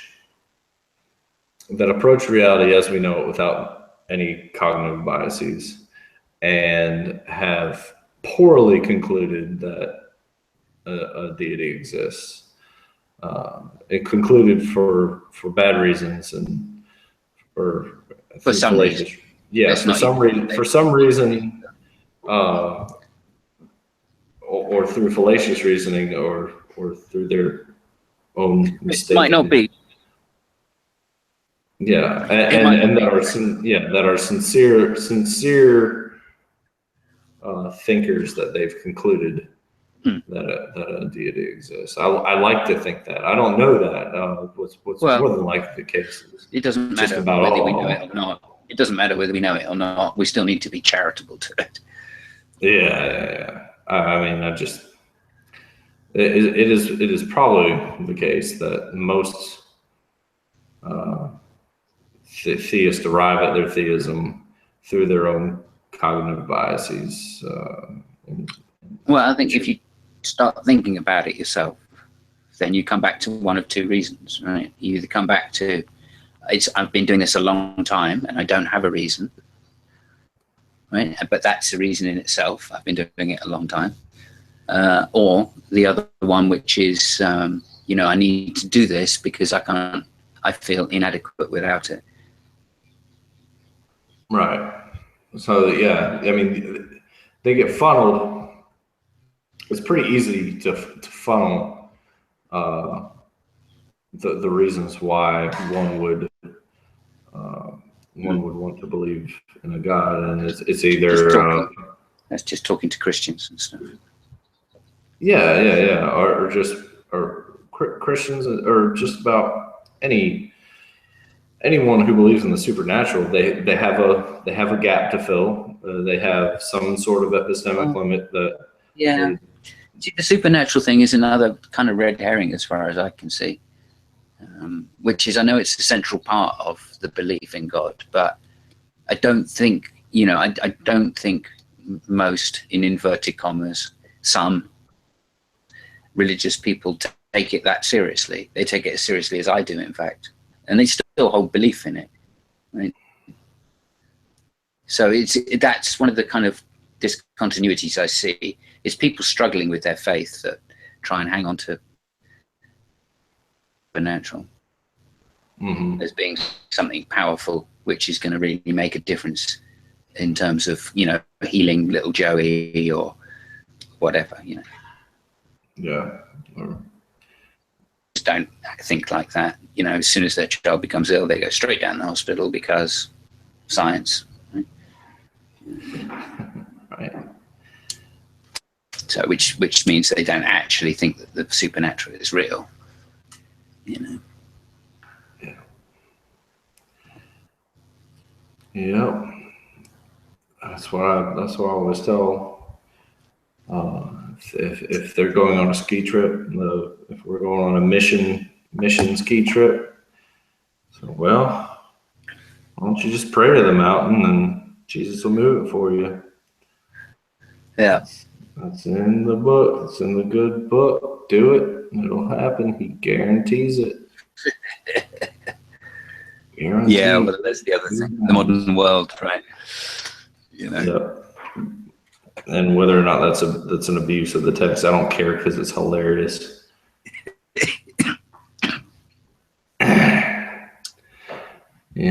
So don't do Bible readings for Christians, bro.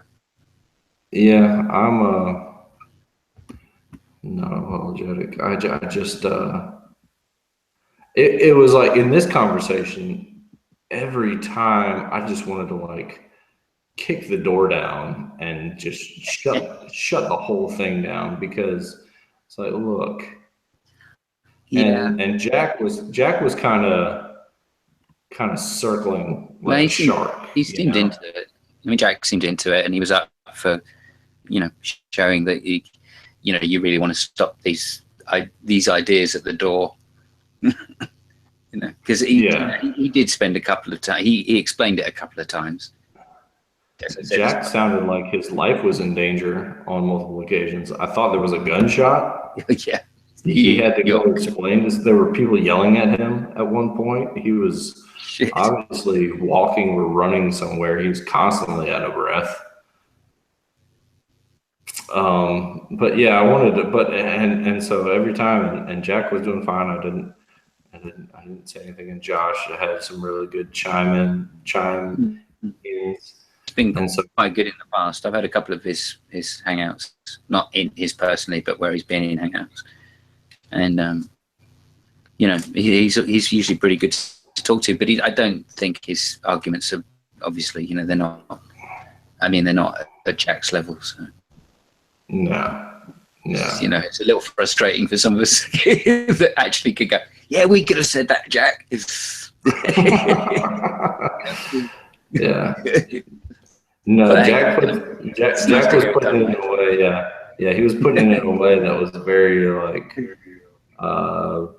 matter of fact, and it was very, you know, look, here we are, and what you got for us? You know, it was really good because every time the guy made a move, one of the classic arguments, Jack just headed him off of the circle. Went, no. Let's come back to this. Yeah. Good. I was highly entertained. That's the problem. By some of the maneuvers. And again, I've heard him in other hangouts, so yeah, I'm pretty, you know, I've heard some of his arguments before, and I've always thought it's a precept thing again. But then I think I have all of them. You know, you just got to force them down one of those tracks until they eventually go, yeah, I'm doing it because I presuppose God, or I'm doing it because it's my faith. And then, right. Job done. Yep, and then that's when you wash your hands and go to bed. So that exactly, but that's when you can make some good friends with Christians anyway. Yeah. My good friends, you know, we've been through the mill, you know, and argued it out, and they've gone, yeah, fair enough, but that's what I believe, you know. Yeah, what can you do at that point? Well, exactly. You just say, well, that's what I want to hear. That's it. Magic F word. I'm done. Commend their honesty, right? Exactly. Yeah. Which is fair because, you know, when I get chased into a corner, I want to be able to do the same thing. Yeah. Yeah. So, and I come up with some nutty ideas from time to time, that's for sure. All right, give me one. I'll shoot it down. Oh, how do angels get around? Oh, man. Oh, so many jokes. How do they get around? They fart. So how many angels does it take to fart on a head of a pin? No, I didn't. You faded out on your answer. What was it? How do angels get around? Oh, fart. They fart. Oh, right. All right. What's the next one? Special baby Jesus angel farts. Nice. This is going out to pseudo. It's going out to pseudo. If you're out there, the environment, or are they? I've no idea. Are they the aerosol? We had a hangout on it. I could probably refer you to. Interested. A good hour and a half. Me and somebody else just talking about angel farts. This was after. I think it was Arcane Logos. Said that's how he thought birds got around. Yeah, he's a flat Earth person. Yeah, maybe. Yeah. I can't. I yeah, mean, a couple of I knew him a year and 2 years ago or something, and he was kind of like ancient alien technology kind of geezer. Yeah, he's you never know with flat earthers because the position itself is so stupid. You never know if they're for real or if they're trolling. I think, you know, if someone goes through do you know we're on air, I shouldn't tell you.